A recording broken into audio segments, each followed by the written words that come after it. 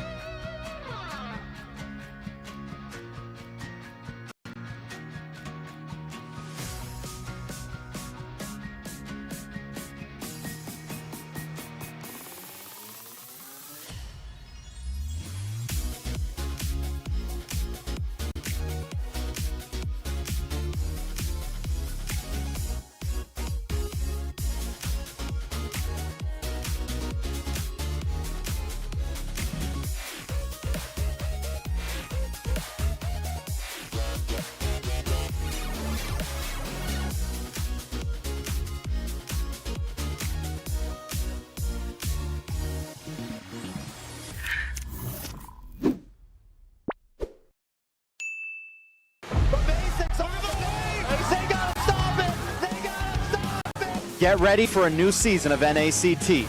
This year, we're going to be dialing up the intensity like never before. We're going to have 2 rounds of open qualifiers so we can give more teams and more players the opportunity to join this tournament.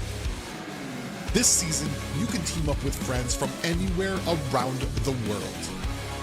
The NACT battlefield just got more diverse and thrilling. This season, the winning champions will be heading to Saudi Arabia to represent North America at the MSC. This season, I'm not just aiming to win, I'm here to dominate and show that my journey to the top is just beginning. Watch out NACT, the best is yet to come. For next NACT and next international tournament like MSC, you're probably going to see me play with some of my older teammates. Ooh, you gotta reply to what he says. More assassin games.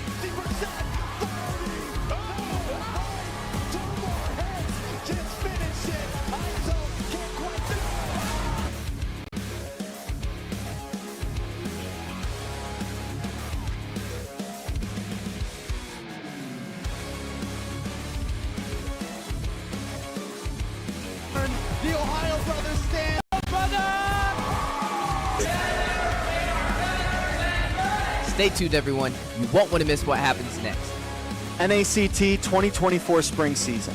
Registration starts February 4th. Showcase your skills on this grand stage. It's time to make your mark in history.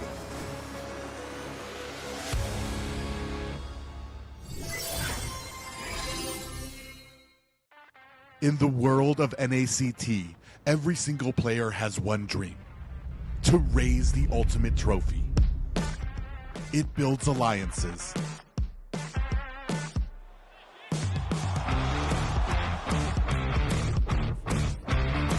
It defines rivalries. And it creates superstars.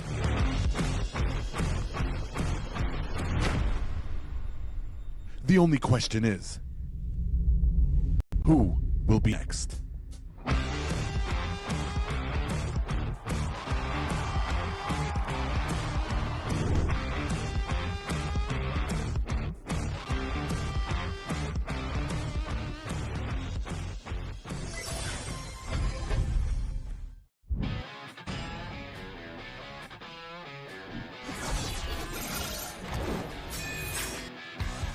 Santos Galarquet doing dan Albert di sana. Ternyata harus hilang. Fight as Long gets instantly shot down by the Blazing Duet, as well as the Electro final blow. This is gonna be easy cleanup for Todak as most of the Apat yun, pero nasipa din siya. Yung ninakaw na sipa, buhay pa rin. Ang buhay! Backline already, and they're running for the lines. Gaimin trying to drag the members of RG right underneath the turret. It's not enough though. Gray coming all the way, and he cleans it all the way out. Just no way for him to run. Kita kata ada satu warrior weapon di polisi membuat pergerakan dari Mika terlalu benar-benar slow. Rafanya sudah tumbang.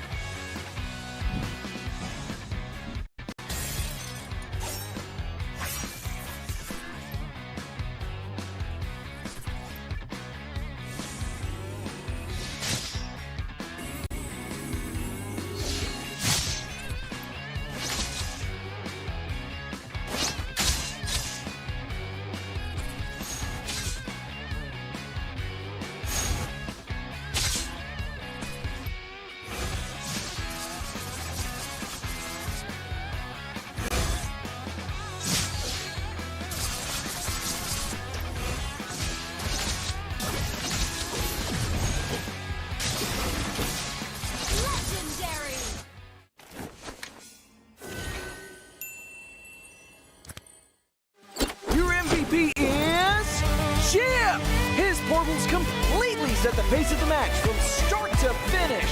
Wow, another MVP. That's my chip. Just doing my job. Can I see the highlights? I'm off the clock. Yeah, I can't wait to see your portals in action.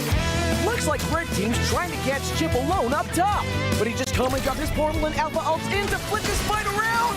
A great example of skills persisting through portals. Double kill. Cyclops is taking a serious beating from Gord, but it's Chip to the rescue. Will he make it? What a clutch save! Poor Gord just got jumped JJK style. Arlot's just in time for the buy one, get one special. Man, next time look before you enter enemy portals.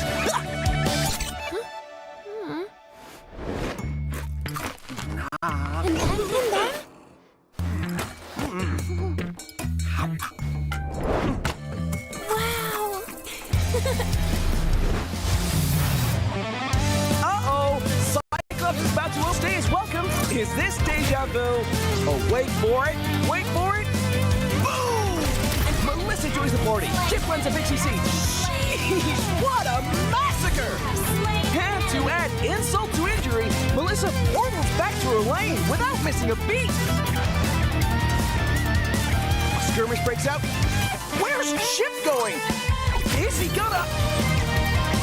He flickers to the high ground. Portal's up. Surprise! Brody gets deleted. Can Red Team make it back in time? No shot! What an insane portal strat!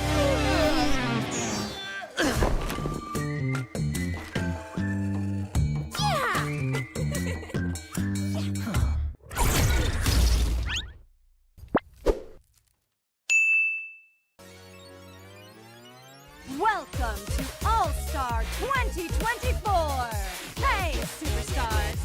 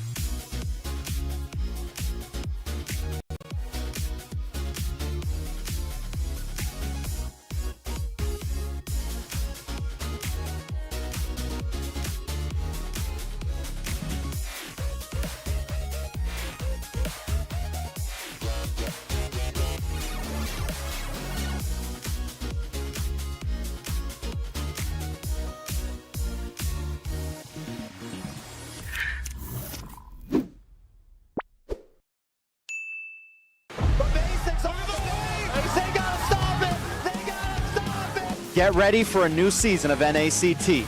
This year, we're going to be dialing up the intensity like never before.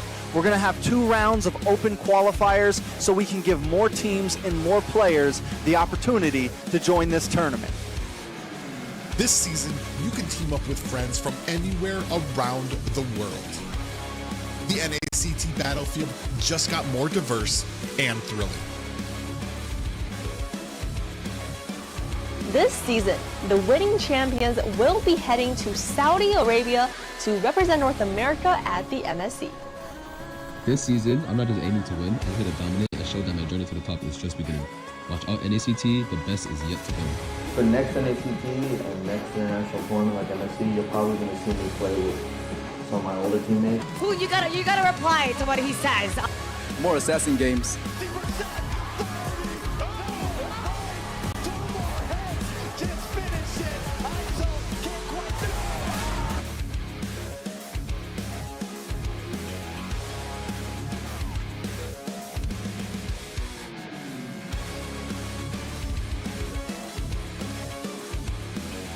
The Ohio brothers stand. Stay tuned, everyone. You won't want to miss what happens next. NACT 2024 spring season. Registration starts February 4th. Showcase your skills on this grand stage. It's time to make your mark in history.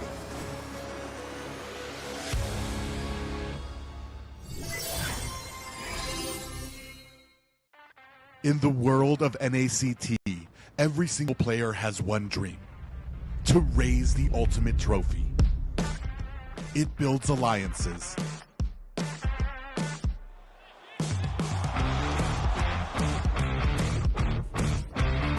It defines rivalries. And it creates superstars.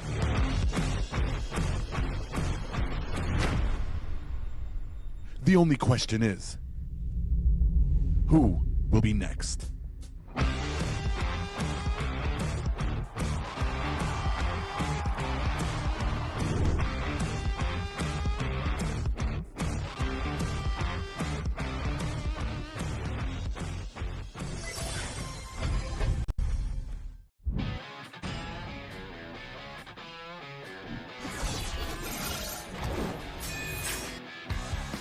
Satu skala kejutuin dan Albert di sana. Ternyata harus hilang. Fight is looked instantly shot down by the Blazing Duet, as well as the Electo final blow. This is going to be easy cleanup for Todok as most of the... Apat yun, pero nasipa din siya. Yung ninakaw na sipa. Buhay pa rin. Ang 4v1! Backline already, and you're running for the lives. Gaimin trying to drag the members of RG right underneath the turret. It's not enough though. Gray coming all the way, and he cleans it all the way up. Just no way for him to run. Kita kata ada satu buah reward manipulasi yang membuat pergerakan dari Liga terlalu benar-benar slow. Rapanya sudah tumbang.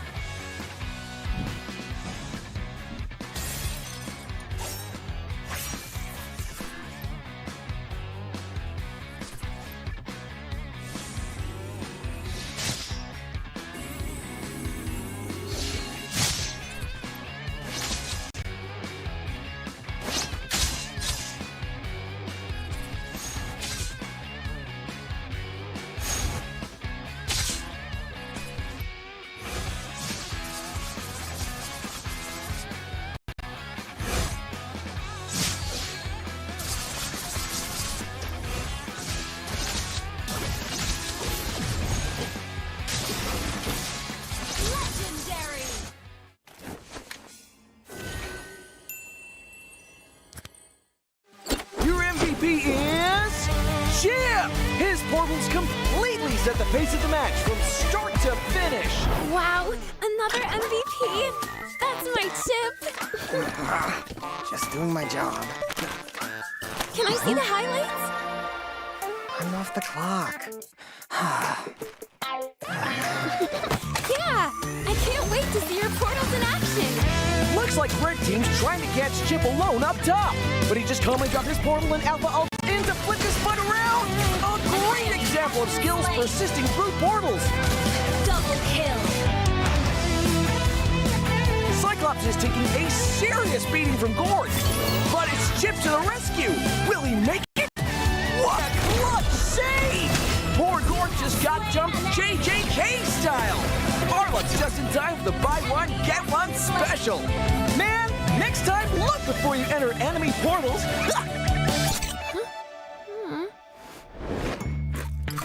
Wow!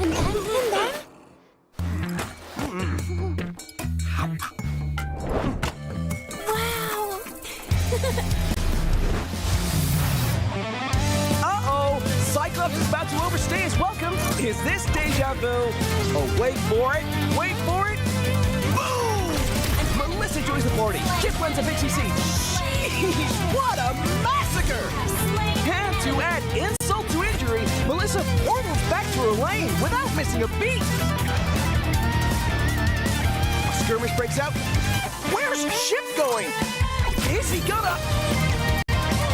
He flickers to the ground. Portal's up.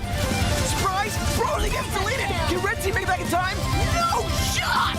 What an insane portal strat!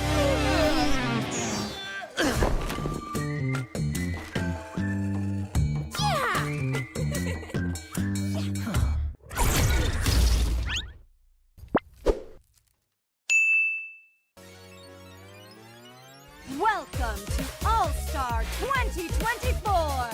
Hey, superstars!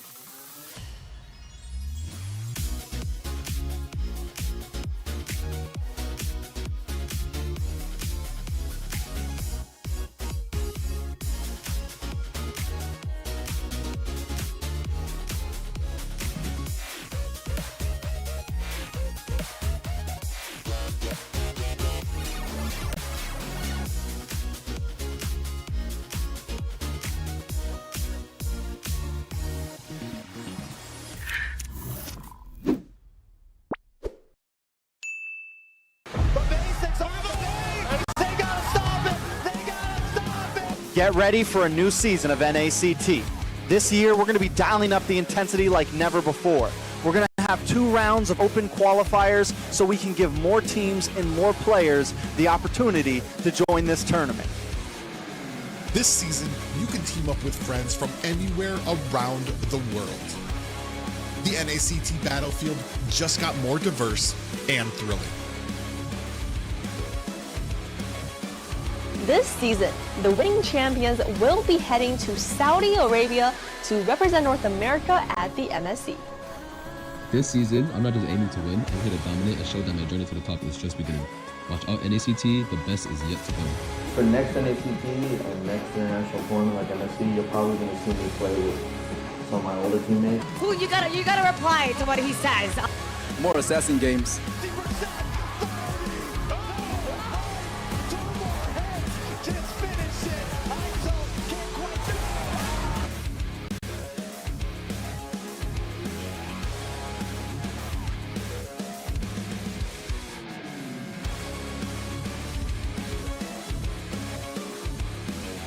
The Ohio brothers stand. Stay tuned, everyone. You won't want to miss what happens next. NACT 2024 spring season. Registration starts February 4th. Showcase your skills on this grand stage. It's time to make your mark in history.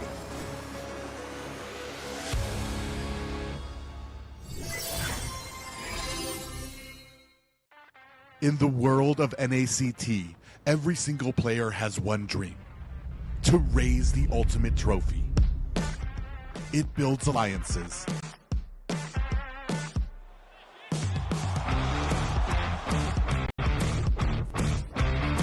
It defines rivalries. And it creates superstars.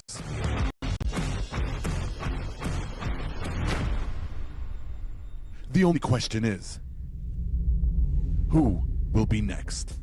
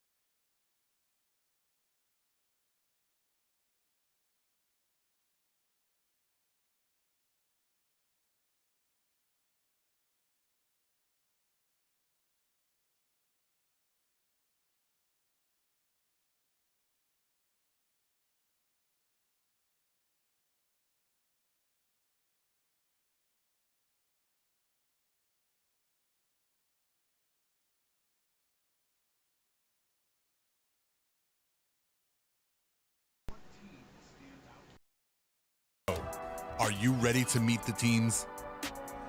BloodHounds. Their roster is united and full of charisma, but does Boca have what it takes to lead his team to Vegas? Area 77. They have proven that they have what it takes to succeed, but will they put it all together this season? Devious Activity. They've assembled a team of powerhouse players from former NACT Titans. But will their skill and determination allow them to dominate the bracket? BloodThirstyKings. It's Mobazane's third refreshed roster in 3 years. Will this be the one, or will it be his last dance? FIENDS. They have emerging synergy and skill, but will they be able to compete with the best of the best? LEGACi. With a last-minute surge, LEGACi narrowly secured their NACT spot. Will they ride this momentum to the top of the bracket? The Night Horde. They've already defied expectations, but can they continue this push for greatness? Gaimin Gladiators. With a squad full of NACT champions, will anyone step up to snatch the crown, or will the Gladiators dominate once again? The teams are locked and loaded, and the world is watching. This is the NACT Spring Season 2024. Who will have their name etched into glory?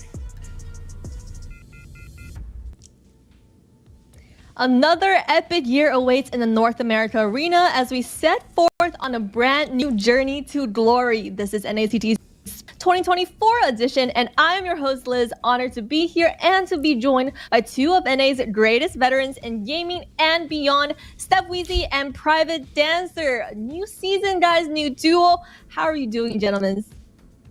Thank you for that introduction on this a little bit of a wait, but one of the most anticipated seasons of NACT. And who better to be at my side than the Devious? That's right. I appreciate that, Private. Yes, this season's been definitely exciting. Spring 2024, a lot of new changes, a brand new format, and some new faces on the scene. For sure, and let's get this season started. First off, let's go over the tournament format. No more delays.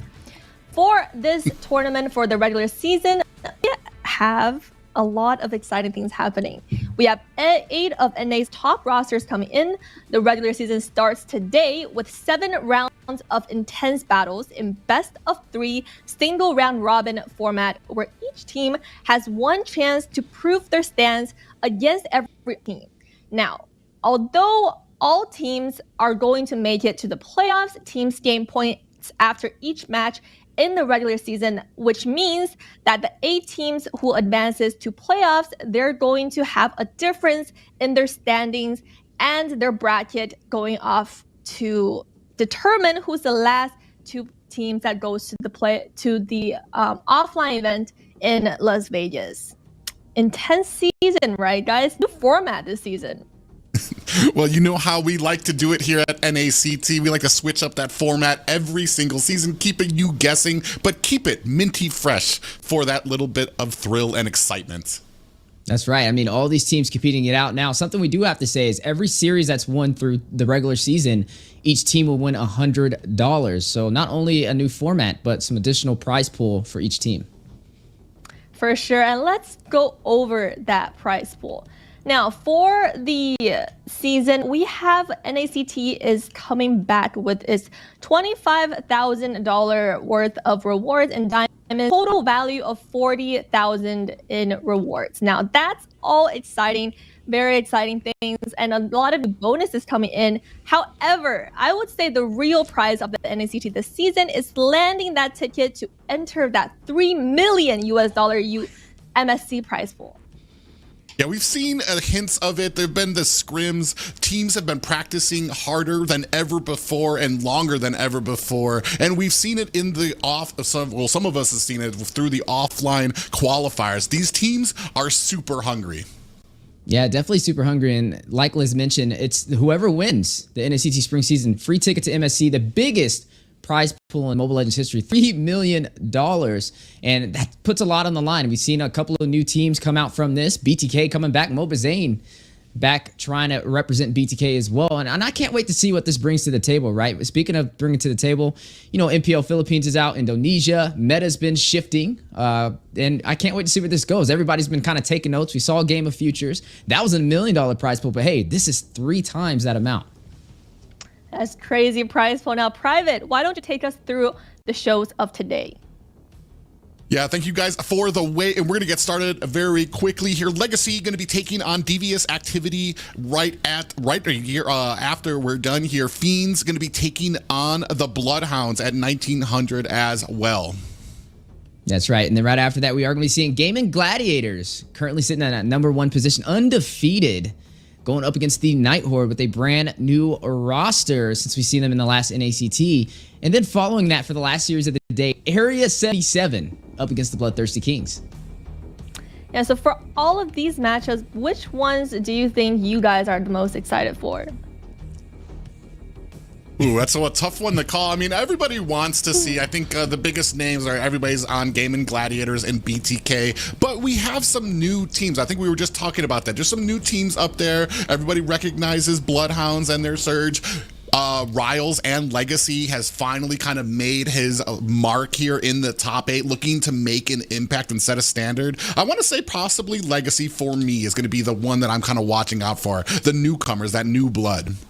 That's right. I mean, LEGACi barely able to make it in there, slid by last second to claim that 8th position. And then also FIENDS, you know, we got to give them credit. They were one of the first teams to take down Gosu, one of those powerhouse names who's been here since the beginning of the NA scene for Mobile Legends Bang Bang. And that's who I'm going to be keeping my eyes on too. I think we like to see some of the new faces and see what competition they bring to some of the more familiar names such as BTK and GG. I would agree with you guys on that. And for me personally, I'm very excited for our first match of the day between LEGACi and Devious Activity. So let's first take a look at Devious Activity's roster for today.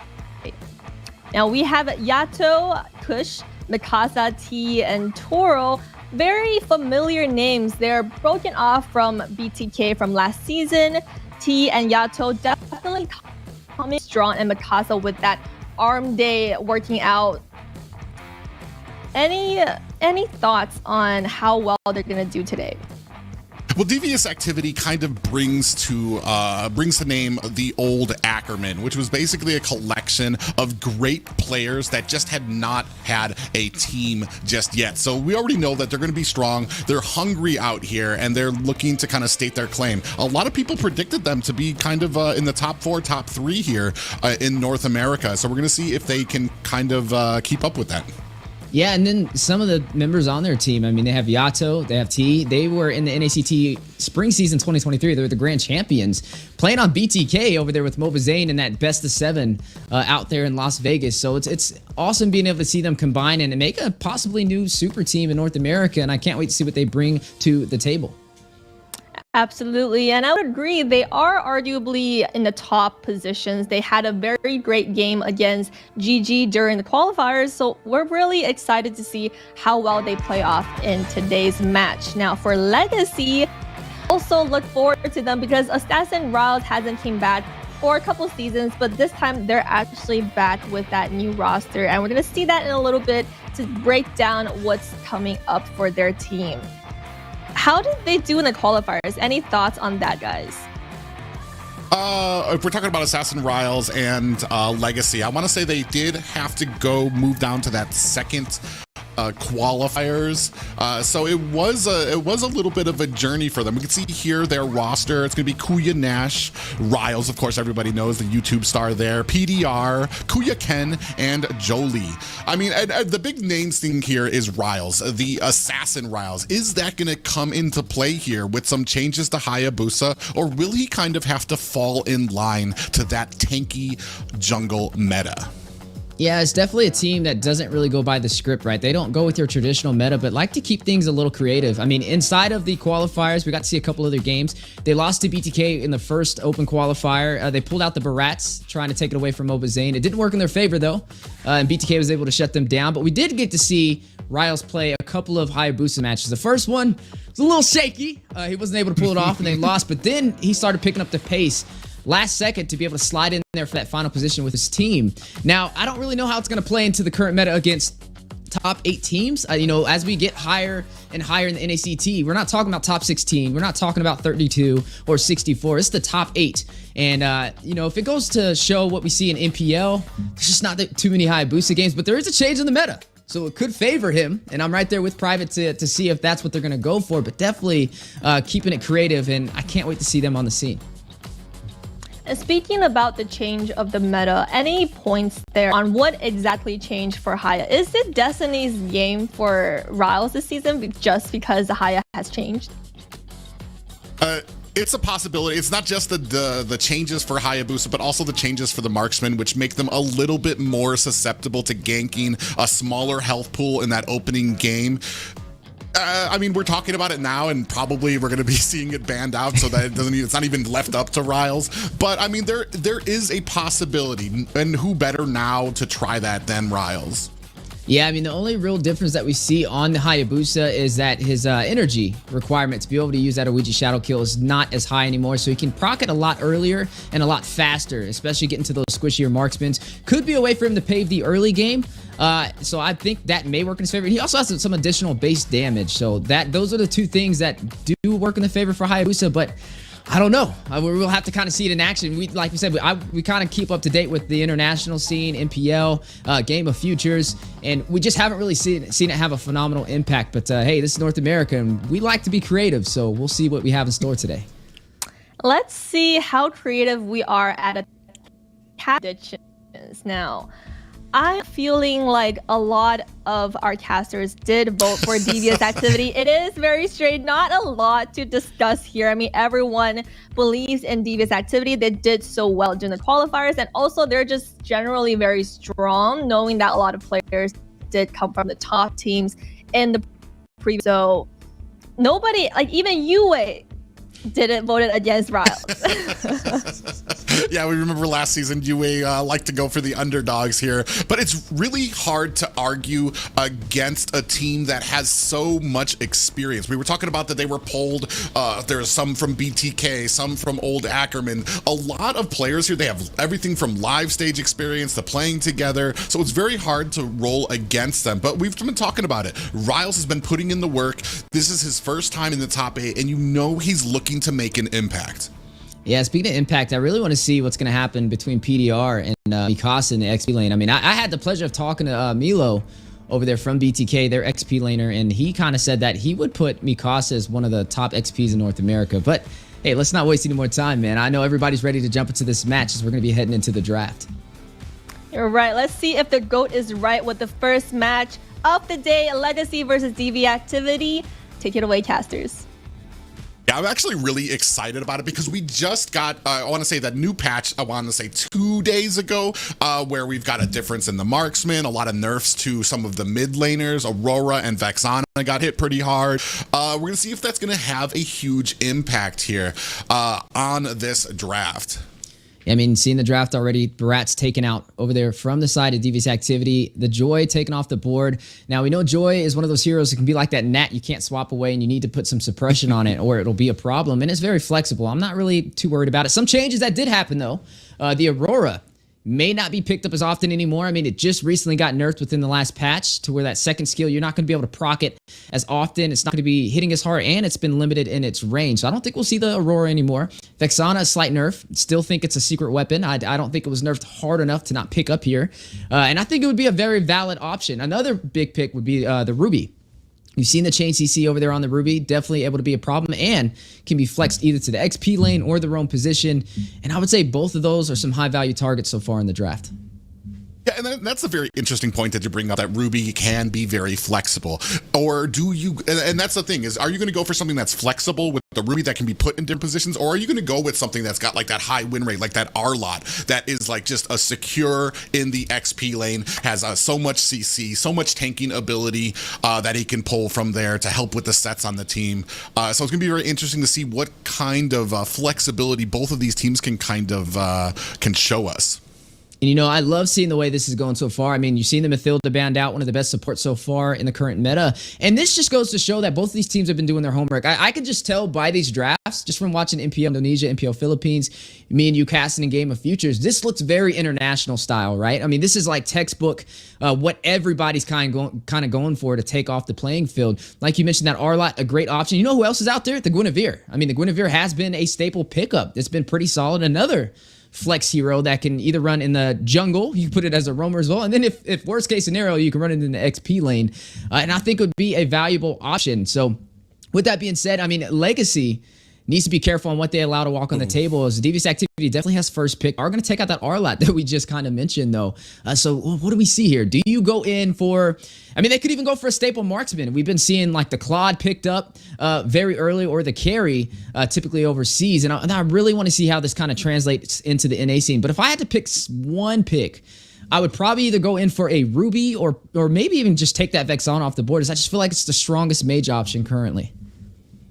Yeah, we're going to see Nolan taken off the board, and we might actually see that first pickup for the mage. See if those buffs hurt Vexana enough for her to maybe not be that priority pick that we see come out a lot from these teams. It's a very interesting. I want to say Claude is going to be interesting as well, because we did talk a little bit about those marksman nerfs. Is he still going to remain at the top of the mountain, where he's now a little bit squishier in the early game? That attack speed has been taken down. A lot of the items attack speed have been taken down. Is that going to be enough to maybe scoot him back for a little bit more of better picks? But obviously those nerfs didn't hurt Vexana in the eyes of Devious Activity.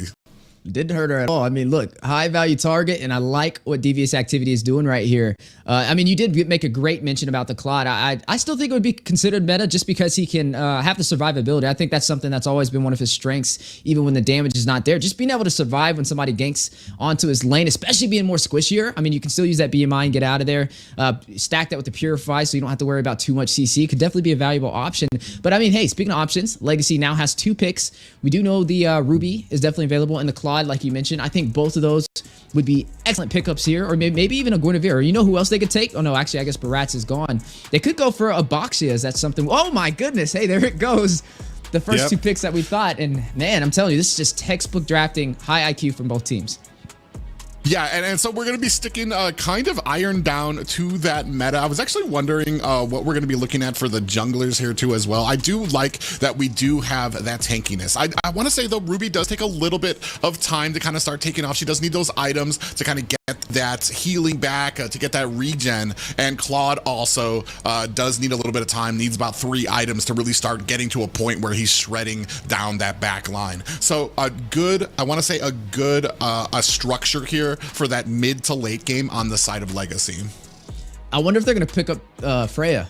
I mean, that's like Mikasa's staple pick. It's not banned out. And I mean, hey, a lot of people have been talking about it. I would like to see it. But speaking of things being picked up, looks like a little bit of that suppression will be on the table for the side of Devious Activity, as they're going to pick up that Kaja and then a staple marksman, the carry. So now we have both of the highest picked marksmen, I would say internationally, the Claude and the carry, fighting it out, both able to provide some value in that late game, getting the burst damage to be able to shut people down with the high HP pool the later the game goes and as those core items rise. Now, one last pick for Devious Activity. We talked about it, or for LEGACi, we talked about it. We talked about Riles, the Hayabusa. Does he go in for it? But no, I don't know, because there's a Kaja on the table. Yeah, I mean, I'm not even sure. I mean, we kind of iron in Riles because of a lot of the content that he's made that comes into the Hayabusa. I know he's not a one trick, so he still has a wide pool of things that he can play. They're going to go ahead anyways and pick up the Valentina, which is going to make sure that a lot of these ultimates they're going to have at their disposal as well. So that means the Divine Judgment from T on this Kaja. That means the Eternal Guardian from the Vexana here they're going to have. Probably not a Speedy Light Wheel coming out, but I mean, we do have a good assortment of ultimates that LEGACi will have at their disposal with that Valentina pick. That's just a lot of CC to jump into, you know, especially over there for Devious Activity. You have the Terrify over there from the Valentina, the Ruby, able to chain that CC as well. Still can be flexed into the XP lane if needed to provide even more CC or sustainability with support if they want to go that route. So looking at the side of Devious Activity, I mean, I would probably say go in for something like the Martis, right? That's just so much to handle. If you're going to go in for like a frontline jungler, like a Fredrin, like a Baxia, it's going to be very hard to get these neutral objectives trying to rush through a Valentina and a Ruby combination. And I really think it's putting them into a pinch where that may be their best option on the table. But we do know the Kaja is going to be in the roam position, so they need something that could be a little bit more tankier, or maybe something that'll provide some CC. I mean, it stacks up well with the Vexana, I guess, because the Vexana does have a little bit of group CC to make up for the single target that Kaja provides, but they need something that can kind of sustain itself in the front line. Yeah, and it's very interesting that you brought up that early game, and I do agree. Martis for the pick, it makes sense for Devious activity. I don't see it really being banned out too much. They did take out the Fanny, so they did have that in mind when it comes to that early game ambushing style. And I want to say that the style that we're getting from Devious activity, it's not really that normal like front line type of composition just yet. We're kind of looking at one of those like kind of get in there, gank, and try to get out. You're right though, they are competing against a pretty solid wall of CC that they're gonna have to go against. So you're gonna have to be very careful with going in as T to try to get those divine judgments, to pull somebody back and be able to burst them down, because there's just a whole lot of ways that can go wrong here. We do see that Tigreal, the Minotaur taken off the board, so obviously Devious activity not wanting any more CC to come out of there, especially when it comes to the possibility of that roam position. But with all the bans taken up, we're looking at the last 2 picks for each team.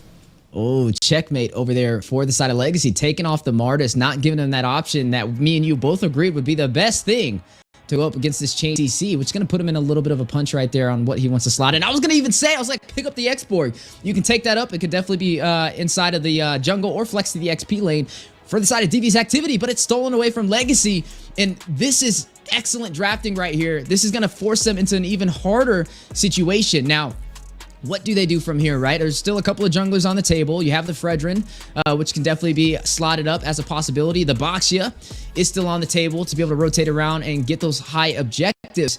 And that's really, at this point, what they have. I mean, do we see the Guinevere? Actually, no. Guinevere is still a viable option. They can take that up, and that's probably the best thing they have left, to be honest with you. Yeah, and it's not even the greatest pick because Guinevere can be susceptible. She did receive a little round of nerfs this last patch, especially when it comes to her range. But we do see that the Fredrin and the Lapu going to get picked up here. So, I mean, possibly what we're looking at here is you're going to have Fredrin. He's going to be that wall with Lapu to kind of hopefully keep the rest of the team in line. They're going to soak up all of that damage and that CC in hopes that Yato and Turu can kind of get into that mid and late game to where they're going to be bursting down the enemy. It's be very interesting to see how it kind of clashes here. It's a lot of CC to really be competing against here. Yeah, and you know, that's really going to put the Valentina in a situation where the only ultimate that I would really pick up here would be the suppression, the divine judgment over there from the Kaja. But the thing about that is it's going to put Valentina very close to the side of Devious activity if she's not careful, because I mean, it's basically in itself, when you use that divine judgment, you're kind of stunning yourself too. I mean, you're not able to move that much either. Yes, you can kind of flicker backward and pull them towards your team, but it's gonna immobilize their mage for a slight moment where the side of Devious activity could possibly punish. But speaking of pickups, last on the board for the side of LEGACi, they are gonna go in for this Akai. I like it, right? It definitely can rotate around. It has that heavy spin to keep people at bay, especially on these neutral objectives. And the way I'm kind of reading this is, I really want to wonder where this is going to go. So are we going to see an Akai in the jungle? And the Ruby? I mean, there's so many ways you can kind of flex it, because you have the X-Borg on the table. Does the X-Borg go in the jungle? Does the Ruby go in the XP lane? Does the Akai be the roam? I mean, there's so many different combinations that you can kind of pull off here for the side of LEGACi. But again, this is different than what we've seen LEGACi do in the qualifiers. We actually didn't get to see this type of combination. So let's see how this plays out. I was about to say, like, this is a more, I want to say, clinical draft from LEGACi, especially going against a team like Devious activity. I do want to say, I do prefer, on paper, I prefer LEGACi's draft, but it's going to come down. We already talked about the experience that Devious activity have here, so it's going to be very interesting to see if the rotations are going to be enough to kind of keep Devious activity ahead as we pull into this game 1 of Devious activity taking on LEGACi. A lot to break down here. The first match of the NACT Spring Season 2024 regular season in the round robin, where all these teams will be fighting it out one time in a best of 3. Devious activity stacked with teams that have been known across the land of Dawn, some Ackerman members, former BTK members as well. Up against the new contenders, LEGACi, first time hitting top 8 over there with Assassin Royals, barely sliding by into the top 8 and ready to prove their name. Now, looking at the matchup so far, right? It is going to be the X-Borg in the XP lane going up against the Lapu Lapu. Both of them have a lot of sustainability. The Lapu Lapu a little bit more versatile, though, as he has a stun in his kit as well with that land shaker. Now, in the marksman lane, we are going to be looking at the Claude up against the carry. Both of them need to get those core items to be able to burst down the tankier compositions, and it's really going to boil down to these neutral objectives. Can either side claim these turtles or find a trade inside of the gold lane, especially with the new patches and the marksmans being a little bit squishier? Yeah, the big thing for me is going to be when it comes to these objectives is how are you setting it up? How are you shutting down either Kush or Riles? You know Riles is going to try to come in with a heavy spin to pin Kush against the wall so that he can't get that retry off. But then, of course, you're talking about Yatu, who's going to be able to use the CC he gets from Vexana, the Eternal Guardian, the Frightens as well. And as I'm talking about that, we're already starting on this turtle. You can see a little bit of vision from Riles. T coming to the rescue as well, try to add numbers in his favor. They're actually not in a great position just yet. Turtle down to about 50%. Riles coming in, has his 4. We do have the last insanity. Kush still able to get the first turtle secured. Heavy spin onto the team. PDR gonna use that flicker to get out, and you can see a big ultimate from Kush lowers them, and now getting picked off one by one is LEGACi. Yato with the kill, and that's gonna be Riles, Nash, and Ken down for the side of LEGACi. And a double kill over there by T. Big objectives on the board for Devious activity, off to a great start. Able to take that first turtle and 3 kills on the board, which will put LEGACi in a slight deficit for the early game. We were just talking about it, right? These neutral objectives, needing to get them to boost the XP of your team and also help supply your gold laners to have that slight advantage. And you are going to be seeing Toru kind of leading the way now because of the team able to secure these objectives. That's a double kill over there from T on the Kaja. Not the hero that you usually see getting the first 2 kills of the game, but hey, this is history in the making. Yeah, very interesting there too, because I mean, there's a lot of options, a lot of tools on the side of LEGACi, and this is what I was talking about. The draft seems like it's in LEGACi's favor, but you're talking about Devious activity. Titans from all different teams in North America. They know their play style. They know when they need to kind of set off some of those abilities. Still able to get the retribution and then transition that big heavy spin on the T. But here comes Yatu with a big Eternal Guardian. T's gonna have to flicker out, and now we have a fight. Ken in a little bit of trouble trying to find himself an escape. Nash fleeing from Kush. Appraiser's Wrath goes wide as Riles in trouble, tries to save Nash, but's gonna get caught himself with a Divine Judgment. Ooh, off to a rough start. Riles already finding 2 deaths within the first 4 minutes, which means he will be behind in farm compared to Kush on the other side, rocking on this Fredrin. Now, that's going to be a little bit tough to catch back up in the economy, and that's going to put Devious activity up by 2,000, 2,600 gold to be exact right now. A big lead for the early phase. LEGACi need to find some answers, and they need to find them fast, or they're going to find themselves in a hole that they can't climb out of, as the next objective is on the board. And look at Devious activity, eyes on the prize, rotating to it, not wasting any time, and we'll be able to claim it to extend their lead even further. Yeah, and that's just the type of timing you get from this type of experience that you have on DA right now. I mean, and especially with how far ahead they are, LEGACi's not able to contest right now. They need to start getting their rotations down. And you can see right here, DA looking for a little something up at the top lane. Ooh, suppression with the knockup. Yeah, Jolie comes in with a blazing duet. Is it going to be enough to kind of lower them down? You can see half health down on DA. The rest of the team kind of charging forward. Eternal Guardian leading the charge as, Riles from the side. I'm not sure if this is a fight he wants. He kind of, he saw them there, thought twice about it. Definitely does not want to get another Divine Judgment that's going to pull him into a tower here. He's going to come in on the team. A little bit of damage there, but more of a little bit of a hello for him. Yeah, but Riles needs to be careful. I mean, he's fallen twice already. I'm not really sure he's built that way in the early phase, the way this match is going. But T, that man is built differently right now. 3-0-2, leading the way in the 5 minutes and already having some major sets with 2 assists. He's the gameplay, right? He's the initiator for the side of Devious Activity, able to help them take these early neutral objectives and also take down the jungler for LEGACi. But speaking of the jungler, Riles on the pursuit. Yeah, we do have, oh, nice I am offended, lands on a Toro. He's going to go down to Nash, and now a little bit of a skirmish here, 4 versus 2. Cushion them still pressing forward and actually going to push away LEGACi, who had the numbers favor. Yeah, Kuya Nash able to pick up his first kill, though. But wait a second, Divine Judgment. Yeah, big Divine Judgment lands. Kush going to pick up the kill there.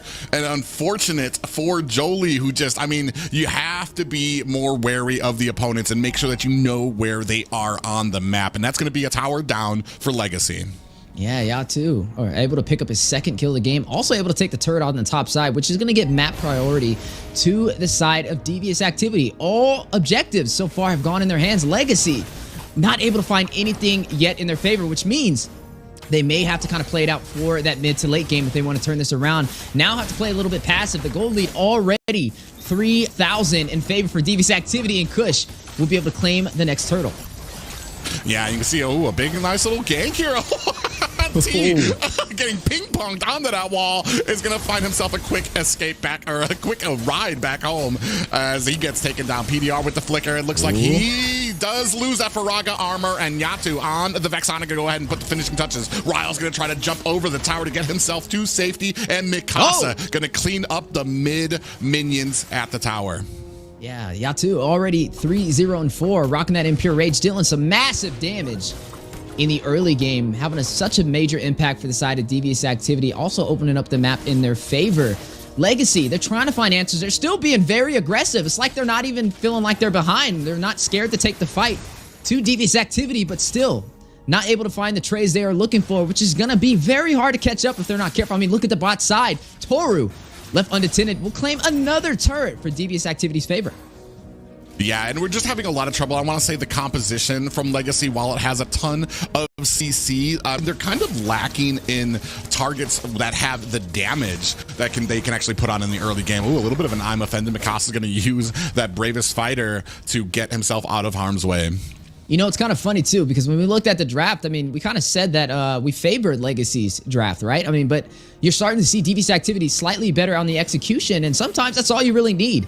If you can execute early in the game and overpressure the enemy team on the early objectives, sometimes they find a hard time to catch back up, and that's what we're looking at today for LEGACi. Now down by 5 kills in the first 8 minutes, and also down by 5,000 gold. So we got to see some of these items be built up on the board. I know Toru is definitely sitting nice right now with that intense gold lead, which will put Jolie at a little bit of deficit. I mean, he needs to get that golden staff, right? That Demon Hunter sword, especially to kind of burst down Mikasa and Kush combination. But it makes him a little awkward.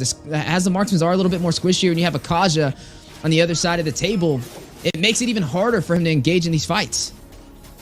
Yeah, and especially once you're behind, and we were talking about some of the changes to the marksman that makes him just a little bit squishier. That's going to be harder and harder for Jolie as this moves on a little further, and they start getting more and more behind, where he still doesn't have his item, still doesn't have that I want to say the ability to attack the way he wants to. And we do see, you can see right now, DA in a comfortable position. They want the fight here. Oh, we do have Mikasa going to dive in for the jump, and a big heavy spin by Ryle, but he's getting tanked down. Look at the damage onto him right now. Toru finding a kill onto Nash, and Ken fighting for his life, trying to escape on that Ruby. Not sure if he can be able to escape. Is going to be able to find a nice little smooth exit there as Riles comes in. Is he going to be able to get the retry? He's not. He gets torn down by Toru, and then, like clockwork, Kush finds the retribution.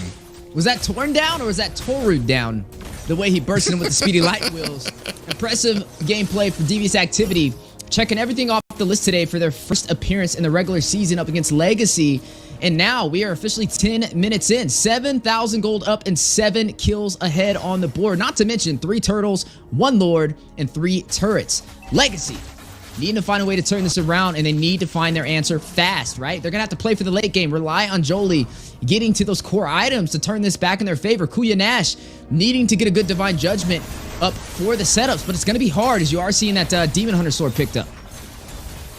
Yeah, and then we do have a Squirmish. Toro finds another tower, and PDR, not long for this world, gets burst down by the heavy hitters of Devious Activity. Ken might be next on the list right now. He's going to use that flicker with a nice time offended to pull the enemy into the tower. In comes Kush with that energy eruption. Oh, a lot of damage comes out. Nash going to be able to withstand it, and Nash gets away with the Lord pushing towards mid. A decent defense so far. Riles in the front line. Look at all the damage he takes just trying to defend against this Lord. That's just that almost 10k lead. Here comes an Praetor's Wrath. Burst Ken down. Tower goes down as Yatu able to kind of come forward with that damage. Mikasa gets taken out by PDR. Maybe a little too deep into enemy lines. Yeah, definitely not afraid to take it into the base, but burst it down. But, I mean, hey, it worked out in their favor still. Devious Activity able to crack open the base for LEGACi as we are now looking at the items on the board. I mean, look at Toru. Has the Corrosion Sight, the Demon Hunter Sword, and the Golden Staff. When you compare him over there to Claude, I guess he's kind of still keeping up with them. I mean, he has 3 core items as well in the exact same one. So both of them have the damage necessary to take the fight to the other side. But when it comes to taking the fight, the execution is what's outshining between these two teams. Devious Activity having it in their favor. Now, it's a 8,000 gold lead for Devious Activity. 12 minutes in, already almost at the 40k gold mark, which means they're officially getting into that late game with how ahead they are. LEGACi needs to kind of be a little bit passive, but they're going to take the fight. Oh, even with perfect setup and a nice heavy spin with an I'm offended, Devious Activity still able to find success, even when they're not the ones that are starting these ganks. And that's kind of just tells you that's how far behind LEGACi is right now. You need to wait for a huge mistake from Devious Activity, and we do a little bit of a concealed play. Kush going a little bit forward. Jolie bites on to the bait. Ken going deep onto T. Are they going to be able to find a kill? Note! That's going to be T down and into the back line. Mikasa dives to find a kill of his own. Last Insanity is out, but does not find a target. PDR gets popped up, and Jolie is taken down. An Appraiser's Wrath finds its mark onto Riles, and that is going to be game 1, finishing at 13 minutes for Devious Activity. Shoot, even before that, 12 minutes, 57 seconds. A very fast game for Devious Activity, a team that has been known in the scene of NACT for a long time, spread with members all across the table, able to have a phenomenal finish for their first appearance. 15, 4, and 39 for the overall team KDA. I mean, look at the damage, over 20k. Their rating, 9.28 out of 10, and their gold per minute at that 9,000. And honestly, well, that would be kind of crazy per minute, but gold overall had that 9,000 gold lead, able to kind of lead the way. Now, I will say, I think it was just a little bit of a execution problem from the side of LEGACi. I actually favored their draft. I liked the way it was looking, but able to get to those objectives first and early was Devious Activity, and they were able to profit and snowball over them for game number 1. Jumping into game number 2, we need to see LEGACi turn this around, right? I don't even think drafting was the issue. I think their drafting is really top tier. I mean, me and you, we've casted side by side in Game of Futures, and we've seen the international teams compete, and that looked pretty solid in my opinion. It was really just down to the gameplay, the execution, getting to those turtles, getting to those turrets first, and we just seen Devious Activity checking everything off the list. I want to say maybe the only thing that I can find out now, like that I've seen it in action, is possibly the early game damage that Devious Activity actually had that never actually really came online for the side of LEGACi. And then once they found that hole, they would just continue to push their advantage into LEGACi, which I mean, and that's what you get from the experience that Devious Activity has when it comes to all of those. And that first Lord, a devastating, I want to say, loss for LEGACi, because that kind of started the steamroll. And when you have teams at the top here in North America, once they get that hold of you, once they get that hold of that momentum, it's very hard to kind of shake it, because they just tighten and tighten that choke until like you just can't breathe. Yeah, and that's exactly what we've seen right there. And I gotta say, for the side of Devious Activity, I mean, T The man was on fire with that Kaja, right? He got like a double kill in the beginning, opened up the opportunity for his team, Devious Activity, to take that turtle to give him a massive gold boost, XP boost, and yeah, they kind of just snowballed from the very beginning, able to take those objectives, and then Yato able to kind of come online with the Vexana, who we were kind of talking about, right? The Vexana, a slight nerf, but honestly, I mean, we both can agree, it didn't look like it really affected her from that performance right there. I'd definitely love to see who the MVP will be of that match, but I would say if I had to give it to one, I would probably go with T. I would have to give it to T just because he opened it up in the beginning for that snowball to happen. Another thing I want to bring up too that kind of solidified this composition for the side of Devious Activity is after picking up the Kaja, they went ahead and they banned the Tigreal and the Minotaur, which I want to say are like big, I don't want to say counters to Kaja, but it really makes it hard for Kaja to close the distance and get close to your team to actually get a lot of those divine judgments and those pulls. So I mean, a great job, and it's just those little things that you can't make any mistakes up here at the top 8 of North America that you won't and not expect to not pay for there. So I mean, a great job by them. I agree. I mean, especially during the early game, T lighting them up there. I mean, maybe it depends on, I forgot, I didn't know if I took a look at the damage for Vexana, but I mean, it's almost like cheating to really kind of point at whoever when you're playing a Vexana, because he just has such a menacing presence on the battlefield, so much damage, so much area that she covers for a lot of these engagements that you even saw when Riles would come in with a heavy spin to try to defend his team, just absolutely getting devastated by damage. So I mean, it was a very I want to, dare I say, one-sided for Devious Activity here. And I don't want to say it was a bad draft, but I mean, there are some things that need to be worked on when it comes to kind of that early game synergy and some of those rotations, especially when it comes to those objectives. Yeah, it's like you give a team an inch and they take a mile, right? You don't get that early objective and they're just going to snowball over you. And that's where we got to see LEGACi pick up the pace, right? And I mean, it's not game yet. It's still best of 3. There's a chance for them to turn this around. But if we have to say where it starts, it's definitely going to be on their execution as a team. I like the draft. I think everything was solid. I just didn't really get to see too much of an opening from the Valentino, right? We didn't get to see too many divine. I don't think we saw really any divine judgments that kind of worked in their favor in that entire game using that Valentino. But it was a little bit of an awkward situation with the Val, right? We kind of talked about when you're running the Kaja, it can be a little tricky. But speaking of tricky, game number 2, let's go ahead and jump into the draft. Yeah, I'm really excited to see what kind of changes we might have out here, especially when it comes to LEGACi. Like I said, not a bad draft, but there are some changes I would kind of throw in there. I think we're going to stick probably the bans, probably going to kind of stay the same. Maybe we might think about that Vexana, maybe taking that off the board. We do have first pick here, so I doubt that if it's going to be taken off the board, it's going to be taken off the board by LEGACi. Yeah, I mean, it could be something to definitely think about. I mean, if they ban out the Vexana, it could be an opening to not have such a strong mid lane presence. Now, looking at LEGACi, right, they have first pick this time around, so I mean, they could pick it up in their favor, right? I mean, I wouldn't ban it out if I was them. I would actually try and slot it up and deal that damage that we've seen from Yato in the last game. Now, Mathilda banned out first, staple bans that we've seen on the international level. Same thing with the Barats. Well, other things that we've kind of seen taken off the table, which could be a threat, could possibly be going in for those marksmen, make the gold laners uncomfortable, right? Take out the Claude, maybe take out the carry, and make them run something else that's not as viable. I don't really think both marksmen had a heavy impact in the last game, though. I really just think it came to the trio core synergy, able to get to the neutral objectives first for the side of Devious Activity, which really worked in their favor. Now, I want to see where this goes, right? I mean, you're going to see the Joy taken off the table. This is very similar. It's actually what we saw from LEGACi in the last draft. So it looks like they're going for more of a comfortable banning style up against DA. Yeah, and that's the interesting thing. Like I was gonna say, like I don't think there's too much that we saw from the marksman. Not saying that they didn't perform well, but when that snowball hits and you have that trio at mid, when it comes to the mid, roam, and jungle, they were just kind of lighting up the show to the point where Carry wasn't even able to get enough items to kind of take off there. So yeah, I definitely think we might see maybe some bans at mid, maybe a ban for the jungle. Just it really kind of depends how flexible they are here. Vexana taken off the board, so we're gonna have have something a little different here. I'm wondering what we're going to exchange this for, because there still are some heavy hitters out there. Arlott, Nolan were banned before. They might be let out here, and we're going to see what DA is willing to kind of give up for Legacy with this first pick.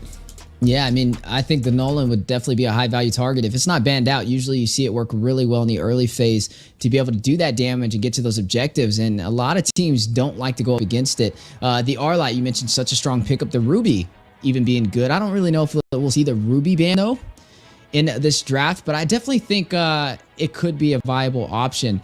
There goes the Navaria, though. This is similar to game number 1 being banned off the table. One of those strong mages still available for pickup, which means now they're going to have to get a little creative in that mid lane. I don't really think we're going to see a secret weapon kind of pulled out, at least with the current meta for what's left in the mid lane. And now this is really going to boil down to who can kind of lock in those marksmen first, maybe lock in their junglers as well. I mean, like I said, the Boxia is still really good. The Martis has been pretty flexible. The Nolan, which I would say is definitely above both of them right now with the current meta, could be picked up from either side, especially Legacy if they're up for it. With them having first pick, I wonder if this will kind of change the dynamic for them. Yeah, and speaking of dynamics, something I noticed from the last draft is Legacy went with a more flexible, where is this character gonna be played as far as a position type of draft, whereas Devious Activity, a lot of their picks were just, all right, boom, Kaja, you already know where he's going, boom, Vexana, you know where she's going, but she's strong, so it doesn't matter. Maybe we might switch it up a little bit of Legacy. They're not gonna pick these ones first that are gonna like kind of like, where is it gonna go? No, just pick those strong picks, get them out there and ready to deal out some damage.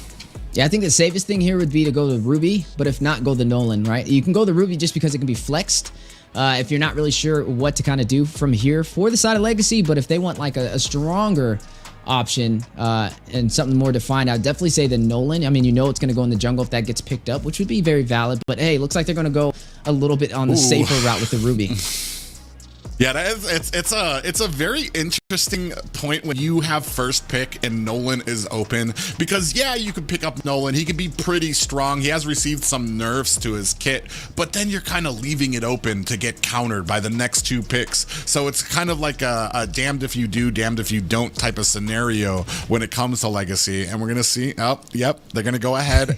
Devious Activity gonna go ahead and scoop that up quickly, which means we're gonna need some type of early game from Legacy, some type of way to withstand this, because we already saw how Devious Activity did without that early game presence. They still were able to steamroll with just the littlest bit of momentum. With a Nolan on your team, you're going to need to have an answer. Oh, and speaking of answers, hey, there goes another mage that we've seen time and time again. The Nana did have a little bit of a slight nerf not too long ago, but hey, still possibly effective, and I want to see how it kind of plays out over there for the side of Devious Activity. Now, that is going to put a lot of magic on their side. Definitely going to possibly be a problem that Legacy will have to deal with. Now, this would be a great time to pick up the marksman that they kind of want to go for, right? You know, they could lock in that Claude or that carry, and they have priority to decide which one they kind of favor in on. Now, I think the Claude would definitely be good here, especially up against that Nolan, especially up against that Nana, able to kind of survive a little bit better than something like the carry, who's kind of not as mobile and safe inside of that gold lane. I mean, they could even stack up and run the Kaja again, right? I mean, the Kaja could be a viable option. It has the suppression, but no, they're going to go ahead and lock in their jungler. Not going to waste any time. Oh, and a Theramis. Okay, so we're going to go for the support, and we're going to go in for some frontline composition. So the Boxia jungle, the Theramis mid. Overall, that's looking pretty solid for Legacy. Which is very interesting. I was almost leaning towards a Martis in the early game, just because with the Mortal Coil, you can kind of dodge a lot of Nolan skills. You can definitely dodge the Molina and the Molina Blitz from Nana when it comes to those engagements at the Turtle. It's going to be very interesting. I do like that Boxia has that stock magic defense, so Nana's not going to be a huge problem for him in the early game. I do feel like he needs a little bit of items to really get super tanky, but he has a great deal of early game clear, which lined up against Nolan might be something that you're going to be looking for, especially with how fast Nolan moves through the jungle and clears creeps. Yeah, and I mean, right now we're going to be seeing some marksman bans possibly jump up on the table, and even maybe a roam, because I mean, when you're looking at Legacy, right? I mean, this could be Theramis in the mid, Ruby in the XP. They still could run something else in that roam position if they really wanted to. When I'm looking at Devious Activity, I mean, they really need to solidify a marksman here. Something to be able to burst down that Ruby and also that Boxia. Now, I'm a fan of Brody. I think Brody would be really good here, especially against a dive composition. Brody can dive in, and or actually, when he gets dived on, he can use that Corrosive Strike for that stun, pair it up with the Flicker, and he's back to the tier 2 turret for safety and could be a valuable option alongside the Clyde, but it did just get taken out. I mean, we kind of expected this to happen so far in the draft. There's still a Brody. There's still a carry. No, the Brody's gone. It will not be an option for either side. Oh, they must have heard you. The only problem here right now for the Faramis is there is a decent amount of AoE clear from Devious activity. So that means if you get caught in the Nether Realm, it's going to put you in position, which is just going to be like perfect pickings for a Molina Blitz from Nana, or from the Last Insanity that's going to come out from Xborg, or even Kush can come in with a Fracture. It's a lot of burst, which really can, a lot of AoE burst that can really counter that Nether Realm that comes out from the Faramis. So it's going to be very interesting to see. Oh, we still do have Tigreal out there as well. Didn't get banned out this time. We focused more on the marksman, Claude and Carry taking out Brody. We really focused on the marksmans here, and I'm even wondering kind of who's left. We still got Natan out there. He did get a little bit, I want to say, a little bit of a juggle. He lost a little bit of damage from his kit, but also, I mean, his entropy now can be thrown out very quickly. Which is basically just like another flicker for him with more distance. So we're gonna see, and especially when he's gonna be going up against a person with, oh, there he is. Yeah, an excellent read right there. The Natan, a lot of people kind of sleep on him, and he can definitely deal that damage necessary, especially with all these other marksmen being off the table. You know who else hasn't been picked up? The CC. It hasn't been banned, and it hasn't been picked. And I mean, it's had such a strong impact on the international level, and I'd love to see it here on the NA scene. Now, if I'm looking at Devious activity, I mean, they still need a roamer, and there's not really too much on the table for them. You're going to have the X-Borg running in the XP lane. I would probably honestly go in for something like a Grok, because there's a lot of CC that they're going to be jumping in against. I mean, if you can hug that wall, he can get some knockups. It could be a possible problem, but it's going to be a little tricky. And speaking of tricky, there goes the Diggy. A little bit of a nerf, but hey, still picked up my LEGACi. Yeah, the nerf, I want to say, only really kind of affects a little bit of damage reduction on his bombs, which really only kind of affects some of those cheesy strats in the early game and like those marksman lane to kind of burst them down. But I mean, still, the time journey from him, has huge effects, whether it's disengaging or engaging on the enemy. But you're gonna have to play it right, because as we've said before, and we've seen time and time again, Diggy is very squishy. You're talking about a Natan, you're talking about a Nana out there, and they basically, I mean, chew up squishy heroes with the amount of damage that they can output. Yeah, and it's going to put a lot of pressure on a PDR to open up these engagements with the Ruby, right? Needing to use that group CC at his advantage to open up these objectives. But speaking of objectives, last pick on the board for the side of Devious activity, going to go in for some suppression with that Kaja pick. We've seen it last game in MT. I mean, hey, if you did it once and it worked, why not do it again? Had that first double kill, able to take that first turtle and open up the early game for the side of Devious activity. Do we see it a second time up against this composition? Yeah, it's actually, I mean, maybe it's something very comfortable. I'm usually not a fan of Kaja, and that's just from my own personal bias of like trying to play him. The amount of skill it takes to be able to kind of close the distance on the enemy, get in within range for those divine judgments and pull them back to your teammate. I mean, it takes a special kind of player to be able to do that successfully. We saw T last game. I mean, started off the games with 2 kills of his own right from the get-go. So, I mean, we know he can use it to its fullest potential, and that's something that LEGACi is going to have to watch out for, because I mean, there are a lot of heroes here can get picked off here. I do like the draft here. We're going to see how well these kind of play into each other. If you had to pick, once we're going down for the draft here, whose do you favor here? Oh, see, this is going to be a little tough between both sides, but I'd probably say Devious activity, just because the double support that we are seeing LEGACi run with that Diggy and that Faramis combination, which, I mean, I've seen it in the international scene, but it's just not been as promising as I would like it to be. Like I said, they're very squishy, and then not to mention, they had a hard time taking these first early game objectives when we even favored their draft in the last game, and now with them being a little bit squishier and then putting everything into the hands of PDR to get the setups, I don't know if it's going to be able to work out, because we're talking about execution, right? And this is where we both agreed they were lacking in game number 1. Oh, we already see a little bit of aggression coming out of Devious activity, getting a little bit. Oh, Kush actually coming in, is already starting to invade the enemy's jungle to start taking away some of that farm. Yeah, not wasting any time, trying to take the slightest advantage. And this is what you're going to see from Devious activity all day, right? They know we need to pressure them in the early game, get them uncomfortable from the start. That's where we can find our lead at.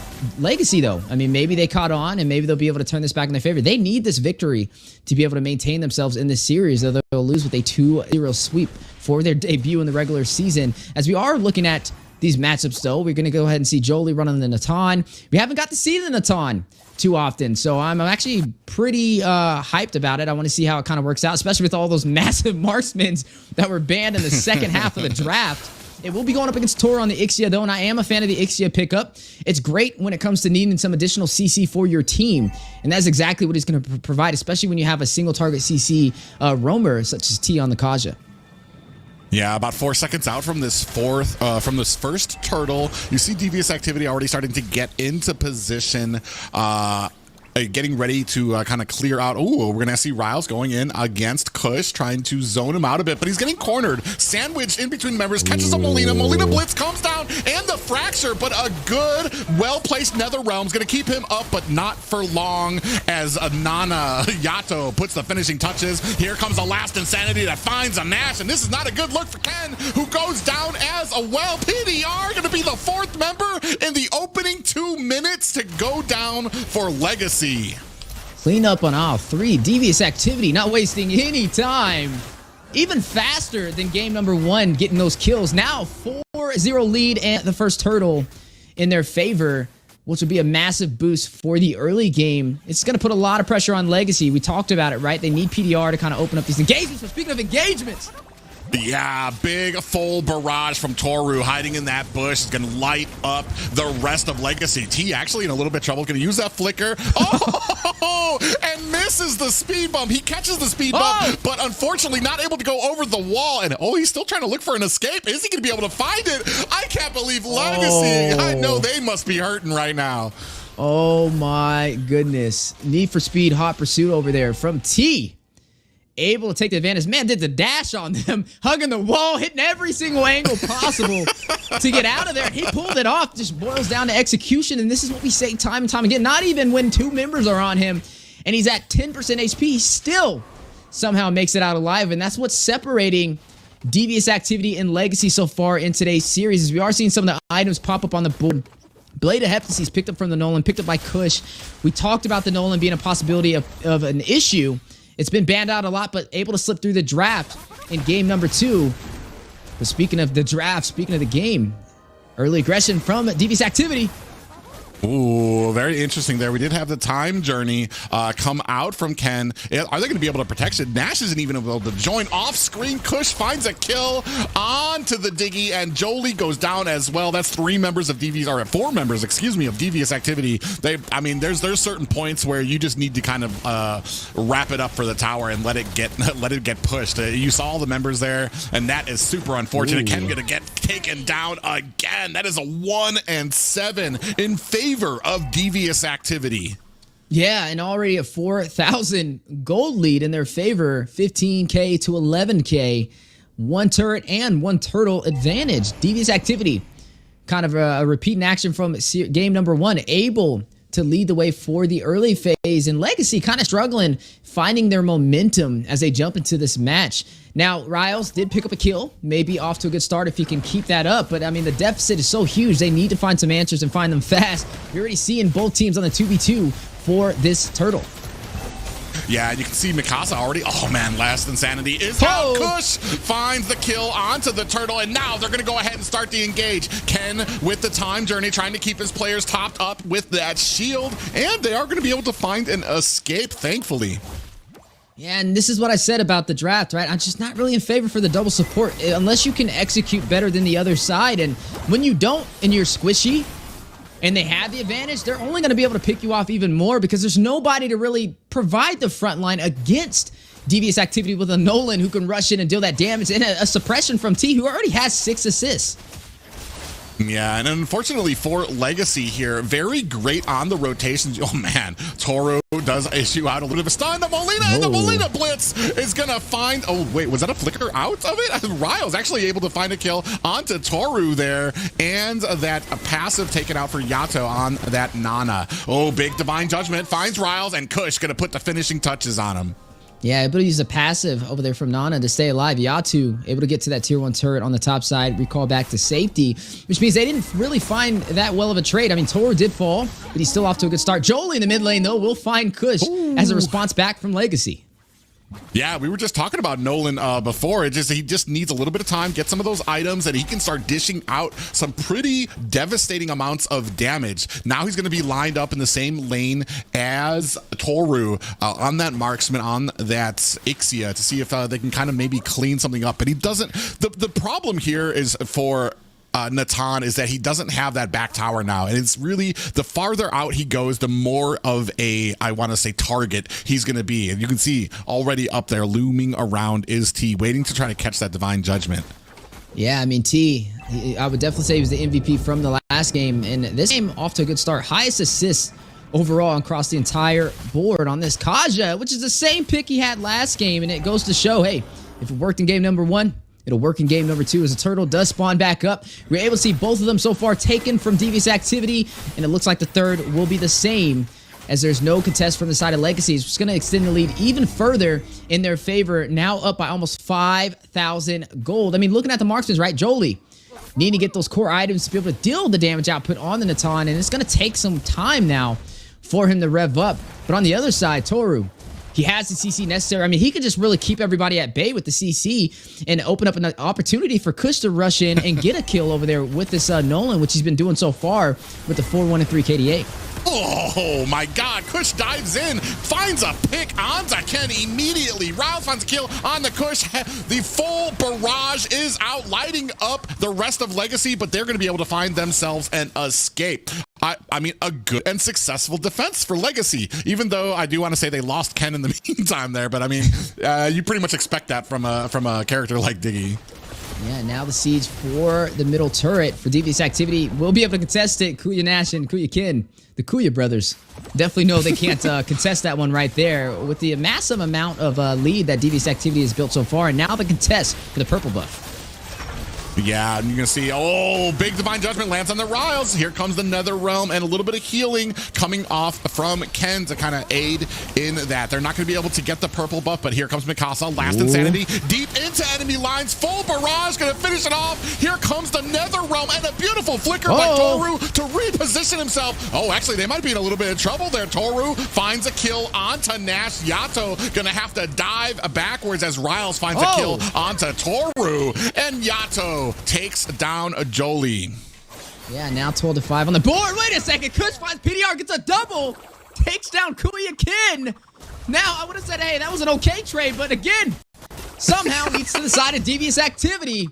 Able to take that tier 2 turret, opening up the map even more in their favor, leaving them stripped down to the inhibitor for that mid lane. And LEGACi in a very hard situation right now. Kuya Kin, he ran the Diggy, right? We're talking about it. Slight nerf on the damage, but that not really much else changed. But he's been being picked off very fast so far in today's match. I mean, that's his 5th death of the game over there on the Diggy. Not really having the impact he was looking for. But Kush, even though he's a little bit squishy, you see him kind of get bursted down fast if he doesn't get out quick enough. But the damage is what I'm looking at. And he's able to pretty much secure a kill every time he goes in. I mean, let's go ahead and take a little bit of a look at some of the things we're seeing so far. Both teams fighting to get over this Lord possibly on the way. Actually, no, Devious activity. We'll go ahead and pull that aggro. No contest for LEGACi. Yeah, I mean, they could even baby this up a little bit and walk it out because they can take these fights. We were talking about it. Like, I mean, Kush into some of these squishy heroes is just not the Nolan just is a huge answer when it comes to something like Diggy. He can just spam out those abilities. Here's that fight we were talking about, kind of back and forth, full barrage, and he watched the flicker back to try to get himself out of harm's way from Toru. Great positioning, but even here, LEGACi starting to fight back, finding a little couple of numbers in their favor, but I mean, great positioning by Devious activity. Yeah, micro and macro is the game, and Devious activity excelling on both, able to kind of push forward and take these objectives. But speaking of objectives, yeah, here comes a full barrage with another realm is activated as well. They're going to burst down that Lord, but they are left to only high grounds at the base. Unfortunately, not able to find an answer for this heavy offense from Devious Activity. yeah, heavy indeed, and they can't handle the weight so far in the last 11 minutes, as you are seeing Devious Activity try and crack open their base. They're now stripped down to their inhibitor turrets. 11 minutes in, down by 9 kills, 6 turrets ahead, 1 Lord and 3 turtles. No objectives have been claimed again for the side of LEGACi, and I think it just boils down to the early game, right? They need to find a way to get into these turtles or trade for a possible turret or a kill, and they're not able to find that, as you are now seeing the siege, a possible opening for the base. Devious Activity on the push.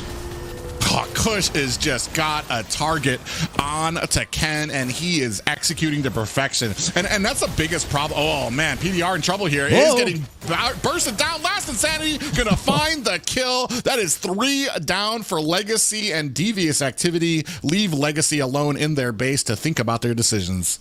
Oh, man, this should be illegal, what's going on right now for Devious Activity. I mean, this is some true Devious Activities. The base has now been opened up, and now a possible look for an ending of this series is Devious Activity putting LEGACi at checkmate.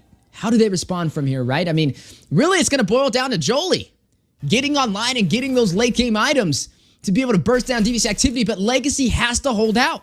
They need to get to about that 16 to 23 mark to even get to that point. I mean, you already seen the Feather Heaven picked up Calamity Reaper on top of that to be able to deal some damage, but he needs to get a little bit more. When you're looking at Ixia, already has the Corrosion Scythe, already has a Demon Hunter Sword, Hunter Strike, and also has some physical, some anti-heal built into the kit, which is going to be interesting how this plays out up against them. It's really going to work on PDR, running on that Ruby, and then also Kuya and Ash trying to keep the team alive over there on this Faramis. But again, I'm just not really seeing the Diggy have that much of an impact in today's game.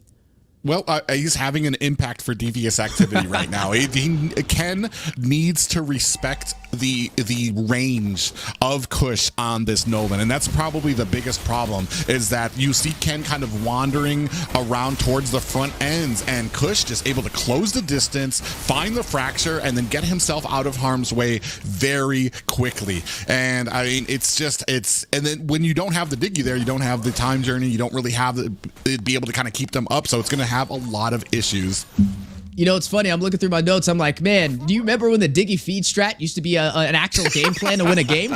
I wonder if, like, maybe he knows something we don't. I mean, hey, that used to go crazy back in the day. No, I don't think we'll see that in this match. Devious Activity up by a massive gold lead, now crossing that 10K threshold up to 11K. With the Luminous Lord marching down the mid lane, and now lanes will be synced for a possible game closure. LEGACi on their final stand. Can they hold them off, take them to a game 3, or will we see Devious Activity claim the sweep? Yeah, a nice little force here at mid with lanes on the sides being... Oh, they actually burst that down. That's that Natan damage that he can do there. Toro's going to find a tower at the bottom. Top tower doesn't look like it's standing up for much longer. Going to be taken down quickly. It is a bare, naked, cold core here. Oh, almost finds another kill onto Ken there for Kush. And they're actually looking for minions to kind of come up, maybe press their advantage here at mid. Big Divine Judgment does find PDR. Big full barrage now laying waste onto the rest of the team. Last Insanity is going to find a Nash, and Riles with the Immortality is going to be taken down next as well. This might be all she wrote for LEGACi on this defense. Devious Activity stands tall in game 2, a sweep over LEGACi. A great debut for their first series in the NACT Spring Season 2024 regular season. 2-0 finish. Definitely keeping their eyes on the prize. I mean, look at them, stacked with some powerhouses, some more familiar names across the competitive scene of the NACT, and able to have really a one-sided story for game number 1 and game number 2. Both of these teams fighting it out, but only one was able to kind of push forward in the series. I mean, look at the team stats, right? 23-5 and 56, 224 damage, 224,000 damage overall, and their rating hitting double digits, 10.02 GPM over that 10,000 threshold. Yeah, those are just some stone cold killers you're looking at right there, ladies and gentlemen. And a great execution by them, really kind of finding those weaknesses from LEGACi and exploiting them to the fullest potential. A composition like that that we were talking about, very squishy in the early game. Nolan Kush able to come in there on that Nolan, close the distance under towers. Nowhere was safe for any of those members, and I mean, they executed that famously. Yeah, and you know, unfortunate over there for the side of LEGACi, not able to find their rhythm that they were looking for. I mean, they were the team that kind of slid in to that 8th position and didn't have the easiest time in the qualifiers, and hey, there you go, not having the easiest time in their first series. I definitely look forward to seeing them progress. I mean, there's still multiple matches for them to be able to go. They're going to have a chance to fight every single team in the top 8 as we progress through this round robin. So hopefully kind of scale through the times. But Devious activity, man, they're looking phenomenal. Absolutely. Great job casting, guys. And Devious activity for sure pulled in very strong. The confidence, the precision, the no fear gaming. They show that they know what they're doing. They know when to go in. They know exactly what they expect with every move that they take. Now for LEGACi though, 2-minute death for the first game, 2 deaths actually. What's something that they can improve on? What is one thing besides the experience and maybe like the gaps between the two teams? Is there anything, any mistake that they should avoid making in order to not let that snowball happen in the early game? For me personally, especially when it comes into the early game, I want to say while Riles, I want to say is a very kind of standout highlight player on the team, there were a couple of early engagements where Riles kind of charged into Kush on the Nolan, but didn't have the support of his team. Now, whether if that's a miscommunication between the team or a problem with synergy, you all need to be on the same page. So if somebody's going in, if somebody's going to try to get that gank, the entire team needs to be behind you. They need to be on the same page and going for that exact same thing. Or what we're going to see and what we saw happen was a lot of them getting picked off. They're going in there, they go a little bit too far, get sandwiched, and especially in the early game, once you lose that momentum, once you lose that advantage, a team like Devious Activity is going to continue to waylay on you until the end of the game. Yeah, and I mean, I kind of agree with Private right there. Execution is key. I mean, game number 1, their drafting was great. I liked everything I saw. Game number 2, I wouldn't say I didn't like their draft. I think it would have worked with a different team. I just think they need a little bit more synergy to pull that off, and that's where they kind of lacked. I think they need to pick a drafting style that plays in their team's strength in their favor, right? I mean, you can run the double support, but you need to be able to defend yourself on these early objectives and not let the other team snowball on you if you're going to run that method. And I just don't think they're ready for that at this moment. And hopefully as they progress through the regular season, we'll see some improvement. But yeah, that's definitely what they need to work on. Devious Activity, I think they were just a little bit quicker to those objectives, and they kind of realized that early in the game and they exploited it.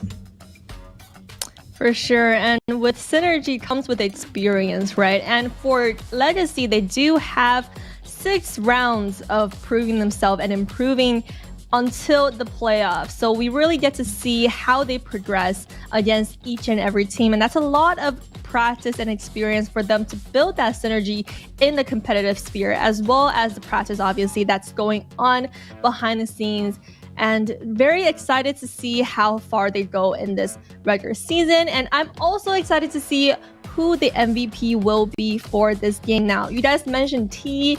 Ato did really well as Kush also made a lot of damage. Who do you guys think are going to be the MVP of this game? Oh man, for me it's really hard because I want to say the first game, T had a lot of great highlights, especially in the early game. Second game, it's really hard to ignore the presence that Kush had on that Nolan. But that's the value you get out of a Nolan that's played well in the first place. He was finding the kills. There was not a moment of relaxation, especially for the Diggy on that team, because the moment he took a breath, boom, Kush in there, closer to distance, gets a fracture, and he's back out of harm's way. For me, I don't even know who to pick depending on which game it was. You know, it's funny because, I mean, if you look at game number 1, I would 100% say T if it was game number 1. I mean, his Kaja was crazy. A double kill in the beginning, able to get a lot of assists and rack up some kills on top of that as a Kaja is not the easiest thing to kind of do. So I would say, I would give that one a T, but when it comes to game number 2, That one was definitely a little bit more in favor for Kush, picking up those early kills, just shining on the Nolan. But we also got to give credit to Yao too. I mean, he ran the Vexana in game number 1, right? We talked about it being possibly still meta, and he was dealing a lot of damage with that Impure Rage. Then game number 2, the Nana performance was pretty impressive too. But you know what? No. You know what time it is? It's T time. And the reason I say that is because T had that hot Need for Speed pursuit and was able to get out of that 1 HP play inside of that orange buff. So, I mean, that was the most impressive thing I think I've seen in the series. So, I'm going to give it to T. Well, I would agree with you, but it really depends on who our observers think that are going to make it as the MVP. But before that, Vexana being meta, that's something that I never expected to see, but it seems like even after that nerf, Vexana is still pretty meta, and the Nana pick as well. It's a very different meta coming back this season. Right now, the mid lane is, I want to say, probably one of the most robust when it comes to just this amount of damage that can come out, the amount of CC that can come out from them. Vexana being, I want to say, the front runner for a lot of that. And we've seen Nana, of course, as well now with the it's these little changes to her kit where now the Molina basically acts like an explosion if it lands on somebody or more than one players, and which can be doubled behind with the ultimate, the Molina Blitz. So as soon as you hit and you get hit by the Molina, you already know it's over because you're going to be taking the full front of her entire kit because there's not going to be any way for you to actually be able to run, and there needs to be an answer for that. Same thing with Vexana, her entire kit. She hits you with the Frighten, then you're going to be taking the full front of her entire CC. The Frighten, the Eternal Guardian as well. So it's a big combinations that can be strung together by the mids in this meta. Yeah, and the only thing that the only other maze that you really see get taken out is the Navaria, right? I mean, we've seen it banned out in both games.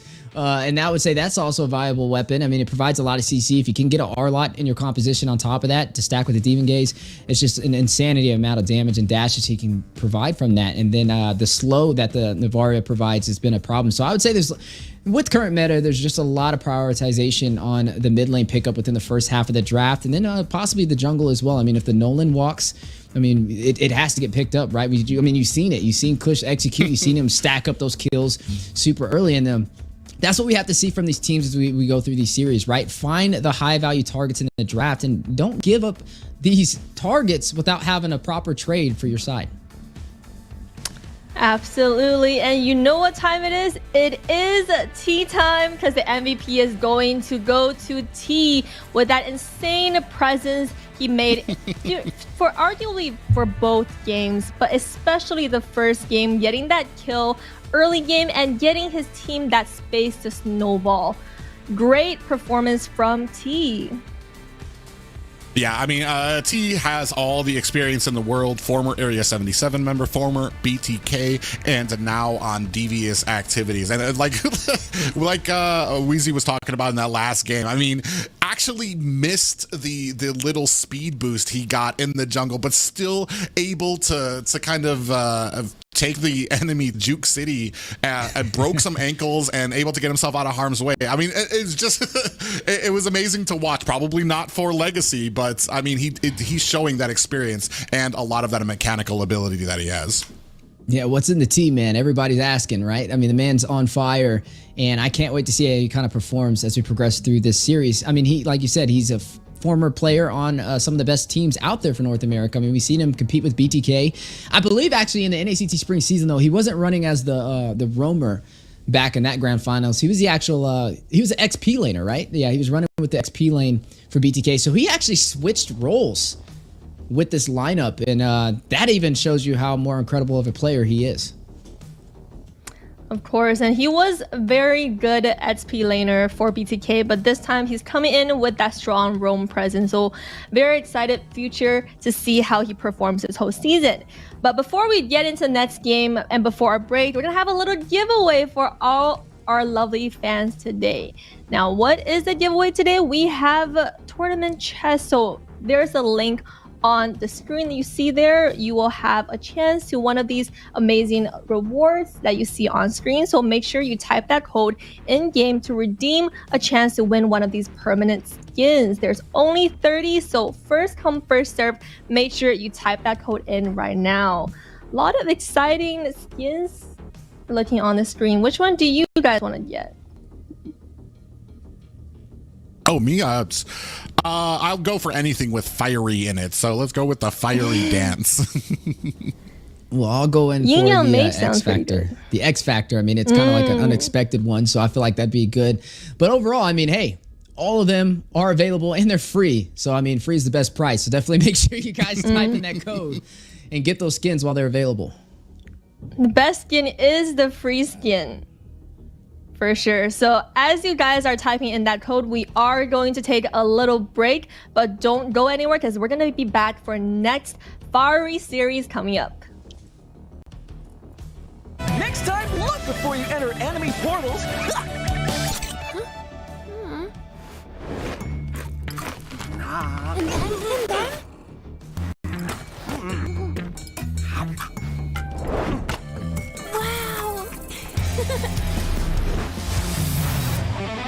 Uh-oh! Cyclops is about to overstay his welcome. Is this deja vu? Oh, wait for it. Wait for it. Boom! Melissa joins the party. Chip runs a BCC. Sheesh, what a massacre! And to add insult to injury, Melissa portals back to her lane without missing a beat. A skirmish breaks out. Where's Chip going? Is he gonna... He flickers to the high ground. Portal's up. Surprise! Broly gets deleted. Can Red Team make it back in time? No shot! What an insane portal strat!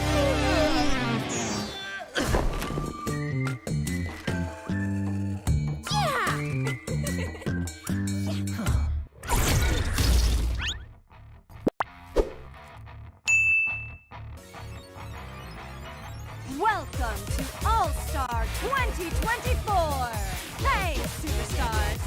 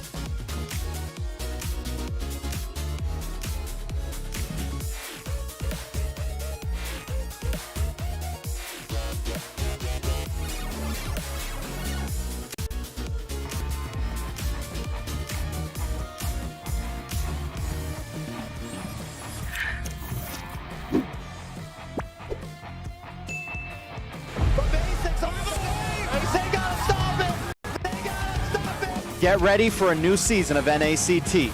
This year, we're going to be dialing up the intensity like never before. We're going to have 2 rounds of open qualifiers so we can give more teams and more players the opportunity to join this tournament. This season, you can team up with friends from anywhere around the world. The NACT battlefield just got more diverse and thrilling. This season, the winning champions will be heading to Saudi Arabia to represent North America at the MSC. This season, I'm not just aiming to win, I'm here to dominate and show that my journey to the top is just beginning. Watch out NACT, the best is yet to come. For next NACT or next international tournament like MSC, you're probably going to see me play with some of my older teammates. Ooh, you gotta reply to what he says. More assassin games.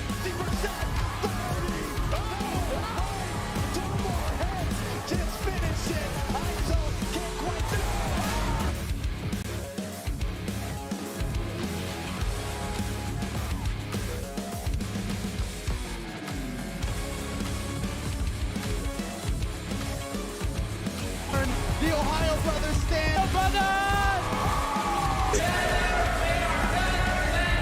Stay tuned, everyone. You won't want to miss what happens next. NACT 2024 spring season. Registration starts February 4th.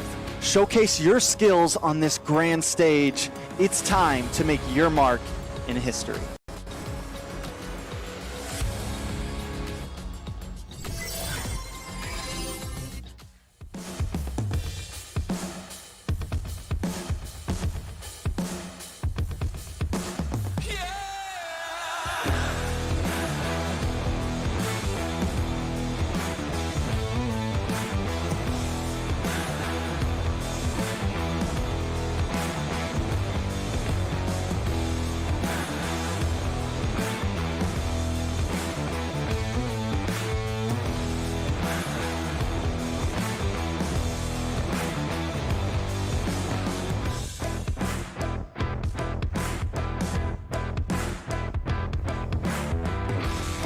All right, everybody, we are back. Hope you got your snack because we are up for our next series, Fiends versus Bloodhounds. What do you guys think about these two teams?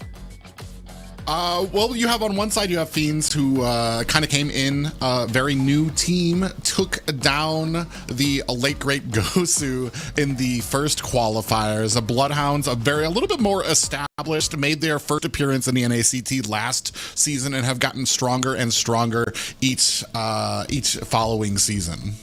Yeah, and Bloodhounds is one of those teams that have been together for a long time. You see a lot of teams that kind of form, even household names that are higher on the brackets that we've seen in NACTs, switch up their rosters a lot more. Bloodhounds remains consistent. They don't really switch up their players, and they scale through the times. I mean, this time around, we got to see them in the Stage 1 qualifiers.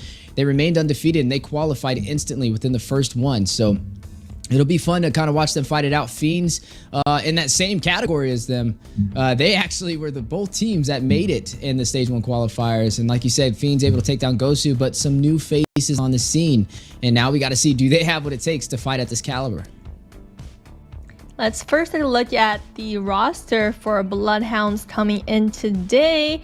Book Roscoe, Easy Peasy, Ramses, Uda Buddha, and Sleeps. It seems like Uda Buddha is back for another season. He's been hopping around teams, but every season it seems like he's made a consistent presence in the NACT scene. A lot of very interesting picks, but he's able to execute them very well. So what are you guys expecting from this time, his entry into Bloodhounds? Well, a very interesting thing, I want to say, like, Boca Roscoe, most people already know, been a Twitch streamer for a very long time, kind of made his name there as well. Has some subsidiary teams as well. Ooga Booga, a big one, became a fan favorite from a lot of people from a lot of his Hanabi plays, playing some of those marksmen that not a lot of people pick very often. So, very interesting lineup from them. Yeah, I would say Ooga Booga is one of those players who keeps it interesting. I mean, he pulled off that Hanabi in like one game, and then I was like, okay, I don't think that's going to happen again. And then he pulled it out the second time, and it didn't work, and it was insane. But it was interesting. Now, I will say, though, Easy Peasy is kind of who I'm keeping my eye on. He's one of those junglers who he likes to kind of prefer that Martis. We've seen him get like one of the first Savages in the last NACT when we started up in the regular season, and hey, it may be the same story. Definitely a player to have to watch out for. For sure. And for Fiends, a lot of new faces. Let's see what their roster is for the first day. We have Churobami, we have Protstroy, Uneven, Magic, and Thorhari. Very new faces. I think Uneven we've seen before, right? Any player that you guys want to look out for Fiends? Well, I'm actually looking forward to see how this entire team kind of coexist here. We talked about how they made it through the first qualifiers, and I want to say, as much as some people might not like to hear it, that first qualifiers, I want to say some of the better teams kind of got through in that one. And we were talking about both Fiends and BloodHounds made it through there. So everybody's kind of looking to see if Fiends has what it takes to kind of compete with that top four, with those that high mountain in North America, especially because not a lot of them very recognizable to North America so far. Now, I will say Uneven is who I'm keeping my eye on. He is a player who's been to majority of the NACTs. He shows up in person to the grand finals, and also he's thrown a lot of cash into the local tournaments to keep the scene going, even when the NACT is not active. And he definitely steps up to a scene that a lot of players don't even get into. So I got to give him credit there. I am just in the same boat as Private. We haven't really seen them too much in the NACT, so this is their chance to kind of paint that picture on how we kind of rate them and evaluate them up against these other top 8 competitors. For sure. And I remember I even was a cosplayer at the last NACT Grand Finals, right? It's very memorable hair color that he has there. But without further ado, let's look at what our caster predictions are. I'm feeling like this matchup, we're going to have a little bit more even distribution on the caster table. Look at that. Z and I and Steph Weezy, we do have our faith in BloodHounds. Seems like Trex, Yue, and Private picked Fiends. Now, Private, why do you think you picked Fiends for this game? Well, I want to say BloodHounds have been a big favorite of mine coming into this, but in the qualifiers, they encountered a lot of hurdles and obstacles through some of their play style, which kind of, I want to say, dropped them on my rankings a little bit. And this is kind of a call out. While Fiends is kind of new, this is kind of a call out for BloodHounds to kind of bring me back that intensity that I saw from them in the late season, last season of that play style, that synergy, that improvement that we know and love from them. You know, it's funny. I would almost say with this on the opposite side, I voted for BloodHounds. Fiends is a little interesting. I mean, they did make it into the top 8 undefeated in the first qualifiers for the NACT Spring Season 2024, but they didn't really go up against any heavy hitters like they will be today. Not against a team that's ever placed in top 8. This is going to be their first team that they faced in the top 8 position, where I feel like BloodHounds, I mean, we've seen them fight top 8 teams multiple times in the last NACTs. So that's kind of why I gave them the benefit of the doubt over Fiends. But again, I mean, just because they haven't faced a top 8 team doesn't mean they can't beat one, which is why I'm kind of excited to kind of see them fight it out. But yeah, that's why I kind of had to give BloodHounds the benefit of the doubt. I would definitely agree with you there. BloodHounds have proven with more experience in the previous season. However, I do feel like this game is a game that we're most likely to see an upset coming in from Fiends, and we'll see if that happens with the second game of day 1, Fiends versus BloodHounds. Let's see how they do with this game. And this is going to be very exciting for me because we already know BloodHounds. We know who we're watching out for. I love that this meta, I want to say, favors Boca Roscoe, favors his positioning. We were just talking about the Nana picks, the Vexana picks, those maybe not more mechanically inclined heroes, but that really kind of go on the positioning and your ability to kind of to get those that damage down onto people. And this is going to be a story. This is where Fiends start to kind of tell their story. They're up against people who are recognizable, and it's time for them to start getting recognizable on their own. And I think we're going to see that in this game.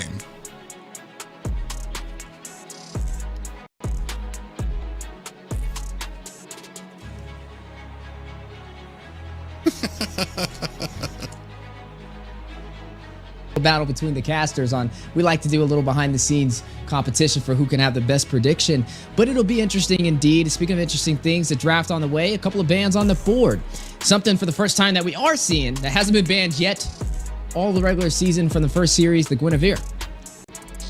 Not just not banned, but not seen in the last series at all. The teams didn't even want to pick it up at all. I'm not sure if maybe it just didn't fit in the composition, or maybe some of those range nerfs really kind of hit her hard enough to kind of drop her in the priority list for a lot of these players. But either way, on the other side, I'm on some pretty standard bans there. For Rammus, I haven't seen bans too often.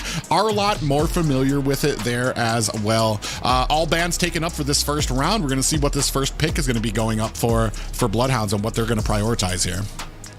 Yeah, I feel like we did have the first pick, but we didn't see it. But if I had to guess, I would say it's the no, not the Bard, the Vexana. Yeah, I would say it's the Vexana. Oh no, the Vexana wasn't picked up. I wonder who BloodHounds picked right there. But they are going to give up the Vexana. Maybe a Barats or something like that, because he didn't make the ban list up here. Maybe Nolan. Oh, that's a possibility as well. It's the guessing game. It's here us to test our analytical abilities here. I do like the pickup here, the Vexana and the Claude. We didn't really see, like we said from the first series, Claude didn't really have as big of an impact. Not sure if that's because of some of the nerfs that came down to a lot of the marksmen, or maybe just because for the most part the teams were getting kind of overwhelmed on those marksmen and weren't able to kind of output the way that they wanted to. Now, I really want to know what this first pick is, just because the Barats was picked up second, so it might not even be the Nolan, but it can still be, because on the international level, we are seeing players pick up the Barats in the XP lane to deny the other side from picking it up, which could be BloodHounds doing that. I mean, they've been known to be creative with their drafting, and maybe that's what they did, but we will see as we progress through this draft. Now, with the Barats on the table, it's some great front line. It's able to soak in a lot of that damage. Something interesting that they did pick up that we don't really typically see anymore is that Irithel to match up against that Claude in the gold lane. I mean, it's very mobile, definitely has the damage, but it's just not one of those staple marksmen that we typically see, so we'll be keeping a close eye on it.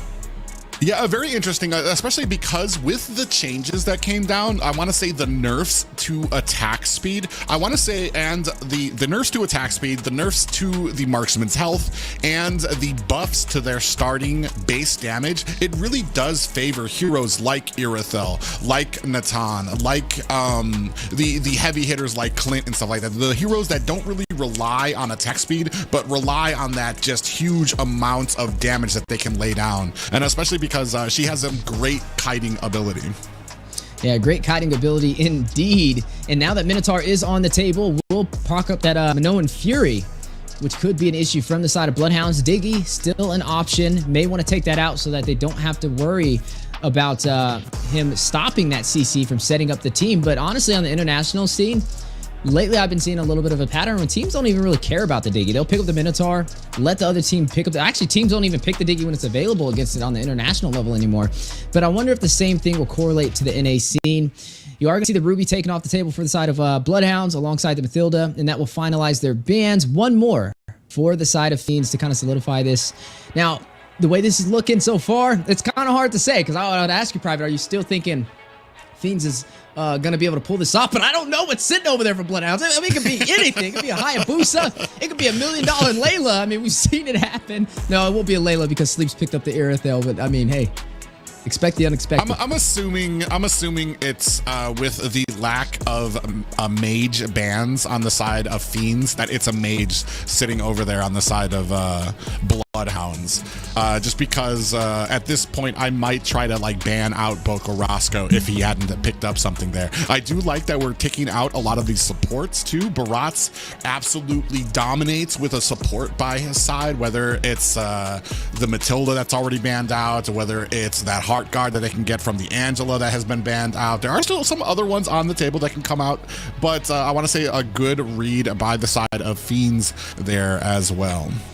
Yeah, I mean, they took out the Angela, they took out the Faramis, they took out the Mathilda. They're limited in the support potential over there for the side of BloodHounds. I mean, they still could pick up something like the Rafaela if they really wanted to provide some heals and keep that Barats alive, if it is running, in fact, inside of the jungle. But if it's in the XP lane, then I don't think we'll be seeing that. But what we will be seeing is expecting the unexpected, the Glue. Picked up over there from Fiends. Not a hero we usually see that often. Actually, the only person I've seen run Glue this NACT so far in the qualifiers was Fried Chicken. But he was able to pull it off and he had some great execution. This will be my second time seeing it, but I don't really know if I would consider it meta. It's hard to kill though. I mean, he can use the split. He has sustainability, and he can definitely harass inside of the XP lane. But it's going to boil down to execution and Fiends, a newer team on the scene. We got to see what they bring to the table. Yeah, very interesting too, because I wonder who you pit against Glue. If that is, well, I'm guessing that's going into the XP lane. I almost want to say maybe possibly the Yuzong does well against the Glue, just because he can get his abilities onto all of those the little minions during the split ultimate of Glue. And then we see the last picks. Oh, a Cho that I have not. We don't get graced with these high mechanical picks in the XP lane too often in North America, but we see that Cho being picked up there alongside the Nana for Boca Roscoe. So I was wrong. It wasn't a mage that was picked up over. It's still going to be our mystery for us. Well, I'm wondering though, because I mean, if that's a Cho, that means it's in the roam position. It's going to have the setup, which means it had to have been an XP laner, unless Barats is in the XP lane and it was a Nolan that walked in front of us. But that would still be kind of surprising to pick up a Nolan, then right behind that pick up a Barats. But I mean, other than that, I'm really curious to see what it is. Now, looking at what we have on the composition so far for the BloodHounds, they have single target CC with the Way of the Dragon over there from Cho. May be able to catch Claude out of position for that single target CC, especially when he uses that BMI. But hey, last pick on the board, Fiends. Speak about interesting. Picks up the Fanny. Yeah, very interesting for me, especially with a Cho on the board, which I feel like can actually have a great success against a Fanny. So I want to say that Fiends are very confident in this pick, very confident in their ability, especially in this early game. But man, who's to tell here? There's a lot of CC on the side for the BloodHounds here. We're going to see if it can kind of stack up against the Fiends here. Yeah, I'm looking at the engage and disengage, right? The Minoan Fury, let's talk about this, right? Turtle pops up, Minoan Fury goes in, knocks up the entire team of BloodHounds, possibly some Purifies. May work in their favor. I mean, the Turtle is very mobile, so it might not be the easiest hero to catch. So I think it'll be okay for the Minotaur here. The Fanny is really what's going to be interesting. One of those heroes that we see pave the way in the early game. It's going to be focused on not going for those initial turtles, but possibly going to the gold lane for those ganks. Maybe picking up a Blade of Heptases for the initial burst damage on the way toward the early phase. Because that's really what the Fanny is kind of used for nowadays. But it also makes up, even when you do fall behind, the Fanny's great on split pushing. Very mobile, one of the hardest heroes to keep up with. And hey, here we go. Game number 1. Yeah, Fiends taking on the BloodHounds. First game of this series. Mystery of that first pick about to be revealed. Hey, it's the CC for BloodHounds. I actually like that pickup. I'm a fan of the CC. We talked about it. It didn't get picked up too often. And it's definitely a staple pickup. It's going to be a problem when you don't have anybody to keep her at base. She's great at harassing and rotating across the map and can keep up with the mobility, especially up against a Fanny who's going to be highly mobile herself. And I want to see this kind of translate into the NA scene. And hey, here we go. Both teams fighting it out. Early aggression. Ooga Booga trying to put on those little juke shoes, but was not able to get away from Pro Destroy. A great first pickup in the opening minute. Yeah, great early pickup, which will give him a slight advantage for the early phase for the side of Fiends. And this is what you want to see from the Fanny, right? You're seeing some of those emblems pop up on the board. Fanny running on that lethal ignition, which is definitely interesting. Going to have some damage. Impure Rage over there from the Vexana, who did walk through the draft. We've seen how much of an impact it had in the first series of the day.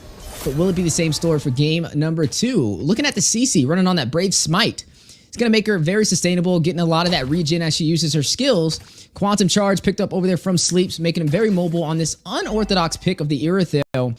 And not your staple marksman that you kind of see, but it was primed very early in this game. And we got to see how it kind of plays out. Yeah, it's going to be very interesting here. First turtle is up, and this is where a lot of the men are made during these games to see if they can kind of get that positioning. Pro Destroy not in a great position for it, but you can see Vexana and Glue starting to move their way down. 10% left on it. Easy peasy. Oh, a nice Molina Blitz. Pro Destroy comes in, finds a kill, and easy peasy still finds a turtle. Pro Destroy found a kill on off map, I believe that was, on Ooga Booga. Not only kill both kills that went over there to Pro Destroy went to Ooga Booga. We talked about him being one of those players that keeps things interesting, but he needs to slow it down. caught out of position, and that's going to find a little bit of an advantage over there for the side of Fiends. I mean, even though they didn't get that turtle, their jungler is getting fed, which means Pro Destroy is going to be able to get those items nice and early to be able to gank the side lanes. He's not really worried about getting the turtles. He wants to kind of gank on the opposing sides. But speaking of a gank, Ugabuga in a situation. Yeah, Ugabuga again finding himself some trouble in this roam position, getting nailed down by Kahari. Ooh, very brave. Very brave there. Pro But Destroy! here comes the headhunter looking for a kill again and finds it. Third kill onto Ugabuga. Blazing duet out and about as Kahari going to find that BMI, getting himself back to safety. Here come the nom-noms as Easy Peasy doesn't get the stun onto Magic. Is it going to be enough to take him down? In comes Pro Destroy looking for the kill. Is gonna find it onto Sleeps. That is 0-4 in favor of Fiends. Yeah, and you know, this is really happening because Ugabuga is being caught out of position, right? I mean, he's going a little too far. And now Pro Destroy having 4 kills within the last 3 minutes of the game. Leaving his marksman by himself. Sleeps will find his first death, which will put him behind in the gold lane, giving Kohari a great advantage. And you're now looking at about a 500 gold lead, not the highest, but in terms of the early aggression, leaning inside of Fiend's favor. Ooh, a nice little way of the dragon there by Ugabuga, trying to pay it back, trying to become. Oh no, they're gonna get caught here. We do see a lot of damage come out with the Eternal Guardian, and we're chasing down Bokarasco. Gonna find himself a flicker. Is that gonna be enough to get out of harm's way? Easy peasy, fending off this ultimate from Vexana, and I'm surprised no kills came out of that one.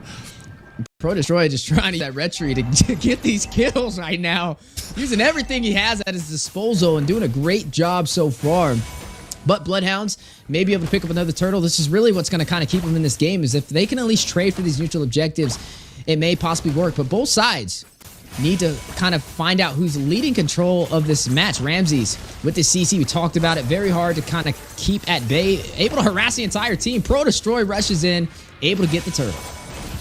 Oh, he does find a way of the dragon on to uneven. Is that going to be enough? Ugabuga gets taken down again by Pro Destroy. And I want to say, I mean, questionable kick out there to try to get into the XP laner, putting himself in the harm's way again. Not just that, another kill for Pro Destroy. I mean, 4 of those 5 kills that he's gotten has all been Ugabuga so far. But in the mid lane, yeah, I think Bokarasco pretty much just knew there's nothing he was going to be able to do to get out of there. Sleeps in a bad way down and finds himself on the bad end of a cutthroat from Pro Destroy on the Fanny. yeah, he's just having a flawless game on the Fanny so far. We talked about him building that Blade of Heptases as his first item, and that's all he needs to take off. Yeah, and then down Churroburo finding a kill onto Ugabuga right now, who is having a rough go at this game right now. At the bottom lane, Kohari finds himself the second tower for Fiends. Yeah, and Fiends having a great debut. The team that slid out of nowhere, took down one of the powerhouse names such as Gosu, and now going up against the top 8 contender, the BloodHounds, and doing it with a fancy fashion, as you are seeing the pressure in the mid lane. Yeah, and you can see now Magic in a little bit of trouble here. Is going to be able to get back, especially with that healing from the Minotaur. Sleeps, getting helped out by Bokarasco in the back. Ugabuga fending off, holding the line. Surprisingly, does not take a death there. Oh, easy peasy, gets taken out by Uneven. Followed by Ramses finding a kill, and Ugabuga down. We are at 3-2 kills for that exchange. Malefic Roar just picked up from Pro Destroy too. He notices they're building that physical defense and he wants more. He wants to be able to get those kills, and great itemization over there from him. I believe that was a Demon Hunter sword picked up from Kohari. So he will be able to deal some damage, especially up against Easy Peasy on this Baratz, able to kind of soak down his high HP pool. And now Fiends, they weren't able to get the very first turtle of the game, but now they have 2 in their favor, which means they are leading on the turtle objectives over against BloodHounds and up by 1 turret, and also leading the way by 7 kills so far and almost 3,000 gold. Off to a great start, but Pro Destroy, if anybody's MVP, it's got to be him so far. 7-0-1 KDA. Yeah, and they're doing a good job. Oh, Ugabuga tries to get in there, gets a little pop-up for his troubles there. We're about to be done with our first row of towers for the side of BloodHounds, and unfortunately not able to kind of find the momentum, especially because Ugabuga keeps getting caught before they can even like land some of these engagements. Man, speaking of landing engagements, Sleeps Yeah, Sleeps just gets taken down. You see in there that even Pro Destroy, even very confident. We were talking about his ability. Oh, easy peasy. Gonna have to use that Detna's Welcome to get himself away. So using it defensively instead of actually able to kind of scoop up an enemy and point them into his tower. And in a bad way right now is BloodHounds. Yeah, not able to find their rhythm so far. Ooga Booga off to a rough start over there on this show. And maybe the Hanabi was what he needed to pick up for this game. But you are going to go ahead and see them now pushed into the tier 2 turret for the mid lane, but a conceal play.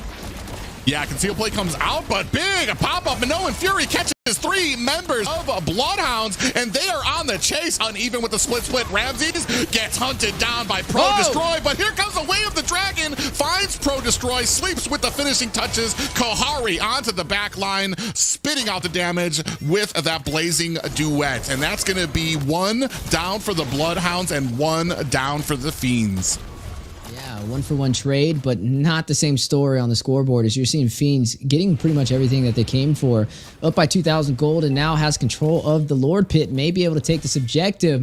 Ooga Booga trying to find some answers, but being bursted down with the swiftness on this Cho every single time Fiends initiates. You are looking at the first turret on the top side, though, falling for Fiends. BloodHounds needs to find a way to kind of translate more of these objectives in their favor, and it looks like they are going to go in for the contest. I don't think they're going to give Fiends this Lord for free. Yeah, they're going to try to contest it, but you gotta respect the damage. You gotta respect how ahead that they. Well, actually, I mean, I want to say it's only about 3K ahead at the 10-minute mark, so it's not like completely unfeasible for them to be able to take this. It's just the composition and the send-off from Ooga Booga that we need to watch for to make sure that he can get it, that he can get that little pick-off that he needs to be able to start some of these fights without dying. Yeah, and you're already seeing both teams dancing. Uneven coming, spreading from the backside, and that's going to be an easy Lord. Ooga Booga in trouble again. Bronco Roscoe has that passive activated and still gets taken down by Pro Destroy, putting some respect onto that name of that Fanny. Ooh, easy peasy, not able to get away. Uneven will find him, but Kohari. Oh, man, Blazing Duet comes in there, puts the finishing touches onto Sleeps. Oh, man, a lot of pressure, but 4 members falling for the side of BloodHounds, 1 for the side of Fiends as Pro Destroy finds his 2nd death of the game. Now up to double digits with 10 kills. This is the highest kills we've seen so far for the NACT regular season. 17-7, 10 kill lead at that as you are seeing some of the items pop up on the board. Kohari, 3-1-6, now picking up that golden staff alongside the Demon Hunter Sword on the corrosion side. And up against him on the other side in the gold lane, you are going to see the Haas class picked up from the Irithel for that sustainability, more attack speed from the Swift Boots, and some crit from the Berserker's Furies. So able kind of to match him on core items, but we're not seeing the same story for the roamers as you are seeing Ooga Booga just off to a very hard start. He's not really able to initiate like he wants to, and honestly, the Cho's not a bad pickup when you're going up against a Fanny. I mean, you have the Way of the Dragon. It's pretty much a guaranteed set as long as he's right next to Fanny when you use those steel cables. But it's really going to be up to easy peasy, right? I mean, he's supposed to have these tankier items. He has to frontline that damage, but Pro Destroy always finding a way around him. Oh, man, locked on to Ramses here. Is trying to yo-yo away Pro Destroy. Actually puts a good amount of damage, especially with some of those auto attacks with how fast that they can hit. Puts a Pro Destroy into the back of the tower, so he's going to have to go home for a bit. I mean, did you just see how much damage Ramses did to Pro Destroy? He's not even phased about him. He doesn't care about that 10-2 KDA. I mean, that's not somebody you're going to be able to burst down. I think Pro Destroy just needs to focus on finding Sleeps, Boca Roscoe, and hey, I mean, actually Ooga Booga with the way he's been bursting him down in this game. But the other players may not be the same story. BloodHounds, though, now needs to play for the late game. They need to wait for Sleeps to pick up those core items and deal the damage alongside Boca Roscoe. Oh, very quickly reacting to finding Fanny in that, and they're going to be able to find a Way of the Dragon and burst him down. And we just talked about it, right?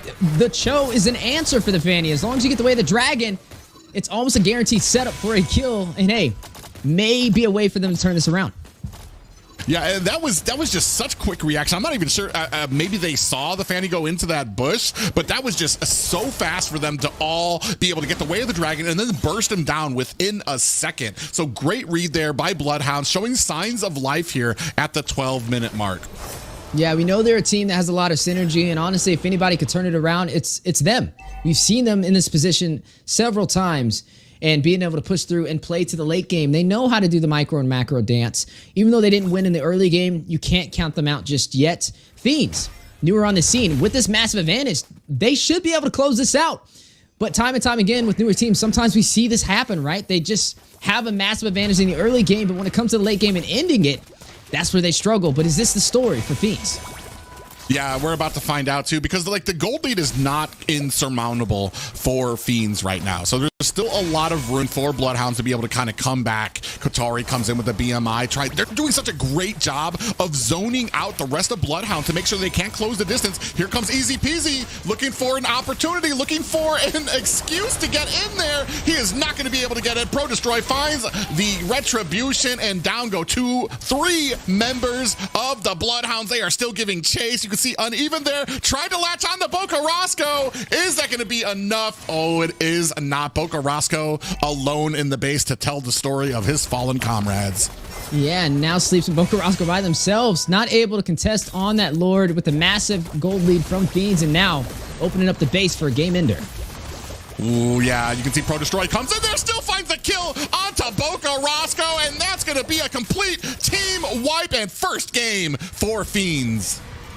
My goodness, talk about flawless execution. Fiends with a 14-minute finish over against BloodHounds, their first competitor that's been in the top 8, and a great debut from them so far. Pro Destroy, Pro Fanny should be what he changes his name to, is he should have the MVP in the bag after that performance, able to burst down Ooga Booga very easily and create the early game pressure needed for that fast finish. Team stats on the board, KDA 22, 8, and 40. Damage over 200,000. Rating 8.63 and 9,000 GPM. Yeah, we can take a look here at the full stats there. I mean, super unfortunate for BloodHounds here, who just,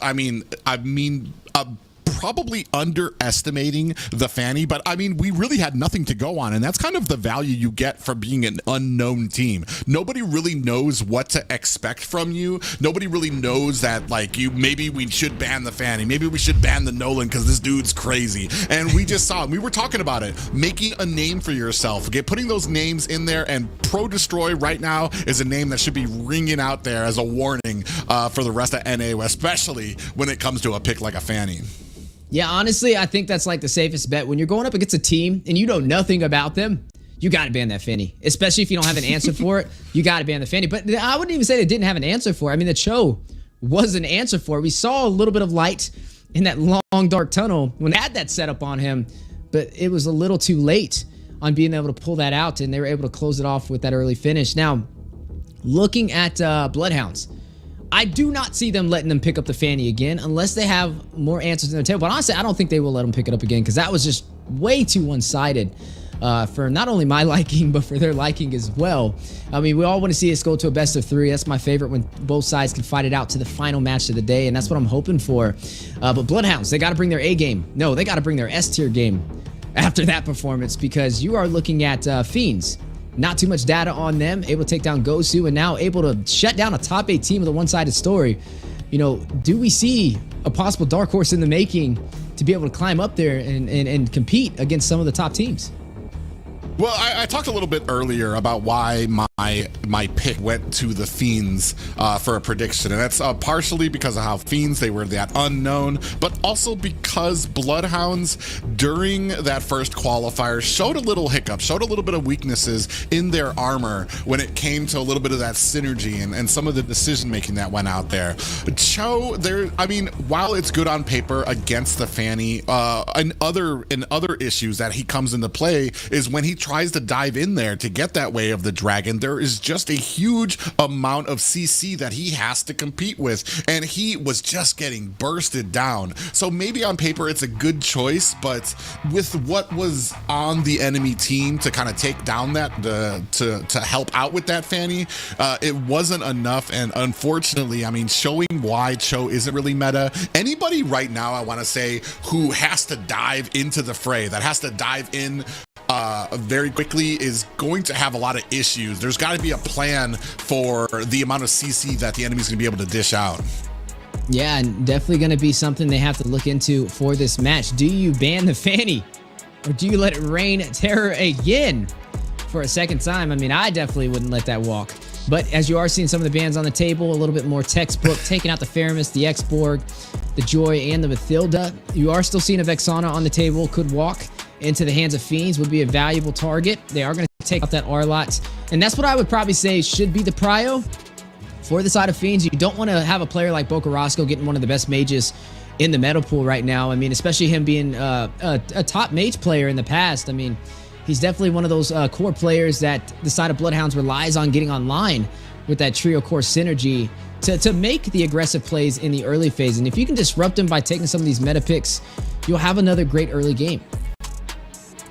Yeah, it's going to be very interesting to see where we go from here. Still got some very interesting picks open. Do we take that out and do we still give them the Nolan option as well? I mean, both of them were open last draft, I want to say, but I want to say possibly Pro Destroy a little bit better on the Fanny, so decided to pick that up. I'm actually kind of afraid to see if that's his skill on a Fanny, what he can do with heroes or assassins that don't require as much mechanical prowess. I want to say on that kind of skill level below that, I want to say Nolan's actually below what you would need to be able to have as far as mechanical abilities rather than on the other side of being a Fanny.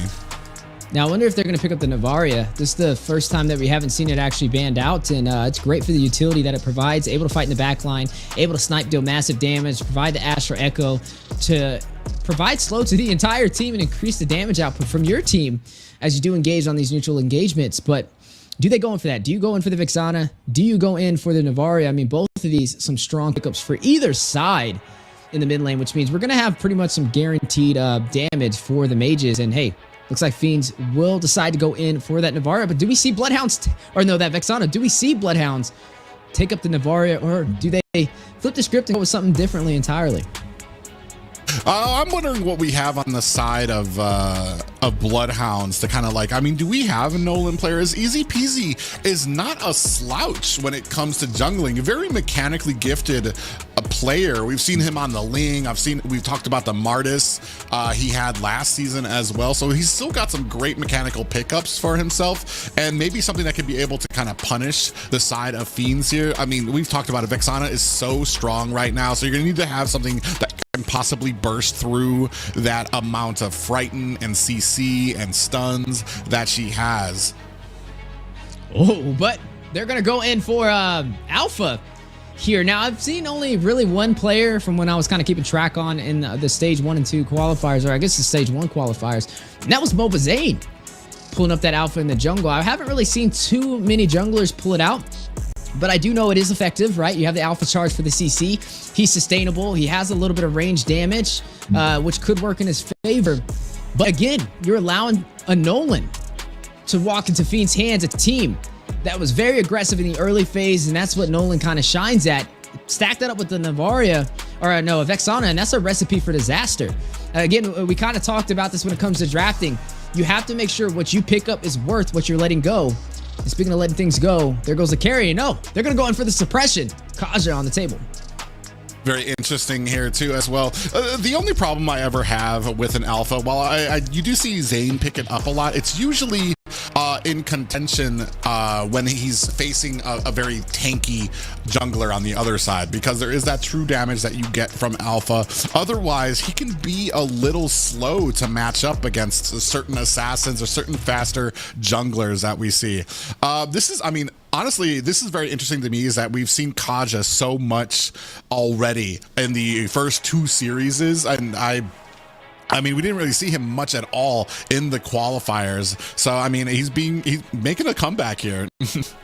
Yeah, definitely making a comeback, and you're going to see that Valentina slotted against him, which means they will have suppression on their side as well for BloodHounds. Fanny, we're talking about it, right? Do you ban it out, especially after game number 1?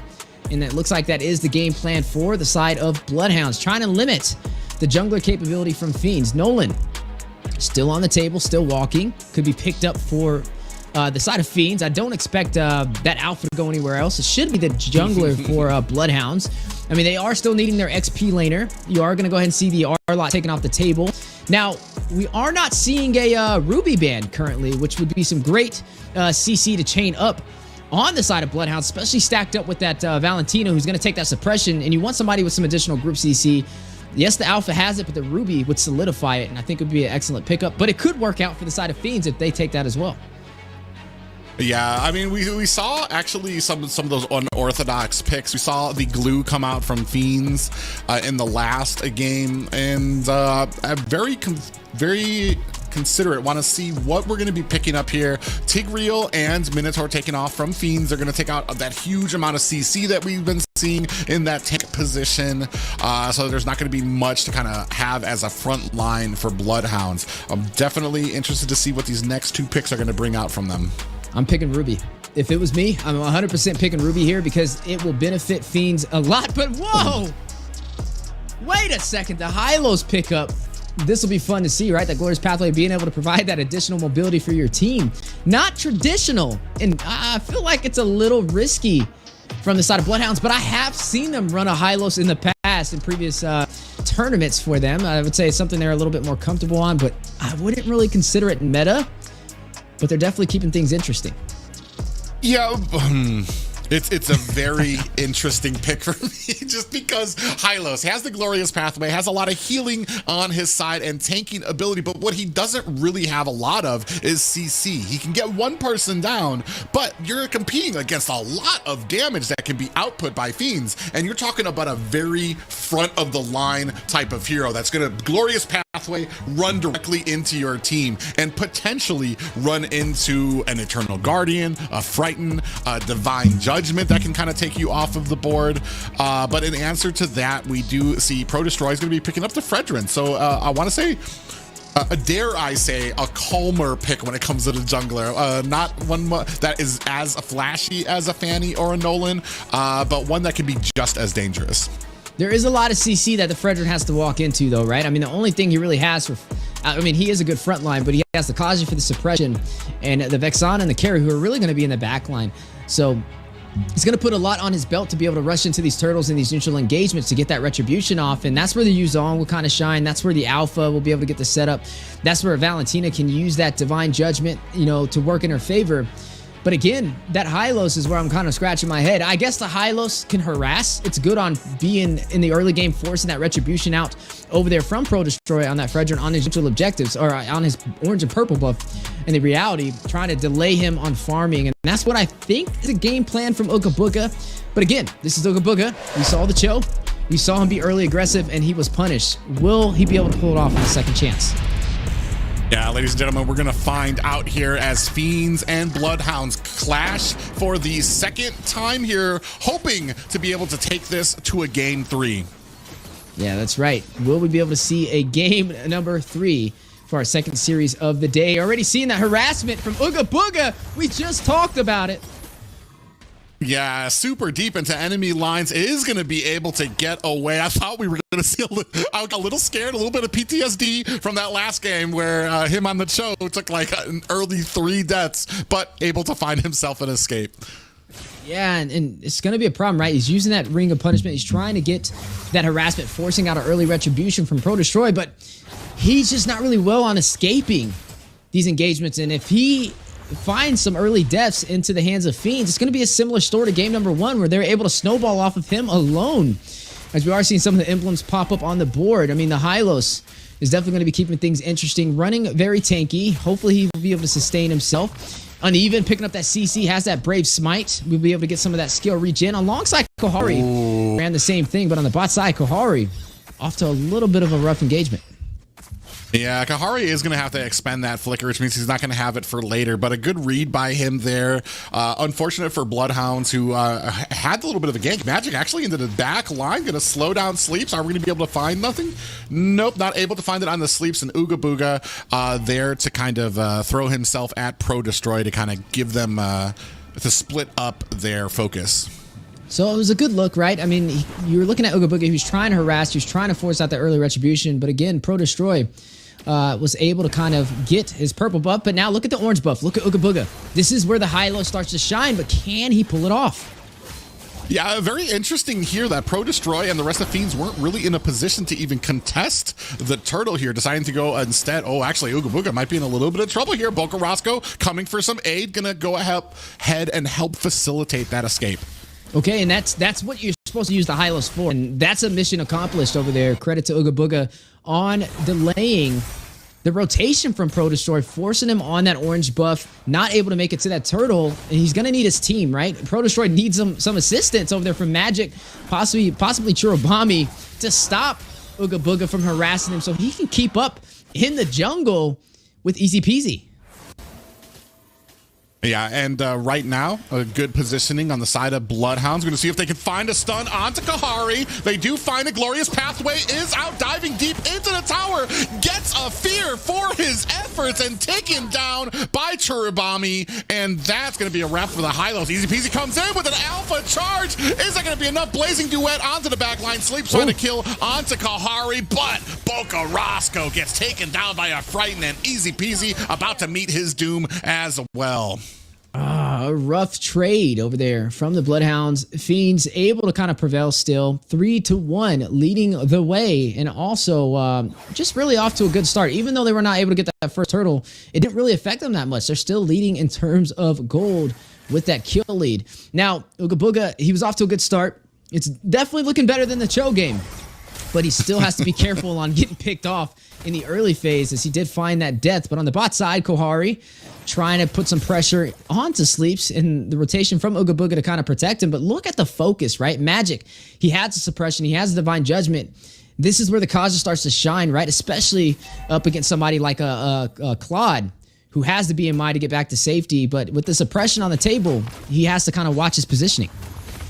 Yeah, and unfortunate for the side of BloodHounds right now. Turtle is back up, and there's a lot of focus on the bottom lane. We're going to see if they're going to be able to kind of get into a position. Ooh, nice little amount of damage there coming out from Fiends. Churubami trying to zone them out. Oh, easy peasy. Actually, BloodHounds. Pro Destroy comes in, and like a thief in the night, a Retri steals the turtle away from BloodHounds. Black Dragon is out trying to create some distance between the Fiends and BloodHounds, but man, that has to be frustrating. Yeah, and that's going to even out the turtles for both sides, and we'll put Fiends in control of this game so far. 500 goal lead, nothing too far from reach for the BloodHounds. But speaking about reaching, yeah, Kahari a little deep into that. Glorious pathway is out. Kahari is not long for this world. Magic next on the chopping dot is trying to stay near the tower so he doesn't get taken out. Here comes a concealed play. Alpha charge on the Churubami, who's getting pumped down. Uga Booga finds a kill there as well. Pro Destroy here in a bad way between three members of BloodHounds. Gonna look for the safety of his tower. He's gonna take a whole fear. Ooh, he finally just gets the safety. Yeah, close call. Boca Roscoe hunting for BloodHounds. A great turnaround to be able to stay in net, as we are seeing that engagement on the bot side. The rotation, trying to find Kohari and burst him down, but the counterplay with the knockup, and this is where Uga Booga finds his first death in the game. We talked about him needing to have better placement compared to game number 1. Yeah, and then Kahari with that other death down there. Magic is sitting there in the midst of this. Not going to be able to protect that bottom tower. Boca Roscoe goes in, tries to put a little bit more damage, just narrowly out of reach. Looks like BloodHounds was able to find their momentum. Was looking a little shaky in the beginning, but now having an advantage. Oh, uneven. An unfortunate receiver of that alpha charge, and then Easy Peasy just puts the finishing touches onto him. Right now, they're starting to show a little bit more signs of life. Much more slower paced game here for the BloodHounds, and a little bit more even for them. Yeah, Corrosion Scythe picked up over there from Sleeps. You are going to see that Dominus Ice over there from Yu Zong.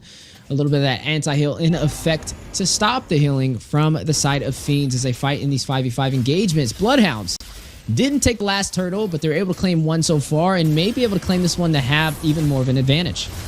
Yeah, Uga Booga deep into enemy territory. Glorious pathway has been activated. They're down onto Kahari. Looking for that synchronization. They all find the damage and are going to be able to take him down. Big pop-up lands onto Magic. You can see Ooga Booga. They're chasing down Pro Destroy. Big Divine Judgment from Boca Roscoe is going to be able to find the snatch up on the Pro Destroy. 5-7 in BloodHounds' favor. Uneven comes in a bad way. Is this really the fight you wanted? That even the vengeance is not going to be enough to save him. Yeah, and a big turnaround from BloodHounds, now in total control of this game. If Ooga Booga was the sandbag in game number 1, Kohari is the sandbag for game number 2, as he is being sought after and destroyed from the side of BloodHounds very smoothly, able to find the marksman. And that's not just any marksman, right? That is a carry. A marksman who needs those core items like that Demon Hunter Sword, needs to be able to deal some massive damage to the high HP pool, especially up against Ooga Booga and Ramses, and even Easy Peasy. But you aren't even seeing a Demon Hunter Sword so far. Went in for that Thunder Belt and is a little behind in the economy now, which means it's going to take even longer for Kohari to hit the power spike he needs to turn this back around in their favor. Yeah, right now working on an endless battle, it seems. But when it comes to a lot of these clashes, all you really need, even as tanky as a carry can be, it's not much that you can compete with when it comes to the true damage that Easy Peasy can split out there. And Ooga Booga doing a great job of throwing out those glorious pathways and searching for Kohari. Here comes a Divine Judgment with huge amount of damage. Ramses doesn't even know what hit him. On the backside, you can see Ooga Booga with the glorious pathway. Pro Destroy in a great position to go ahead and try to save his teammate Magic in a bad way. Trying to dash away is not going to be able to find an escape. Down to about half health for the rest of BloodHounds. They are going to go ahead and disengage. And that will be a 1-for-1. I talked a little bit too soon. Boca Roscoe with a quick Divine Judgment finds a snatch up onto Kohari. We talked about it, right? Boca Roscoe, one of those mages who shines and is like the spine of the book for the side of BloodHounds. When he gets online, they profit. Yeah, and Boca Roscoe doing a great job, especially being able to find that Divine Judgment's ultimate and be able to use it successfully against the Fiends. However, Fiends in a good position are starting up this first Lord. Yeah, trying to take this. A little bit of a contest from Ramses, but by himself, I don't think he'll be able to pull it off. A Black Dragon. Yeah, and actually Pro Destroy's very low here right now. It doesn't actually want to get into this fight. You can see him sleeps looking for the kill. Is he going to be able to find it? Pro Destroy still alive, looking for the retribution, looking for an opportunity on the backside. Ooga Booga laying waste onto Kohari. Pro Destroy finds the retribution, and Ooga Booga gets taken down by Kohari. You see, that was a rough... Ooh, wait a second. Sleeps in Uneven. Yeah, Magic comes in there at the last moment to help out with that conceal play to tank out some of that damage to help with the escape. See, that was a rough play over there from Ooga Booga, right? He went in for the kills. He was by himself. Easy Peasy was back at the base, and the Lord was almost down to that retribution mark to be able to be claimed from Pro Destroy. But instead of him going into the Lord, he wanted to go in and try and get a kill, and he was picked off. I don't know if it was honestly possibly would have been better to just try to take that Lord right there. I mean, even if he misplayed that retribution, he could have got a possible steal, especially with that Hylos and that Ring of Punishment. But look at Ramses, man. Not afraid to take that fight. We did see him try and contest. The idea was there, but the execution was better for the side of Fiends to be able to pull that off. And now, with this Lord in his hands, they may be able to turn it around, and Pro Destroys turning things around, finds Easy Peasy. Yeah, and you can see Kohari starting to light up these towers. Ooga Booga in a bad way is trying to get away. Glorious Pathway is out. It's going to be enough to save him with that little rejuvenate, and the health there lands a big pop-up on the 2. Divine Judgment lands onto Uneven. Sleeps able to put the finishing touches on him at the Black Dragon, swimming through the air, finds a kill onto Pro Destroy, while the backline Kohari finds a kill of their own. You can definitely tell Kohari is getting comfortable now. He's starting to rack up these kills, and it's becoming a problem for the BloodHounds as they're not able to find their way to him. Yeah, and Sleeps finds a kill onto Magic there. Yeah, and that's you can see from that last replay that they had the right idea in mind, but the positioning of Pro Destroy hides in the bush, and it's just like the entire team forgot that they were actually going against the enemy jungler and couldn't find the right positioning for him. Look at Kohari. Look how comfortable he is. He's just frontlining with the carry. No worry indeed. He knows he has Churro Bomb. It's a 2v3. They do have the numbers, but hey, and even joining the party to even out the score, trying to contest on that purple buff. Not able to get it though. Is easy peasy. Forced to use the Retribution. Yeah, I'm actually, I mean, Kohari has me clenching a little bit. I'm a little scared for how confident he is on this carry. I mean, that's not a tank, that's still a marksman. And I mean, it just takes a little bit of CC to bring you down to a level where Easy Peasy is going to be able to swoop in with that alpha charge and burst you down. So, I mean, doing a great job right now are the Fiends kind of juggling that around. You can see Ooga Booga coming in there, taking a heap of damage. Divine Judgment lands onto him, and Kohari going to put the finishing touches onto him as Sleeps comes in with a blazing duet. Black Dragon in the front line, looking for the kill onto Kohari. Can he find it? Trying to chase him down. Kohari fighting for his life into the back line, and they find the kill onto Ramses. Down to the wire. Easy peasy now, trying to get away. Yeah, he's going to try to use that alpha charge defensively to get himself out of harm's way, but Boca Roscoe in a bad way. Does he still have the dashes? Here comes the entirety of Fiends to put the finishing touches on him. And now Kohari is having a heyday with the BloodHounds right now. Now, not in a negative deficit for this KDA. And it's becoming a heavy hitter that they have to watch out for. Honestly, the idea is there, especially from Ramses on this Yu Zhong, but he's just time and time again unable to get to Kohari with the Petrify to burst him down. Kohari able to find that distance with the Flicker to make up for it and survive. Oh, Kohari in the front lines. Ooga Booga takes the bait, charges into him. Kohari with that speedy light wheel. Churro Bomb, he finds a kill on the Ooga Booga. Easy peasy, very low. He's going to have to get himself to safety, and Black Dragon is out. Sleeps gets taken down by Uneven, and Kohari, another dash to safety. He is almost unkillable right now. He said no more deaths for me in the second half of this game. Yeah, and if you kind of just break that down and what we've seen, right? I just feel like it's Ramses that's becoming the vulnerability for the BloodHounds right now, right? He's always trying to find a way to get to the back line. Even in that fight right there in the 5v5, he used the Black Dragon and he was hovering around for a decent amount of time. I mean, he flew into Churobami, Pro Destroy, and Uneven before even finding Kohari. And I think he just needs to know where the marksman is before he uses the Black Dragon. He needs to know where that target is before engaging, because when he doesn't, he allows Kohari to use the speedy light wheels and burst down majority of the team of BloodHounds on those engagements, and this is where they're starting to snowball. And then by the time Ramses does close the distance, his members are down, and the speedy light wheels is too much for him to handle by himself. Well, the problem is that it's almost like, oh, a little bit of an engagement here. Easy peasy and a little bit of trouble. Ooga Booga lays down that glorious pathway. Still trying to chase on the Kohari. Gets a little bit too far. Here comes the alpha charge. Kohari still laying down the damage. You wouldn't think this was a 1v2. He says, find more members. You're going to need an army. He's throwing down the damage onto Ooga Booga. Easy peasy comes in with an alpha charge and puts him down. Uneven comes in to try to help out. Pro Destroy on the side onto Ooga Booga. Here comes Churobami from the side, putting on the damage. Boca Roscoe from the side. Here comes a Black Dragon looking for Churobami. Is he going to be able to find an escape? He is not, and that's going to be, oh, we do have the Winter Truncheon. That's not going to be enough to save Churobami. And now with that engagement, that tells you it's going to be a battle of execution. I mean, as we are now at the 15-minute mark, slowly getting to that 50,000 gold mark, it's just going to be boiled down to who can perform better in the team fights, who can rotate across the map, sink the lanes, and provide that pressure. But easy peasy, he's by himself. A little bit of overextension may be costly. Needs to be careful. I mean, he has the retribution, and the later this game goes, the longer the respawn timers are. He needs to kind of watch out. But you are seeing BloodHounds start to rotate across the map, trying to gain their composure and their control. Now, I will say, though, Kohari, the man is a menace. He's like one Infinity Stone away from snapping his fingers and shutting down BloodHounds.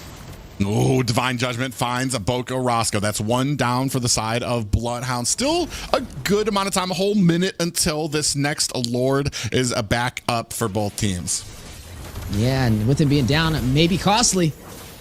Yeah, Ooga Booga lays down that glorious pathway. He's going to scoot himself to safety. Oh, man, they're still chasing. They don't want to give this up, and that's going to be enough. Kohari finds the kill there, sitting at an amazing 8 kills after we were wondering if he was going to be the feeder of this game at the beginning of the match. 8 kills right now, and definitely helping to carry the momentum for his team. Yeah, and Fiends, if they want to, they possibly can close this out. I mean, they have the numbers, but no, Boca Roscoe will get there in time, but they may still try and contest. Now, I will say, a little disappointed with Boca Roscoe right there, right? I mean, he's running this mage. You definitely don't want to be the front line and the first to be taken out when there's no reason to be given vision as the mage. I mean, you need to let your roamer do that, right? You need to give that to either Ooga Booga or let Ramses use the Black Dragon at the very least. But as the mage, there at no point in time should you be the one that far overextended and being picked off. I mean, this is a numbers game now. This is the late game, and the team that has a slice advantage will be able to push through. Yeah, and unfortunately, Ooga Booga's not going to be here in time to go ahead and set this Lord. You see his team, BloodHounds, it was the smart play. They didn't have a contest for it, and you didn't have an answer for anybody else to run in there because Ooga Booga wasn't alive at that point. So good read by BloodHounds, but unfortunately, that was set up by Fiends. As here comes a conceal play, charging into the bush. They knew they were in there. Look at all the damage that comes out. Magic gets taken down early. Glorious Pathway down on the ground, and you can see, look at Kakari up at the top, finds a kill onto Boca Roscoe, and taking down by 2 members. Easy peasy finds the finishing touches down at the bottom. Churobami taken down by Ooga Booga. Uneven given chase there, but decides not to go, not to continue it. A miscalculation from Fiends. Thought they had the advantage with the conceal play, but walked into the wrong bush at the right time for the BloodHounds, and now 3 members are down. They have the numbers. Do they seize this opportunity to push through the mid lane? You are looking at easy peasy Ooga Booga and Sleep stacked up, but the defensive is there. The stance from Pro Destroy and Uneven on the contest. They are in a hard situation, though, and it looks like BloodHounds may be able to fight another fight. I wouldn't say they can't close it out yet, right? But Fiends, they cannot afford another mistake like that, or BloodHounds will be taking this to a game 3.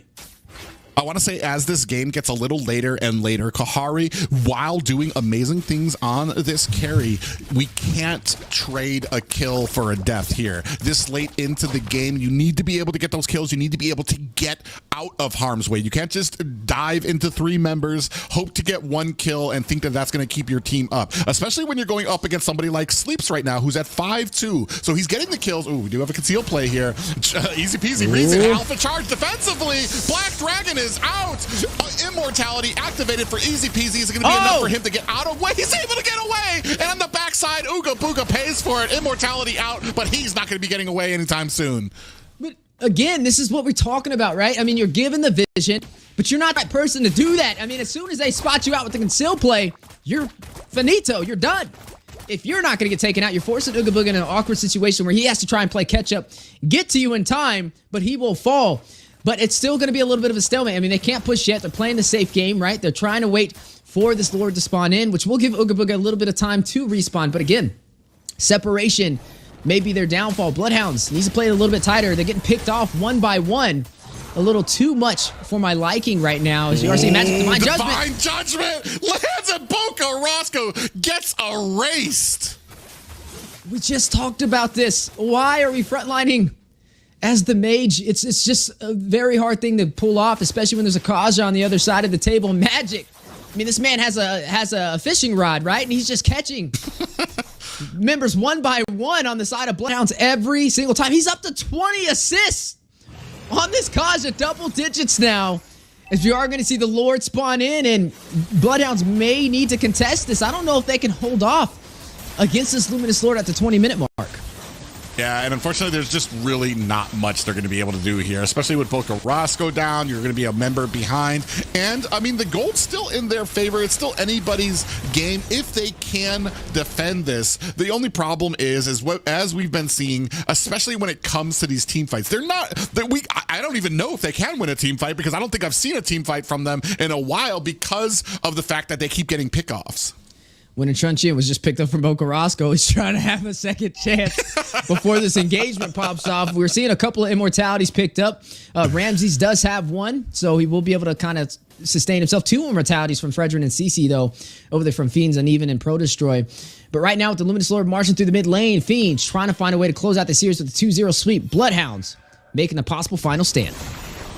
Oh, Magic finds another Divine Judgment. Is it going to be enough to take down Easy Peasy, using that Alpha Charge to get himself away? Black Dragon on the backside. They're trying to burst down the tower. You can see it down to about half health. Big Eternal Guardian lands as Kahari finds all the towers. Blazing Duet is out. Churobami takes down Ooga Booga. Easy Peasy is down as well. This could be it. This might be a wrap for the BloodHounds. Magic is chasing him down, and that's going to be a clean sweep by the Fiends. A clean sweep in a hard-fought battle for game number 2. But again, the team with some new faces on the scene, able to disrupt a top 8 contender from the previous NACT with a fancy finish. And look, they even put up Raz uneven over there twice. With how well he was so performing. well, he's up there twice. Hey, I guess he's not uneven anymore. He's even. As we take a look at these stats here, I mean, honestly, it was a back and forth a game, and up until the very last moment, I want to say that gold was actually very even as well. You can see here the gold per minute, only a 1K difference. Well, that's not gold per minute. That's I think that's oh, gold per minute for the entire team. So yeah, that makes it probably a little bit more sense. But yeah, I mean, unfortunate for the BloodHounds when it comes to the execution. They have a little bit of problems when it comes to those rotations, and like you said, some of that bush checking or having the wrong types of characters out there checking some of these bushes and getting themselves caught. Yeah, I mean, that's just really what it boiled down to. The micro and the macro able to be a little bit better for the side of Fiends. Bocarasco kind of picked off way earlier than needed, especially in this late game objectives, and just kind of has to relax a little bit being the mage. And I think Fiends, they kind of sniffed that out. They're like, hey, if they want to keep taking this fight one-on-one, if they want to keep running out solo, we're just going to do concealed plays and scout them out, right? They're doing a little bit of recon, and it just worked in their favor on these late game objectives and clashes. So Fiends will push through 2-0 sweep up against the BloodHounds. Second series of the day. Both series of the days being 2-0 sweep so far. Fiends, I mean, this is pretty big, right? Taking down BloodHounds, we were wondering, was it a fluke for them to take down Gosu and make it into the top 8? Everybody was kind of thinking about their synergy and seeing if they have what it takes. And I will definitely give them my stamp of approval after that performance.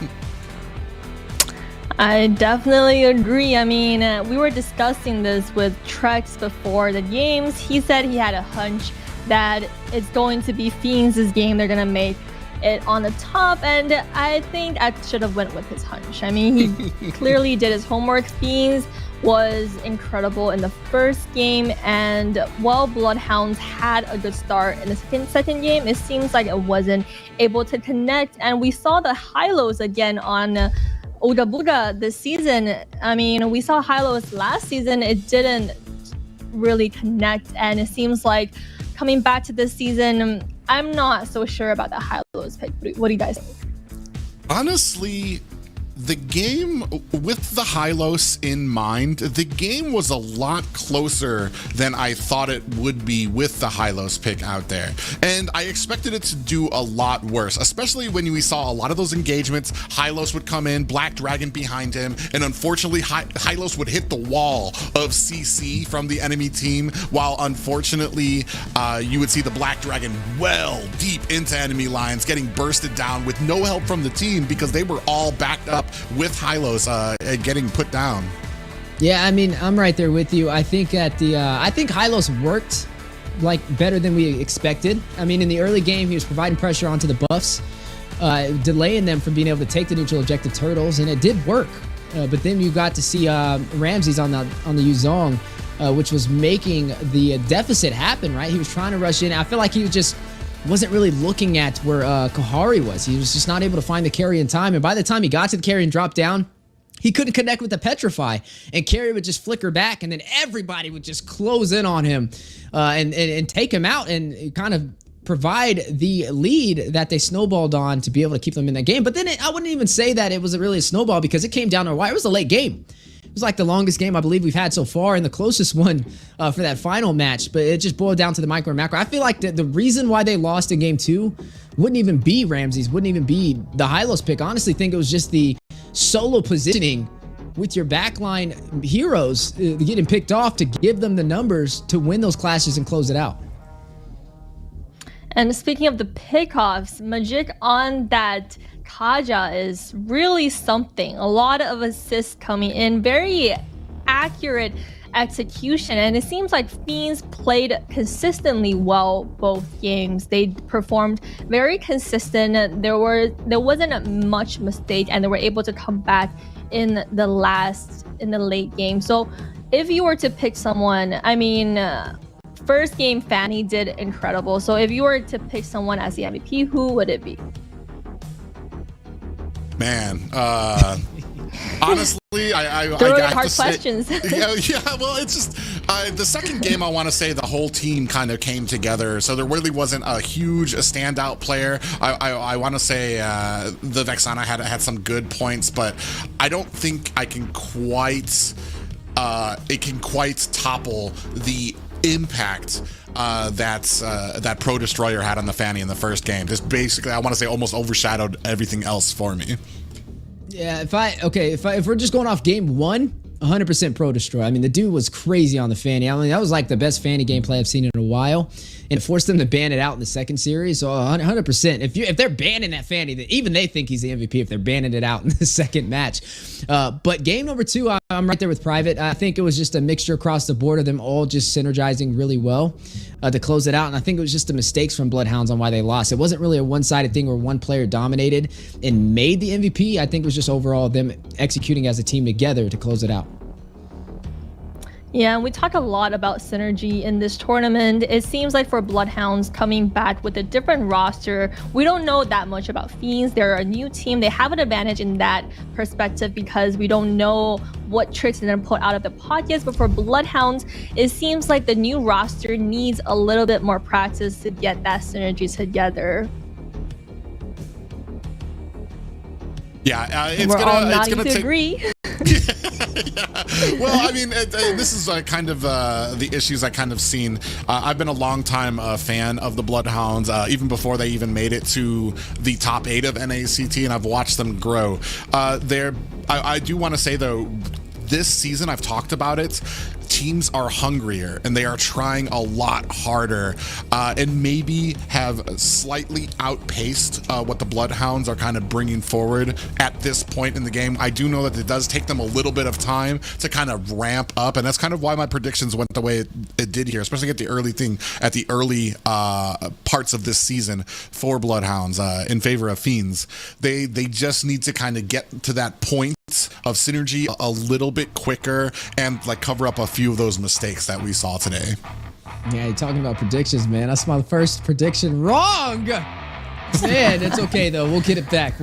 But yeah, I mean, Fiends is looking promising. Honestly, I'm not really too disappointed. I love seeing new teams step up to the occasion. It just shows that our region is growing, and that's what we all want to see, right? Competition is lifting, and some of the previous top 8 teams may be left behind if they don't step their game up. I mean, you've seen it right there. For BloodHounds, I think they just need to work on their trio core synergy. I think that's really what it is. You're either seeing Boca Roscoe caught out of position, Ooga Booga caught out of position. I mean, that's the tank and the mage right there, right? Being taken down. If they can just tighten up their trio core synergy, I think it'll be fine.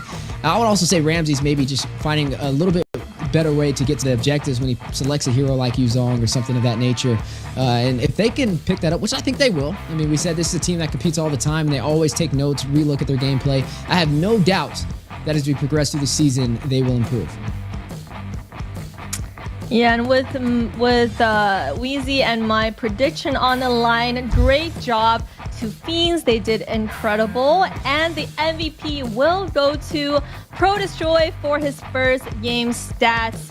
12.3.3 KDA, 3 deaths only, did incredible on that Fanny early game kill, and got banned second game, which hopefully we're going to see more of that Fanny and more of what he can pull out of his pocket.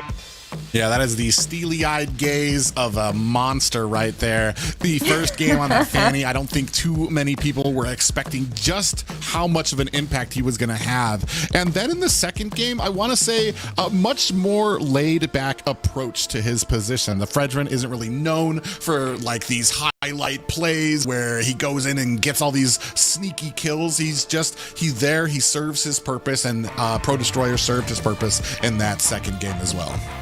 I think we can all agree, at least for their team, Fiends, expect the unexpected, right? I mean, without too much data on them, the possibilities are endless, and that's what makes them such a threat this season. And hey, we'll have to see as they progress through the season, can they do it again?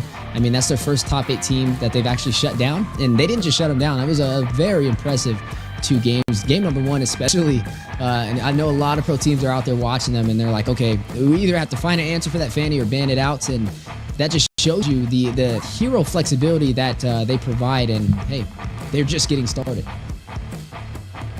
For sure, and Fanny is one hero that if you can really maximize your skill, that's something that is very hard to counter. It's very hard to counter a good Fanny, and I just love to see it pop off on the map.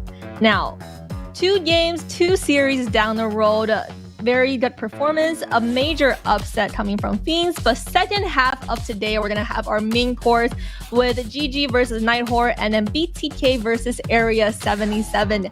Definitely don't go anywhere, looking forward to it. Get a drink, grab a snack, and we'll see you back for the second half of today's series.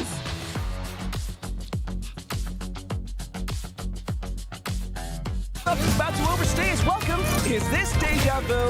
Oh, wait for it. Wait for it. Boom! Melissa joins the party. Chip runs a BCC. Jeez, what a massacre! And to add insult to injury, Melissa portals back to her lane without missing a beat. A skirmish breaks out. Where's Chip going? Is he gonna...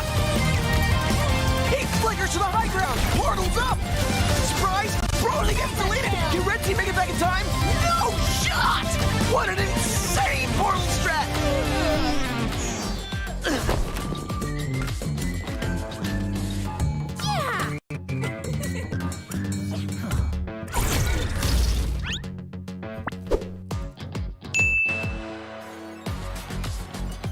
Welcome to All-Star 2024. Hey, superstars.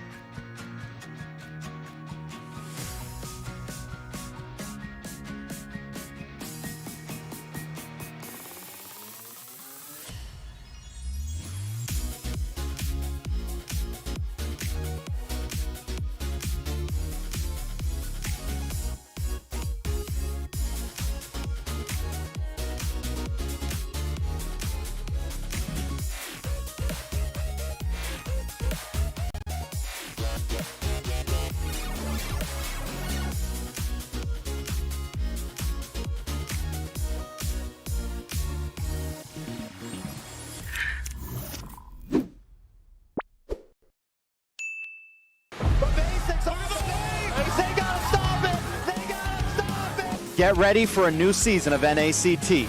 This year, we're going to be dialing up the intensity like never before. We're going to have 2 rounds of open qualifiers so we can give more teams and more players the opportunity to join this tournament. This season, you can team up with friends from anywhere around the world. The NACT battlefield just got more diverse and thrilling. This season, the winning champions will be heading to Saudi Arabia to represent North America at the MSC. This season, I'm not just aiming to win, I'm here to dominate and show that my journey to the top is just beginning. Watch out NACT, the best is yet to come. For next NACT and next international tournament like MSC, you're probably going to see me play with some of my older teammates. Ooh, you gotta reply to what he says. More assassin games.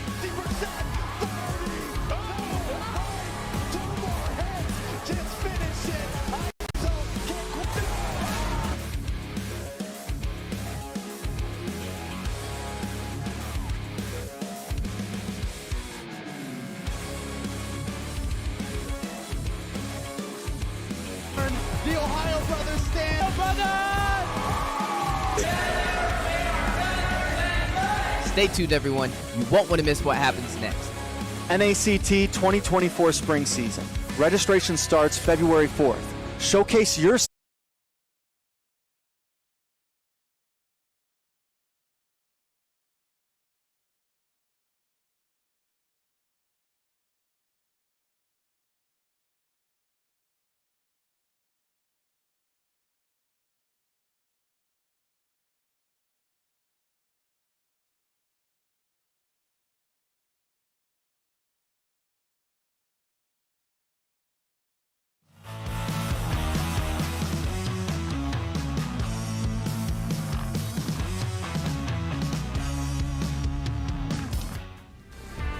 We're back, everyone, moving very fast. So as we're already at the third series of the day, Night Horde versus Gaimin Gladiators. First, I'm going to see GG after the name change and the new sponsorship. Super excited. But given that the top of today, we didn't really see much contest. It was clean sweeps. I kind of doubt how much we're going to see from the second half of the day. We were just talking about that off camera. Is that it's been a night full of sweeps, and it might continue, but there is hope. We can see how well Night Horde has improved, especially in this first series against a team like GG, who has been at the top of North America for quite some time now.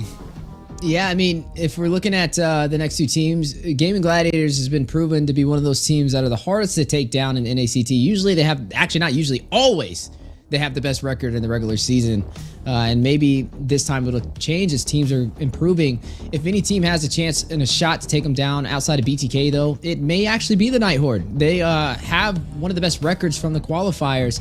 In the first qualifiers, they lost and got knocked down to the lower bracket. And they climbed from the very beginning of the lower bracket all the way to the finish to claim their spot in the first open qualifiers and have the third best record. So they're sitting in that third spot. They only lost to the BloodThirstyKings and Gaimin Gladiators inside of the top 16.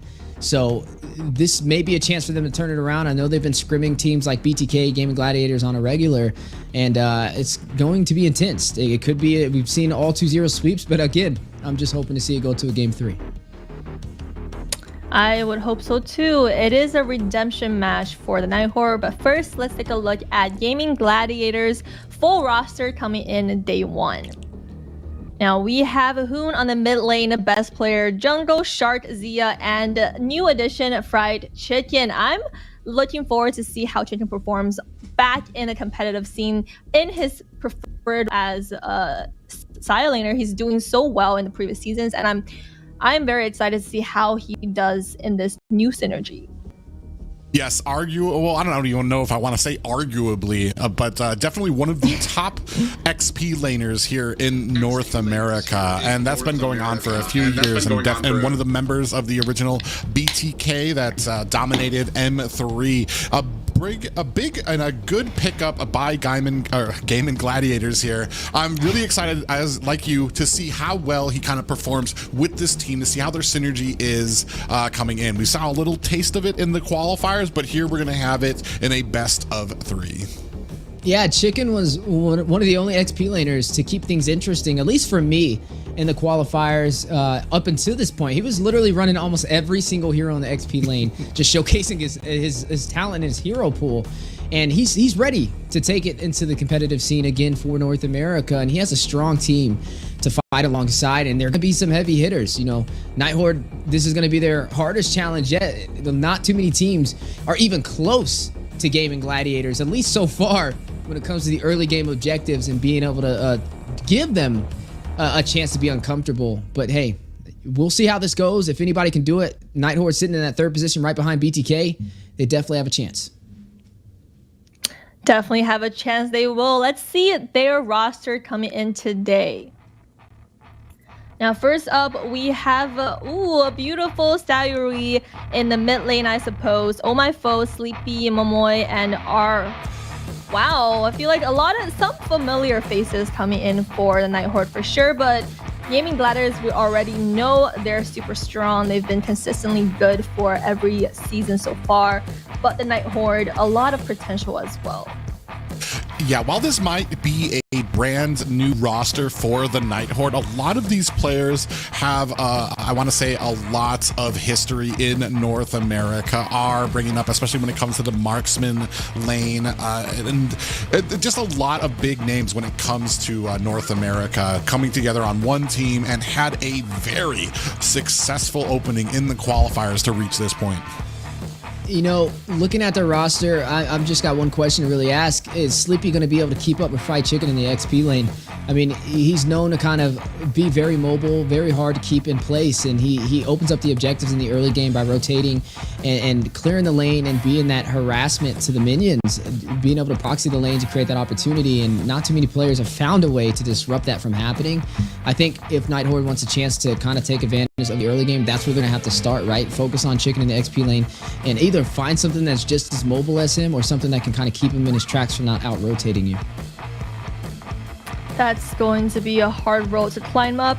But for the chat, I know chat is probably going crazy with seeing Sayuri on that screen over there, but I'm so happy that this season we get so much more representation from the best mages in NA, and a lot of them are girl power, so definitely very excited to see that. So let's see what our casters think is going to be the turnout for this series. Ooh, clean sweep as expected. Zeke tracks UA this season. Seems like he wants a piece of that prediction game. He no longer is showing full support to the underdogs. He wants to prove that he can make the best predictions, and I think he's already done better than at least me and Wheezy so far. Yeah, I mean, we talked a little bit about Chicken as the main focus, but that's mainly because he is the new member. Each individual member of Gaimin Gladiators is prospectively the best in their role in North America here. So I know Wheezy brought it up a little bit when it comes to the matchup with Flat Chicken, but we also have to discuss that matchup in the marksman lane against Zia. Shark is an incredible, arguably, I want to say one of the best players in North America, as he's been to the live stage, the world live stage, about as probably one of the top, has been there so many times. I mean, it's just a roster full of gladiators. Full of gladiators for sure, and the gladiators are ready for their series. So casters, take it away. Ooh, I'm so excited about this because I do want to see, like I said, I'm hyped to see Gaimin Gladiators, who a lot have been saying is going to be the top of North America again. But like I said, it's a brand new roster from Night Horde who had such success in the qualifiers. If they can duplicate that and maybe even just get a single game off of Gaimin Gladiators, it would be a huge win for them. Yeah, I mean, it's going to be a major statement. If they can take down Gaimin Gladiators, a lot of teams are going to be keeping eyes on them, as they're potentially usually, well, not usually, always slotted in that grand finalist position for every single NACT. I mean, they got that trio synergy that kind of stays the same no matter all the name changes and all the different managers that they've had. You usually see Hoon, Shark, and Best Player as that trio synergy, right? With a couple new additions here and there. We've seen them play with Milo. We've seen them play with other marksmen as well, such as people like Basic. But now, inside of this composition, is this the deciding factor? Putting Chicken into the mix, right? It's definitely going to be a new dynamic that they haven't had before, and a lot of people want to see them play it out. But we are seeing the bands on the table. I already see Private's face, man. What's going on?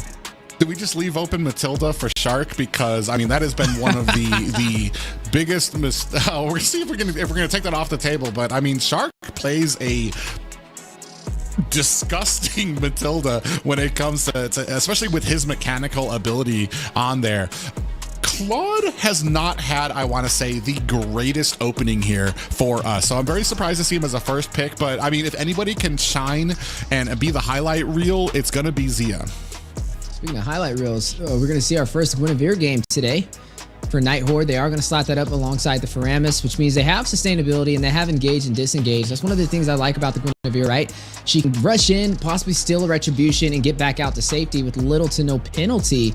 And then, hey, when things don't work out in your favor, there's a Faramis right at the back door with that Nether Realm to keep you and the team alive. There is still Valentina on the table. Could be a pickup from the side of Gaimin Gladiators if they do want to keep their team alive. And also, we got to talk about the matchup. When you have a Fairness on one side of the table and you have the Claude on the other, right? They kind of undo each other. You use the Netherrealm, the Claude goes in, and he pretty much bursts everybody down if they're grouped together. But on the other side, if Claude goes in and uses the Blazing Duet first, and then you use the Netherrealm, you keep your team alive. So it's going to be down to who kind of baits out that ultimate as we are jumping into this game.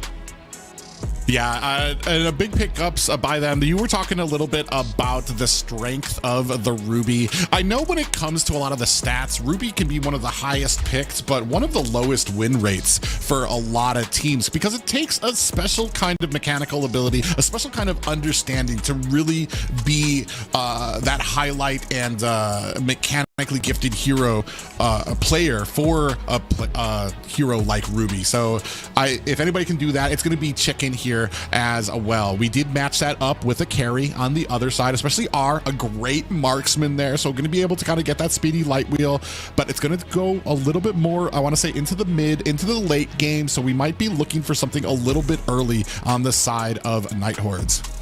Yeah, and I do like that Hoon picked this Lilia, especially up against Faramis. It works out really well. Like, it actually kind of counteracts it. It's something that we see on the international scene to go up against it. You know, you have the black shoes, you can get back out to safety, you can use the power of Gloom to pretty much burst everybody down, especially in the early game. And then, I mean, even if he runs something like a Purify, he really doesn't have to worry about the Guinevere jumping on him using that Violet Requiem because he can go back to safety and pretty much get all that HP back. So I think it's a very safe option. And now we are going to have to look at where both of these sides go from here. Both marksmen on the table. It will be a Claude up against a carry. Staple marksman pickups that have been meta for a while now on all international scenes. And I think we're so far off to a good draft of both sides. I am very curious how the Guinevere is going to work, though. I mean, we haven't seen a lot of teams pick it up. Even when it's not banned, it hasn't been picked. And hey, is it still a meta pickup or not?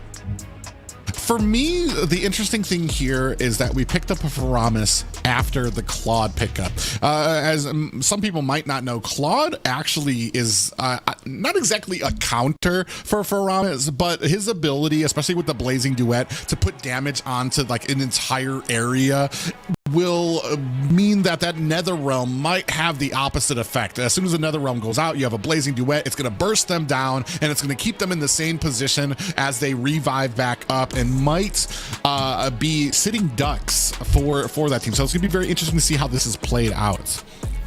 Hey man, huge shout out to the production team. Whoever like just drops these beats for the draft, man, keep it going because it's building up that hype. I'm feeling it as these teams are drafting. You are going to go ahead and see that Fredrin picked up for the side of Gaimin Gladiators. It's going to provide even more frontline presence stacked up with that Ruby. They are going to have to watch out for the carry, though. The carry loves those heroes who are up close and personal. But carry's going to have to watch out as well, as they have a good dive composition, to be honest with you. I mean, the Ruby's good. They could run it in the roam position. They could flex it into the XP. I mean, if anybody can pull that off, it's definitely fried chicken. And they're very versatile with what they have in their draft so far. Lapu Lapu will be picked up from the side of the Night Horde. I'm also a fan of Lapu Lapu. I think he pretty much works in any composition, right? He's like a jack of all trades inside of the XP lane. He has sustainability, has the range damage with the Justice Blades. He has some additional shields to work at his disposal, and he has the stun and anti-immunity to CC inside of the Raging Slash for survivability. Yeah, my only problem is that Land Shaker, I want to say stun from him. You've got some pretty mobile heroes here. Hoon with the black shoes, Zia with that BMI is going to be able to kind of traverse the map and maybe be able to get away from him when he does dive into the back line. Oh My Foe going to go ahead and pick up this Kai. That means, and this has been like one of the age-old, I want to say, counters or verses when it comes to a Fredrin. You're hoping that you can get that heavy spin, pin Fredrin against the wall to where he can't use his abilities, can't use his retribution. Meanwhile, you're open to use your retribution and get the turtle. Yeah, it's definitely going to be something we have to watch out for. Will the Akai be able to pin somebody on the wall, or will the CC be too much for him to handle? As we are going to be seeing both these teams fight it out our third series of the day. It's going to be game one. Gaimin Gladiators taking on the Night Horde, and we're going to find out if the Night Horde has what it takes to avenge their qualifiers loss to Gaimin Gladiators. That's right. It's a little bit of that redemption match where we saw Gaimin Gladiators be able to shut down the Night Horde in the battle of top 16 into top 8. And now, hey, they have a second chance to flip the narrative and take down one of the strongest teams North America has to offer. Already seeing some great early game pressure inside of the mid lane. We talked about the top side, though. Fried Chicken will be running that CC, one of those heroes that are very hard to keep up with. We said he was one of those heroes that loves the mobility. He loves to be able to rotate around and create the opportunity, and CC is a perfect hero to be able to pull that off. Yeah, and especially when it comes to a lot of these angles that they can attack from. Ooh, who got that Litho Wanderer? Looks alike. It actually went over to Gaimin Gladiators. Oh my foe with a decent aggression in there, but not able to snatch that up. Yeah, that was Hoon who was able to take that away from the Night Horde. Special migration in. Some early damage from both sides, trying to get ready for this first turtle. We are looking at the bot side, though. Fredra in 2v1 situation need to be careful. I mean, we talked about running this carry. He does not have a Purify, so if he gets caught with any CC, it's going to be a rough time. Oh, yeah, and that's the thing, too, is he's got the Flicker. Instead of a lot of carries like to use the Vengeance, I think I want to say, expecting the dives onto him, so he's going to want those escapes on board for him. Yeah, turtle spawning in the next 10 seconds as you are seeing both teams fight out. A lot of sustainability for Gaimin Gladiators. They have Brace Might from Fried Chicken. Oh, my goodness. Yeah, you see Fried Chicken goes down there, but they do trade it out for a kill on a too sleepy Seoi in a little bit of trouble here. Hoon chasing them down. First turtle gonna get pulled over. Best player pulling it. I mean, we don't have the exact. Oh, nice heavy spin. Was that actually a heavy spin out there on the shark? Does that mean no? Heavy spin is out now. Coming in there, best player still able to get the retribution. First turtle going over to Gaimin Gladiators, which will give them a slight advantage. It was actually interesting how that first engagement played out on the top side, right? Both mages got a kill out of that, Hoon and also Sayori, both of them taking down the opposing XP laner, which would be really an even trade when you think about it, because the Lilia is going to shine and profit a little bit more because she's going to be able to deal that damage even better in the early phase. She has the Impure Rage. She's ready to kind of burst down anybody that tries to rush in, especially the frontline composition that we are seeing from the Night Horde. Oh, my foe. He did that heavy. He had the heavy spin. Right idea, wrong place. I feel like he should have been a little bit closer to that turtle to try and get that objective in his favor.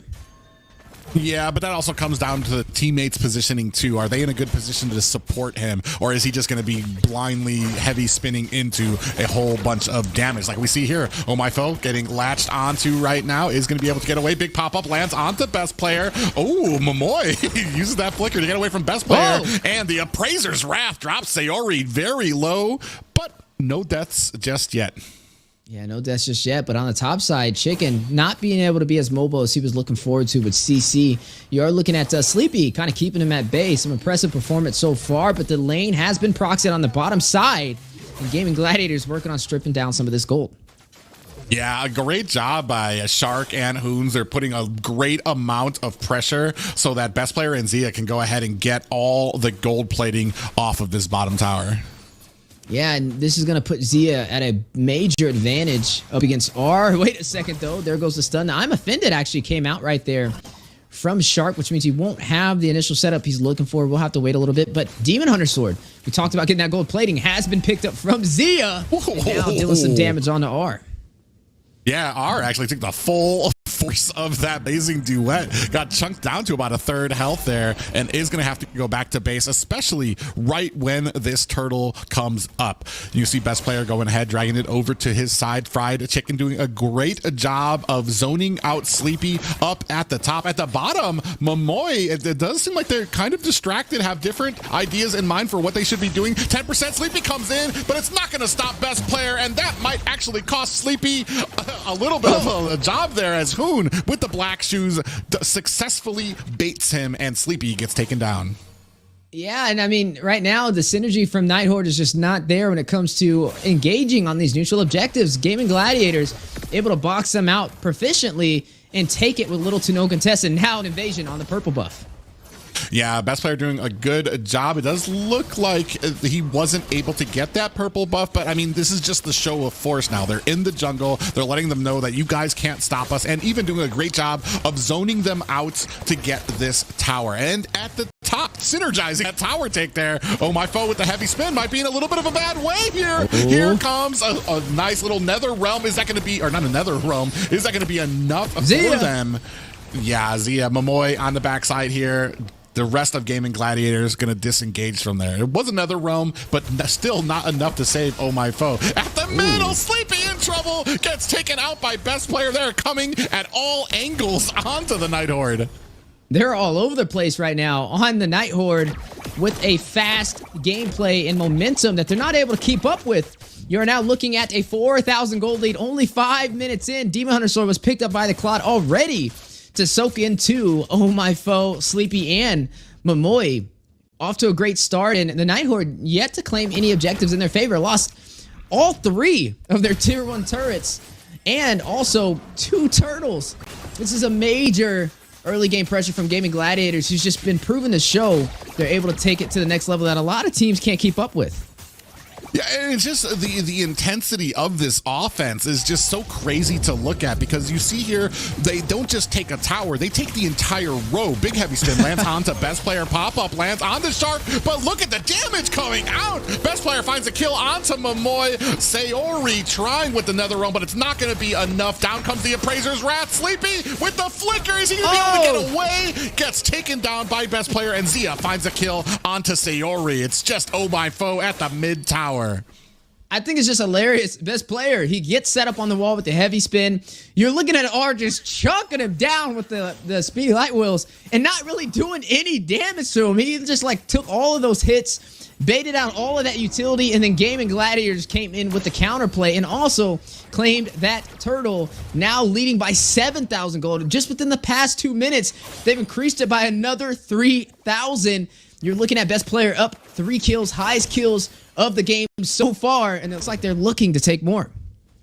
Well, and that's the problem when it comes to this tanky carry builds. You only have the belt right now. They don't even have endless battle right now, so they're not going to be doing too much damage to be able to kind of compete, especially with best player who's starting to get real ahead on this Fredrin. And that's going to be a problem, because the slower you're able to burst Fredrin down, the more damage he's going to be able to output to you through that Appraiser's Wrath. Yeah, and they're trying to play for a very sustainable composition. I mean, they have 3 Brave Smites on their side, but Oh My Foe! Yeah, Oh My Foe with a heavy spin there, but Chicken wisely using that Purify to get out of there. Best player finds a kill onto Momoy, and every single time that the Night Horde thinks that they have found an opening, it just gets turned around on them, as the rest of Gaimin Gladiators are right there to go ahead, put on the damage, and take a kill off of Night Horde. Yeah, it's looking like Gaimin Gladiators is trying to find a way to close this out early before that 12-minute mark, and they may be able to pull it off on the pace that they're running so far, as the tier 2 turret will fall, and they're stripped out to their inhibitors for the Night Horde at the 8-minute 30-second mark. Right now, Gaimin Gladiators checking everything off the list. The Night Horde forced into a situation where they have to play for the late game. They can't afford to take this fight into the jungle, as they will not win. It's almost a 10,000 gold deficit. Not the fight you want to take. They need to play passive, wait for Gaimin Gladiators to hopefully make a mistake that they lean on. But so far, they have not been able to find that opportunity. Yeah, it's, oh my God, Sleepy. There is another realm out trying to save them. It's not going to be able to keep them topped up, as the Blazing Duet is into the back line. Momoy, very low. Big pop-up on the Shark. Is that going to be enough? Shark goes down, and down goes Oh My Foe as well. Yeah, it's going to be a 1-for-1 trade. But again, Gaimin Gladiators still an advantage. It's not really going to affect them that much. They have pressure. They can take this Lord with no contest. They can stay inside of their jungle, try and starve out the Night Horde from rushing out, but looks like they're not. They want them to take this fight into the Lord Pit. Do they take the bait? I mean, I don't know what you can do here at this point. You're at a 1,000 gold deficit per minute for Gaimin Gladiators. Best player going to go ahead and pick that up. Fly Chicken fending off the whole of the Night Horde by himself. Does get the rest of the group to help out, and Night Horde is going to turn tail for that fight. Literally the definition of a one-man army from Fried Chicken over there, only needing that War Axe to be able to do it. He does have some sustainability. He's building up some defense on top of that. But when it comes to the damage dealers, right, you're looking at Zia picking up the Demon Hunter Sword, the Golden Staff, the Malefic Roar, and the Corrosion Scythe. 4 core items. Carry, not able to keep up with him right now. Has that Thunder Belt, has a little bit of damage as well, but not enough, especially with that 11k deficit and a Lord marching on the top side. And I think Gaimin Gladiators is looking to close this out. I mean, they are in position to be able to do it. It's going to be a tight window, but with that gold advantage, with the lanes being synced, they're known to be able to pull this off.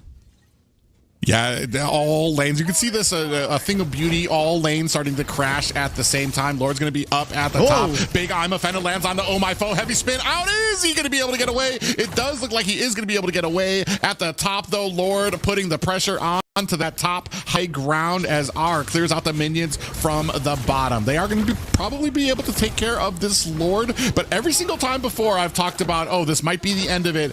Gaimin Gladiators look to try to go in for the kill. Sleepy deep into the back lines. There is a Nether Realm to keep the team topped up. R finds a kill onto best player, but Hoon able to answer back with a kill against a Sleepy. Down goes R as well as Momoy, and that is going to be 4 down for the side of the Night Horde. Gaimin Gladiators actually might be able to close this out. It's just Sayori on her own to try to defend this, and that is going to be a dominating performance and victory for Gaimin Gladiators. GG, fastest game of the NACT Spring season and their opening debut for the regular season. Gaimin Gladiators living up to the name and not disappointing. Very fast finish, 13-3, 41 KDA, 189,000 damage over there. Their rating 9.67. Honestly, I'm surprised about the rating. I would have said that would have been the highest rating because that was the fastest finish. GPM is going to be sitting at 8,000, but that doesn't even paint the full story of what we've seen today with that flawless execution.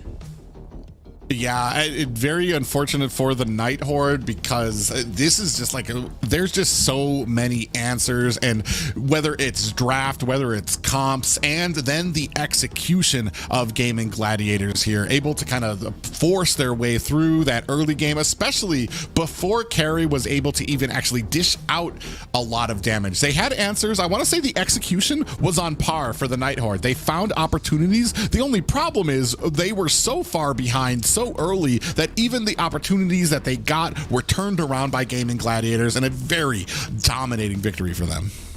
And this just shows you how strong Gaimin Gladiators is, because Night Horde is not your average team. They're sitting in that number 3 position above a lot of these teams who are on the table, at least for the top 16 into the top 8. That may change as we kind of go through the round robin for the regular season, but to be able to shut them down with that fast of a game shows you they're not playing around, right? They're taking this seriously and they're executing flawlessly on these objectives. And this is where they start to shine over a lot of teams, at least on the NA scene, they just can't find a way to keep up with them in the early game. And the international level, I wouldn't say it's the same story. I feel like those teams are kind of on par or a little bit better than them. But when it comes to the NA scene, man, a little bit. But in the NA scenes, you start seeing teams, that's what the difference is, right? Even if you have a good draft against them, they're just, people can't keep up with their rotations. They can't keep up with the first neutral objective, the turrets, the rotations is what gets them that micro and macro every single time within that first 10 minutes. Yeah, it's hard. It's hard to be like an analysis for the Night Horde, because it's like we want to know where we can do better, where we made mistakes, and where we can kind of match up against the Gaimin Gladiators. And it's like, where do we start? Be it from like every mistake is always capitalized on by Gaimin Gladiators, and even when it comes to those rotations, you saw a great ability by Gaimin Gladiators to zone out the enemy when it came to either objectives for the towers, getting gold plating, or even when it came to the turtle and lord fights. They executed everything textbook that you needed to do, that you want to do against an enemy team, and to the point that, like I was talking about before, when they get their hands on you, the hold gets tighter and tighter and tighter until you're suffocating in your base at like the 12-minute mark. And you know, it boils down to them just having that international experience. I mean, they've fought against some of the best teams in the world. They've learned a lot that other teams haven't really had the opportunity to have, because they can't take them down. And it just goes to show that they're getting better and better. Now, in order for them to stop them, they got to find a way to disrupt their synergy early. I think that's really all it is. If you can find a way to get to those objectives first, or at least get a trade-off to even out the early phase, that will be a good start. But I got to ask you a question. Out of everything we've seen, I mean, that was a very fast game. Do you even have somebody that you could give the MVP to over there for match number 1? I Honestly, it's for me, it's really hard to pick an MVP on Gaimin Gladiators a lot of the times because I want to say every single one of them does their job so well. Like there could be a highlight reel and like textbooks put out for the way each one of them executes their position and what they're supposed to be doing. And it's honestly, I can't even pick one out of them. Do you have one? I don't know. I mean, I'm right there with you. It was just such a fast game. They were winning everything across the board. I will say, though, it was impressive with Hoon at the very end. He was running that Lilia, and he went to the side of that inhibitor turret, and nobody on Night Horde even tried to go for him. They just let him just start bursting them down with the gloom to close it out. Like, if we get a replay on that, you'll literally just see Hoon standing there. Didn't even need to use the black shoes. He's just making it rain on them with the gloom, and they were so focused on defending the mid lane and not paying attention to the backline mage to the right of them, which had a heavy impact on how fast they fell over there for that wipeout to close out game number 1. But overall, I think it's that similarity to what we've seen in a couple of the series today where teams are just overall collectively good and an MVP as a team as a whole, not the individual. Interesting here. I mean, what do you do as the Night Horde after that game to kind of like shape up and like, it's like, where do we start from here? I mean, it's when it comes to these teams, I'm sure it's kind of expected. They know they're going up against basically the very top of North America. So you basically just have to take those licks, come back with something and try to execute as best you can. Yeah, execution is key, and that's what's going to make the difference inside of this game. Night Horde up against Gaimin Gladiators did not be able to push through game number 1, which means they are now at a possible sweep if they're not careful, which will be our 3rd sweep of the day. I want to see it go to game 3. Honestly, being on the desk, I want to see a team that can give Gaimin Gladiators a challenge. Like, we always want to see North America grow, but I know whoever wins the NACT Spring season, I just want them to be able to represent us on the international level and perform. And that's what I'm excited to see as all these teams are fighting it out. But looking at the draft so far, this is what we call textbook, right? I mean, nothing too out of the ordinary that stands out. Mathilda, it's still on the table. Do we see it? I mean, it wasn't picked up last time and it walked. It actually got banned out by Gaimin Gladiators during the second half, which was very interesting to me because I want to say they have the strongest Matilda player in my opinion. And they ban it out again here. And this is a very interesting thing for me. As strong as a Shark is, it's interesting to me that they ban out the Matilda, obviously because they have different plans that they want to go with, and Matilda just not falling into it, but they still do have the respect on that roam. Speaking of respect, we've seen time and time again the Ruby not being banned out, and a lot of teams kind of not really worrying about prioritizing it for the first pickup. This is going to be the first time that we see a team take it up for first pick, at least so far for the regular season. Night Horde is going to go ahead and take that, which means they have Group CC, but they allow the trade-off to be the Claude and the Vexana. How you feel about that trade, Private? Man, it's... For me, like I said, Ruby is one of those double-edged swords. She has a lot of play and she has great potential, but it takes a very special person to play her very, very well. And especially when it comes up against some of these teams that can throw out a lot of that CC. Ooh, I do like the Nana pick out there. I don't know if this is the first time we're going to see the Nana versus Vexana. With the recent nerfs to Vexana's kit, I almost put her kind of like even to the type of CC and control that Nana has out there. And sticking with that Guinevere pickup. Yeah, it didn't work out the first time, but hey, maybe the second time will be the charm. The Nana and Vexana will be an interesting combination to fight up against each other. Both of them very strong mages. Gaimin Gladiators now has an opportunity to pick up something before the second start of the draft. Do they go in for something like a Minotaur? I mean, it's available. There's not really much to stop the Minoan Fury, and it hasn't been banned out yet. I think it would definitely be a strong pickup, but do they have the no? The Nolan has been taken off the table. So honestly, I think the Minotaur would be pretty solid here for Gaimin Gladiators, but they're a team that is very three-dimensional when it comes to drafting, right? They can keep a team on their toes, they can keep things interesting, and they're going to go ahead and solidify their jungle. They're going to go ahead and pick up this Fredrin. They pulled it off the first time, had no problem. We've seen a best player pinned on a wall by a heavy spin and a carry just raining down with the speedy light wheels, and it didn't even phase this man. So hey, why not pick it up again? Yeah, well, that kind of came out too because Carrie has that issue in the early game where if you're playing her as a tank role, a lot of her first items are going to be those defensive items instead of the actual ones that are going to help out with the damage. And Gaimin Gladiators read that to a T perfectly, made sure that when they did get pinned up against the wall, they were able to kind of close the distance very quickly and give the support that best player needed to make sure that he survived through there. Looking through these first, and then, yeah, they're going to go ahead and take Carrie off the board anyway. CC on the side of Night Horde taken off the board. There, you were talking about it earlier as well. Minotaur, the big CC roamer tank villain there, going to be taken off for Gaimin Gladiators. Yeah, I'm looking at this draft so far. I mean, there's still a couple of marksmen on the table. The Brody would be pretty solid here, especially to have the survivability in your lane. You know Gaimin Gladiators is going to rotate down there and gank that side lane. They stampede through the early objectives, and they may want to go with a marksman that has survivability. The Natan is an option. We got to see him picked up earlier today. Not your most favored marksman, but it can work in their favor if they pull it off right. But I don't know if they will because there's so much. I mean, you have the Guinevere and the Nana already, so I would probably just say the Brody would be a good pickup for the side of the Night Horde. They are going to go ahead and take down this X-Borg, though.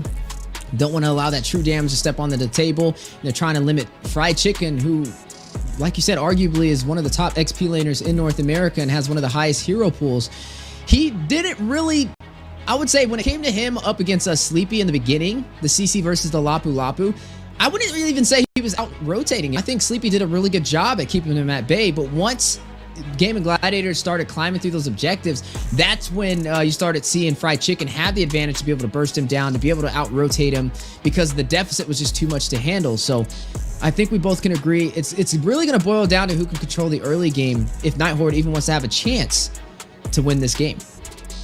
Well, it was really interesting because in the early game, Chicken actually took a death up in his XP lane early to Night Horde because of their rotations. The only problem is, like you said, once that steamroller gets going for Gaimin Gladiators, no lane is safe, no jungle is safe for them, and they just control it so well. Here, they're going to pick up Paquito. I do like he has had some recent changes to him with the most recent patch. He's got a lot more damage for his abilities, so that's going to be a very big shock, especially if he can kind of get around, maneuver around the Molinas from Nana, or even close the distance on a Guinevere. Yeah, the Paquito can be a problem. I think they also extended his range on his skills as well, which could be a possible problem. Now, we're looking at a strong frontline composition and some great CC for the side of Gaimin Gladiators. On the side of Night Horde, they have some good CC as well, and they're going to get even more as they pick up that Yu Zong, which means this is going to be a Guinevere in the jungle this time around. This won't be that roam Guinevere. It's going to be Yu Zong inside the XP lane going up against the Paquito. I feel like with the Paquito and the Yu Zong, I feel like the Paquito can get the job done, and maybe even with the recent buff to him, it's going to give him a little bit of a slight advantage. But the Yu Zong, I mean, if he can proc that Shaw Essence, he'll be able to kind of out-survive, and this may just be a battle of who can get those neutral objectives first. But both of them bring some big things to the table. The Paquito has the mobility. He can get to the back lane or back lines and burst them down. But so this is Yu Zong with the Black Dragon. And there's not really anything to stop Yu Zong once he drops down. Looks like he's going to try and focus in on Hoon, try and get that Vexana, and open up these neutral objectives. Oh, I haven't seen Shark on a show in a while, and that's going to be a pickup for him. Definitely going to be looking to isolate out either R or Oh My Foe. I mean, Sayori might be a different story. You definitely don't want to kind of jump into a Molina on your front. Very interesting. I haven't seen Shark on a... Well, I mean, successfully. I've seen it on the international stage. He pulled out Cho a few times. I haven't seen it too often here in North America in the NACT, but I'm glad to see it, especially where somebody who's as mechanically gifted as a Shark is. R, on the other hand, here, I'm very interested because we were talking about it before. A lot of the marksman changes that came out kind of put a nerf onto the attack speed and help out a lot of those marksmen with a lot more base damage than they had before. Clint, one of those that really favors that base damage and that burst that he can put out. Now, there's a lot of physical damage for the side of Gaimin Gladiators. They only have the Vexana for the magic damage. Will Gaimin Gladiators be able to shut down the Night Horde as we are jumping into the Land of Dawn? Yeah, it's going to be game 2, looking for the Night Horde if they can have the possibility of taking this to a game 3 against arguably the best of North America. That's right. I mean, they've been competing on the international level all of 2023. The only team that's had a chance to really give them a hard time was the BloodThirstyKings, and that was back in the NACT Spring season when we got to see that. But now, some early aggression already. Oh my God, the fast rotation by them and the cleanup was perfect there. Surprise to Sleepy, and that's a kill in the opening 30 seconds of the game. That's the fastest kill that we've had in the regular season so far. And Sleepy now needing to kind of watch out for that. It just shows you Gaimin Gladiators, they try and keep a team on their toes. Expect the unexpected when you're going up against them. As you are seeing some of the emblems pop up, you are going to see Brace Smite picked up from Moe and Sleepy. Both of them have sustainability, have that healing effect in their favor, which is going to work with Gaimin Gladiator, though, because they just need to build anti-heal, and they're going to counter both heroes on the side of the Night Horde when you stack up like that. But like we said, for the side of Gaimin Gladiator, oh my goodness! Maybe just a little bit of a mistime. I'm not sure if that Appraiser's Wrath actually hit Sayori or if it was too early before she transformed out of the Molina state. But man, just the engagements here, how quickly they're rotating as 3 to kind of jump on a Momoe. Actually sees it coming, is trying to get in there against Shark, goes in for the pop-up. Oh, I wonder if he actually got that. They're going to go ahead, latch on the Shark. Fried Chicken comes in onto Momoe, and the 4 members of Gaimin Gladiators going to go ahead and focus on this first hurdle. Yeah, going to try and pull the aggro. You are seeing a little bit of a contest, though. Yeah, Shark has latched onto Oh My Foe. He's not going to give him any room to breathe, which is going to allow best player. Here comes the Violet Requiem onto Shark. Sleepy finds the finishing touches in there, latches on the best player. Appraiser's Wrath comes down with the combination of Hoon. That's going to be all she wrote for Momoe. Yeah, you are looking at, oh my gosh, Hoon with the double kill will find Sleepy Chicken, though. Oh my God. I was like, there's no way Chicken gets out of that scot-free. Oh My Foe and Sayori going to find the kill there as well. That's right. 3-2 on the scoreboard. Oh, here we go. Oh My Foe rushes in.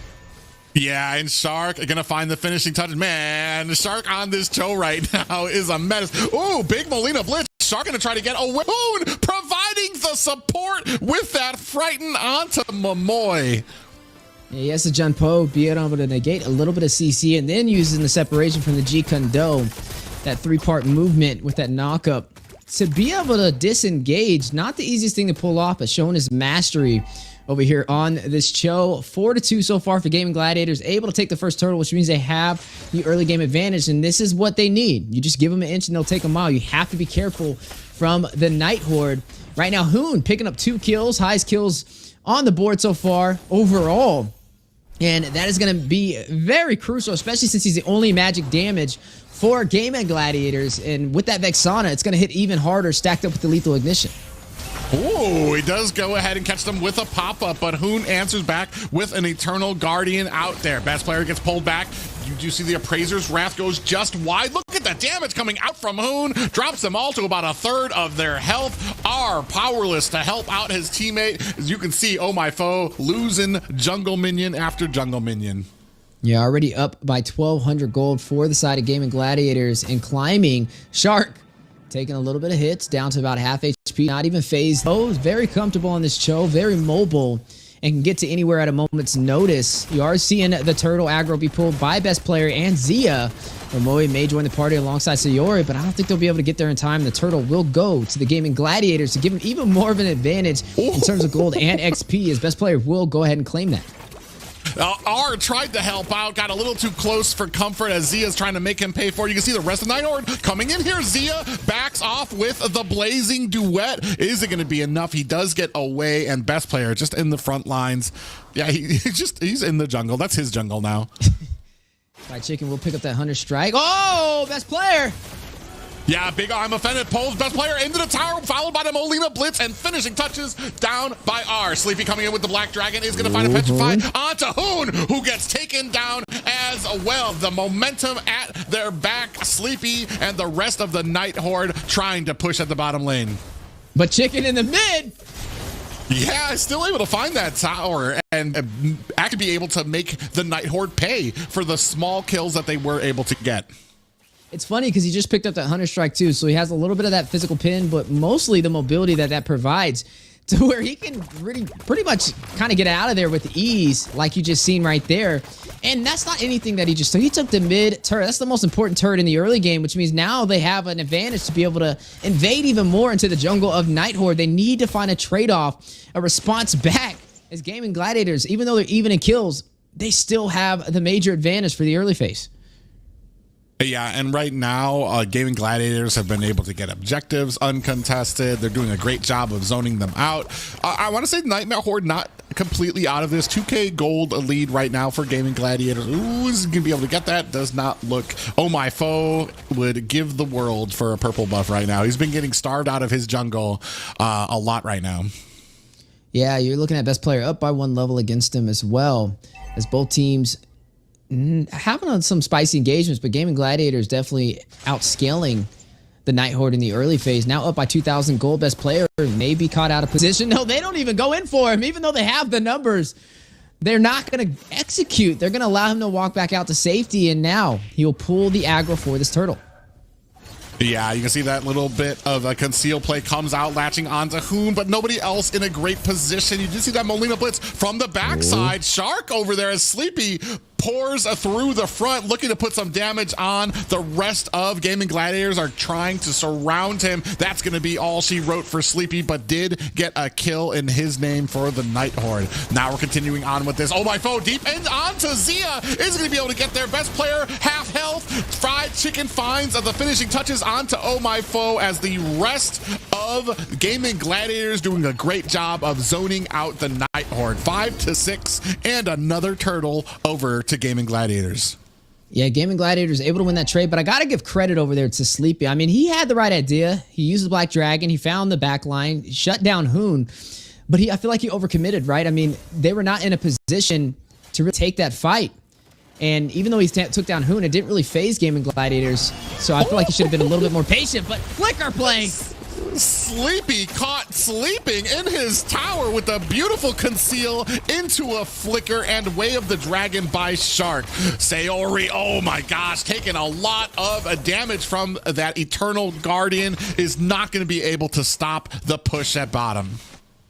And down goes the tier 2 turret for the bot side as well, leaving them with their inhibitor on the bottom side. Gaimin Gladiators still able to get these objectives with fluidity up against the Night Horde, down by 6,000 gold now, 4 turrets, 3 turtles, not able to take any objectives on the map. I mean, look at the towers. No turrets have taken any damage this entire game for Gaimin Gladiators, all over the place, checking everything off the list. Best player will be able to claim that tier 2 on the top side, leaving only the tier 2 for the mid. And this is what happens when you take that mid turret super early in this game. Fried Chicken realized that he was able to take that objective, and this gives him a massive boost when it comes to invading into the jungle for the Night Horde. Golden Staff was just picked up from Z. We'll have those enhanced basic attacks as he goes in with these blazing duets to be even more of a threat to the Night Horde that they have to watch out for. And this is kind of putting them in a situation similar to game number 1, where they let them take advantage of the early game and they were not able to find a way to turn it back around. You got to look at a way of possibly getting a setup,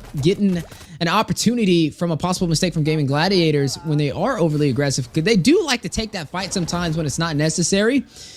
But here comes the concealed play. Do they find the opportunity? No. You are going to see Gaimin Gladiators disengage. Lord has spawned in, and they have full control of the Lord Pit. Yeah, about a 7K gold lead for Gaimin Gladiators. There's not going to be much to contend here. I almost want to say early in the game when they took those 2 deaths, it was almost seemed like it was part of the plan, because it lured all of the Night Horde to the bottom and it allowed a Chicken to be able to get that mid tower. And ever since they got that mid tower, it has been all Gaimin Gladiators forcing their way. Spatial migration lands on the Shark. Ooh. Oh my foe, gonna have to try to dodge himself, get back, and getting taken down by Fried Chicken with that big Paquito damage. Chicken stuffing concretes and Paquito's gloves right there. The way he's dealing that damage, able to take down Oh My Foe, finding his 3rd death of the game, having a really hard time getting online with this Guinevere, who we haven't really traditionally seen picked up when it's not banned out. And so far, it hasn't had the most promising win rate, but away the Dragon. Yeah, Way of the Dragon. The way Shark plays this with that flicker into the Way of the Dragon has been surprised. Oh, we do have a nice little leap into there. Sleepy looking for some damage and the regen, but he's going to be taken out by Fly Chicken again. And Fly has been a monster so far. R does find a kill onto Zia. That's going to be a kill in their name, but still 2 down for the Night Horde as R is trying to chase down Shark. Needs to watch out for Chicken, though. He wants him to overextend. But I think we got to change the name. I don't think we say the Way of the Dragon anymore. We say the Way of the Shark.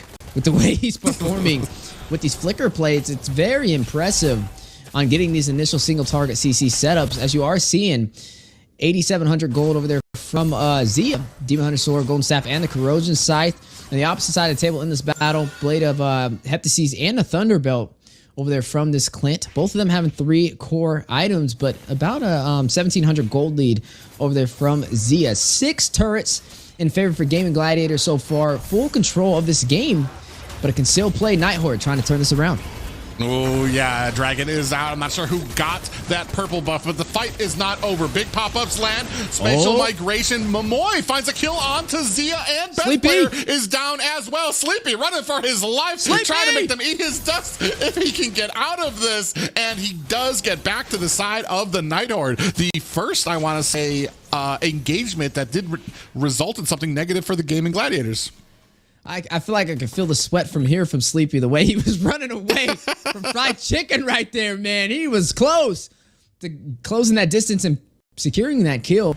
Even though they're not up by too many kills, the objectives is where they are shining. Again, a lot of insurance for the side of Gaimin Gladiators, have not lost a single turret so far, and have now forced the Night Horde down to their inhibitor turrets. Zia, picking up his 4th core item, is going to go ahead and have this Malefic Roar to be able to deal into the physical defense from the side of Night Horde as we are getting later into this game, almost to that 40,000 gold threshold, up by about 5,000 gold.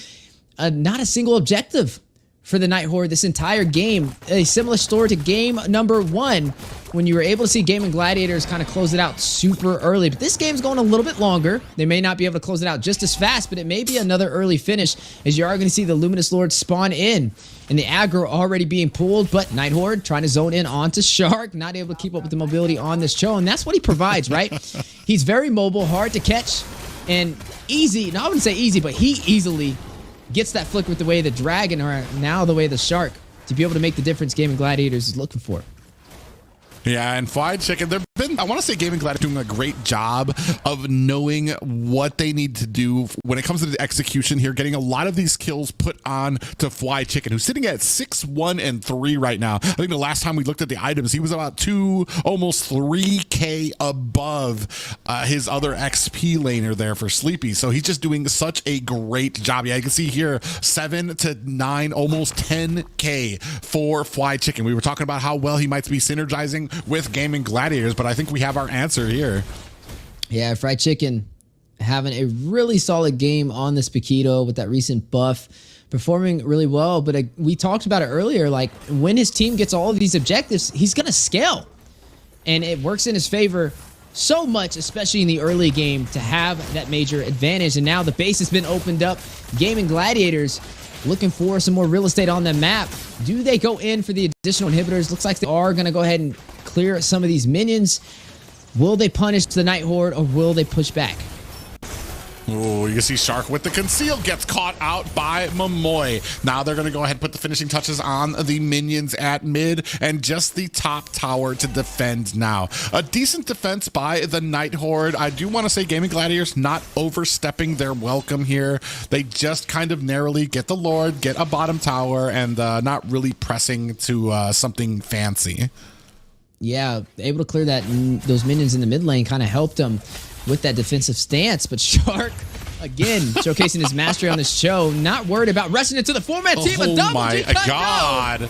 Shark is just a maniac right now onto this Trailblazing duet, dives deep onto the enemy lines. Oh, my foe has his immortality activated while Shark puts the finishing touches on to Sleepy, and that's going to be 1 down for the Night Horde. I think Shark has officially earned his black belt over there on this show so far. The way he is rotating around and creating that opportunity, that double G Kondo was disgusting.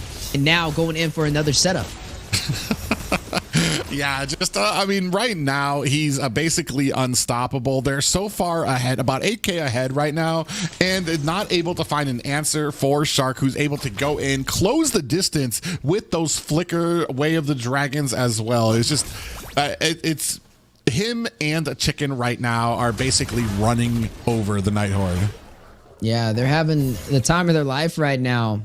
Great execution. You're going to see 11K over there from Zia, though, talking about the marksman for the side of Gaimin Gladiators. Just picked up that Wind of Nature as his 5th item. Will be able to negate the physical damage. And if you look at Clint, he doesn't have a Wind of Nature, which means when it comes to the 1v1 engagement, you are going to be able to see Zia outlast him if he is not careful. Gaimin Gladiators, time and time again, finding their way to these objectives, forcing the Night Horde in a position where they can't even contest because the deficit is just so major. Hoon is going to pick up that Winter Truncheon, going to have a little bit of that survivability at his disposal for this next engagement, and I believe they may try and actually close this one out with this Lord. I mean, it is a Luminous Lord at the 16-minute mark, and they only have 2 inhibitors to go through. They're going to focus on trying to sink these lanes. The Night Horde, possibly off to their final stand. They need to find a way to shut this down and turn it back around, as this is match point. If Gaimin Gladiators is able to close out this game, they will push on through this series with a 2-0 sweep. Yeah, and at this point, you're basically waiting for a team like Gaimin Gladiators to make a mistake, and they've shown that they don't really make too many of those. You can see Shark kind of baiting out, playing around with Sayori here. Top down to about a 10th of health as the Lord pushing down through the bottom. You can see it's still kind of forcing its way there. Wide Chicken and the rest of Gaimin Gladiators spread out, waiting for this next wave to come in. As the wave crashes in, here comes Shark with another flicker play into a Way of the Dragon. That's going to be able to find them. Spatial Migration is up, but down goes a Sleepy. Here comes the Appraiser's Wrath, and R actually finds a kill onto Zia. It is 2 down for the Night Horde. I'm not sure if they're going to be able to defend this. Chicken goes in with the damage and takes down R. This might be all she wrote for Gaimin Gladiators. The rest of them trying to surround, putting the damage onto the core. They're not done with the kills just yet, and that's going to be it. A clean sweep for NA's #1 team currently, Gaimin Gladiators. Yeah, there you have it. Living up to the name yet again. 2 matches in a row for their debut for the regular season in NACT Spring 2024. Great performance. Honestly, with Chicken on the roster, they are looking very strong. That Paquito was hitting heavy, and Horde not able to find answers for it, especially with the early game advantage opened up from Shark with that great performance on the show over there, looking like Yahweh with the way he was rotating across the map. You are looking at the team stats now on the board. Night Horde not able to really claim any of the objectives in that entire game, what we call a one-sided story. And I mean, hey, it's Gaimin Gladiators. They're one of the hardest teams to take down. I think if the Night Horde wants to have a chance, when they do face them again, if they do face them again, they're going to have to work on that early rotation, the early game to disrupt them, because Gaimin Gladiators, I didn't see at any moment them not have full control of that game.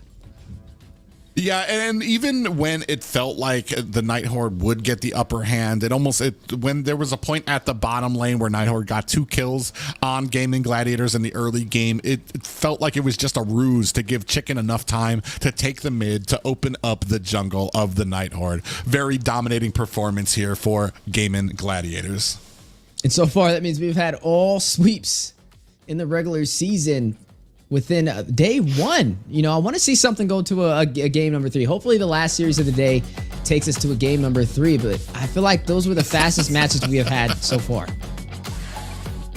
I mean, all clean sweeps, but the last sweep is not what we haven't expected. Gaimin Gladiators for the previous seasons have made a consistent W for every game pretty much in the season, except maybe international performance, but that's another story. They're also constantly improving, so obviously if you want to make it to the international scene, you first have to defeat the undefeated Gaimin Gladiators. So definitely amazing performance. You guys talked a lot about Shark, right? So for Gaimin Gladiators, they have a lot of strong members, and you can argue that all of the team members are the best at their role in the region, but if there's one person that everybody can agree on is the dominating person for the role, it would be Shark. You can't really find a better roam in the region than Shark. So I would definitely agree with you guys that Shark did incredible, and he is the best roamer right now, personally.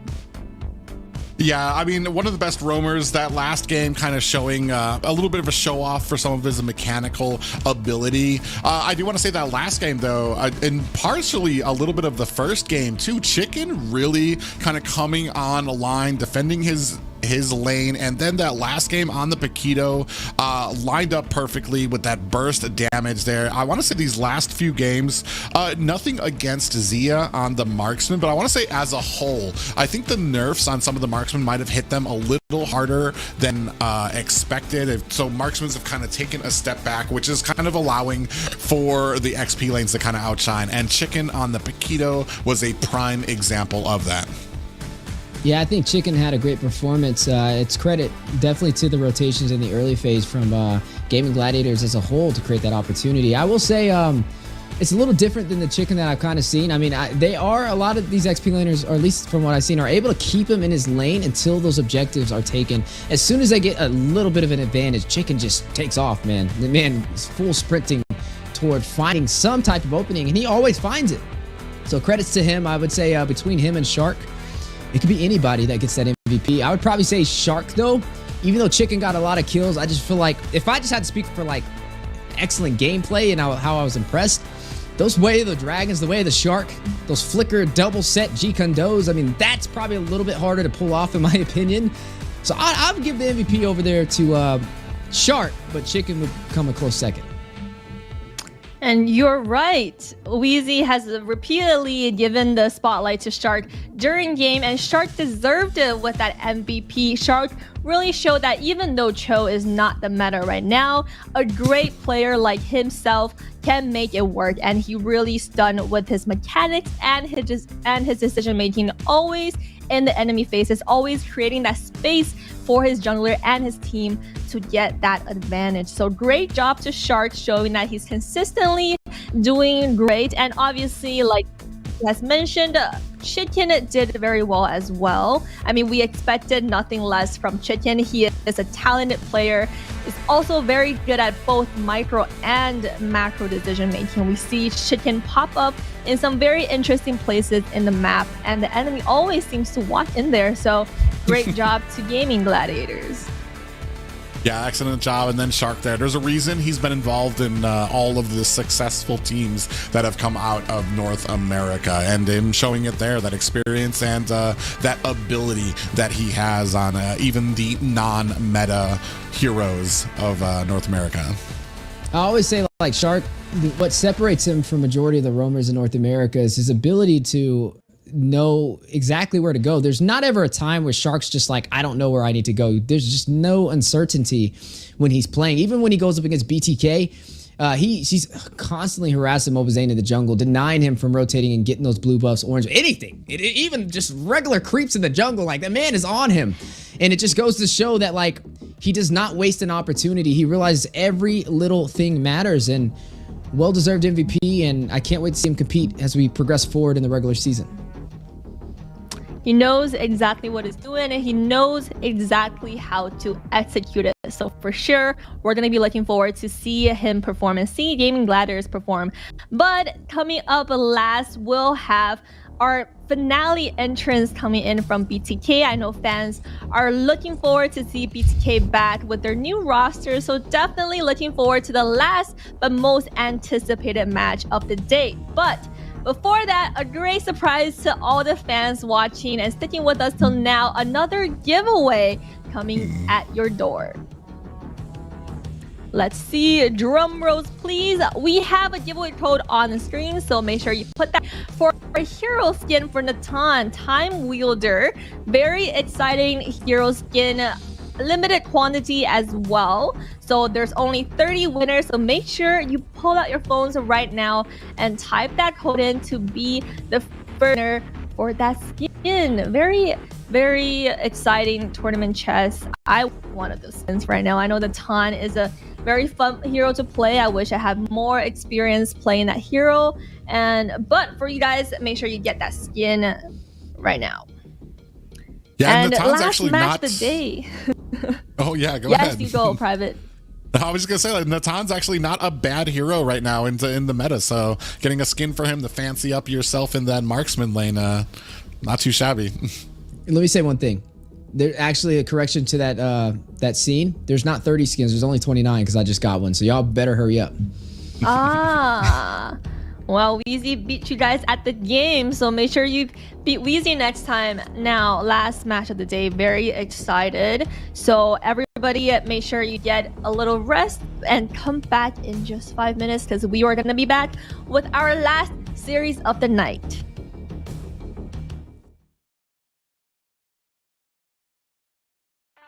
In the world of NACT, every single player has one dream: to raise the ultimate trophy. It builds alliances.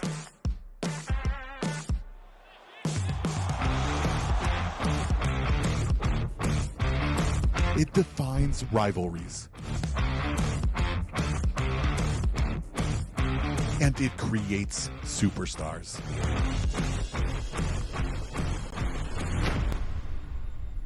The only question is, who will be next?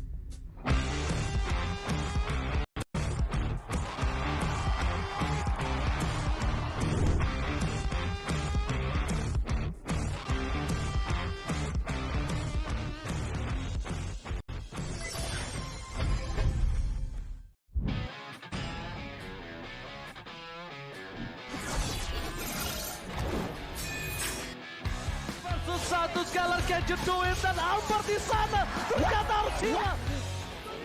Is long gets instantly shot down by the Blazing Duet, as well as the Electo final blow. This is going to be easy cleanup for Todak as most of the...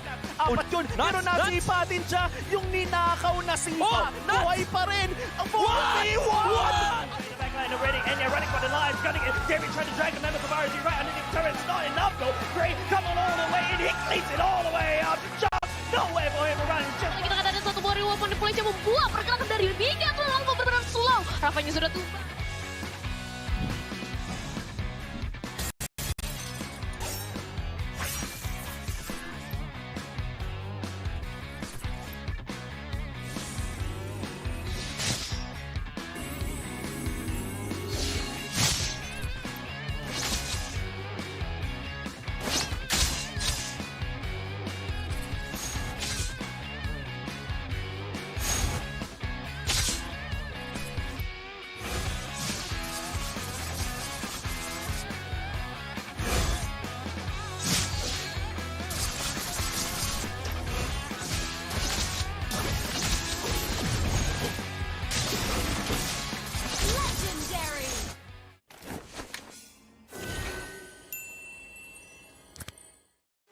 Your MVP is Chip!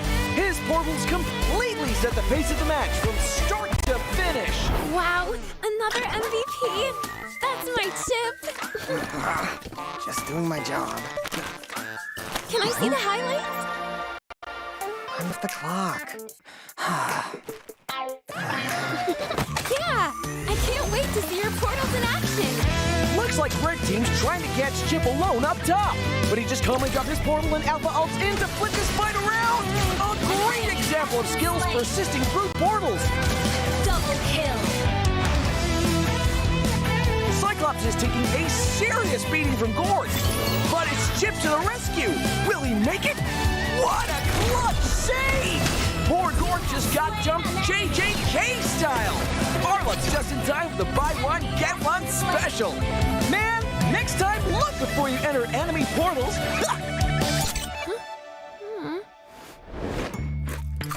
Wow.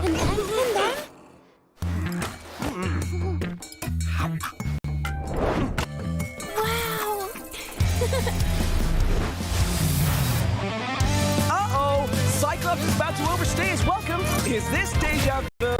Oh, wait for it. Boom! Melissa joins the party. Chip runs a BCC. Sheesh, what a massacre!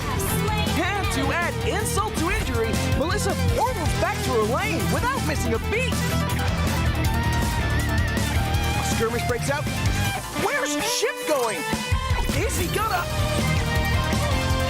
Daggers to the high ground. Portal's up. Surprise. Frozen gets deleted. Can Red Team make it back in time? No shot. What an insane portal strat.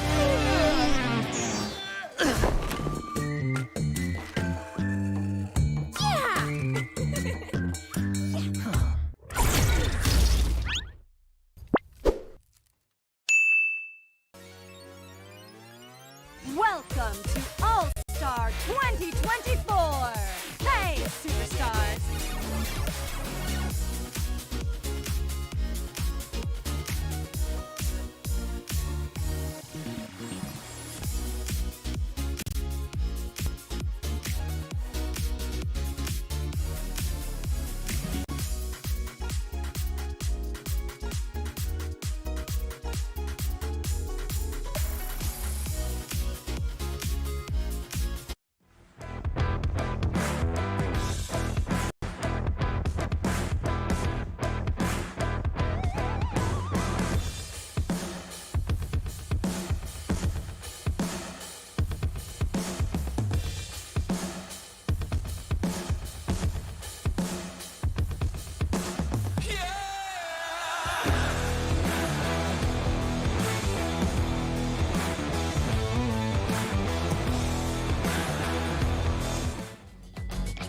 All right, guys, get your popcorn, get your Pop-Tarts ready because our last two teams are gonna pop off the night.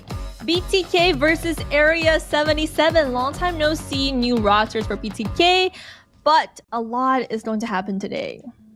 Yeah, BTK basically new roster. Hudis very successful in the qualifiers as well, and going up against a team Area 77 who made it all the way to the semifinals last season.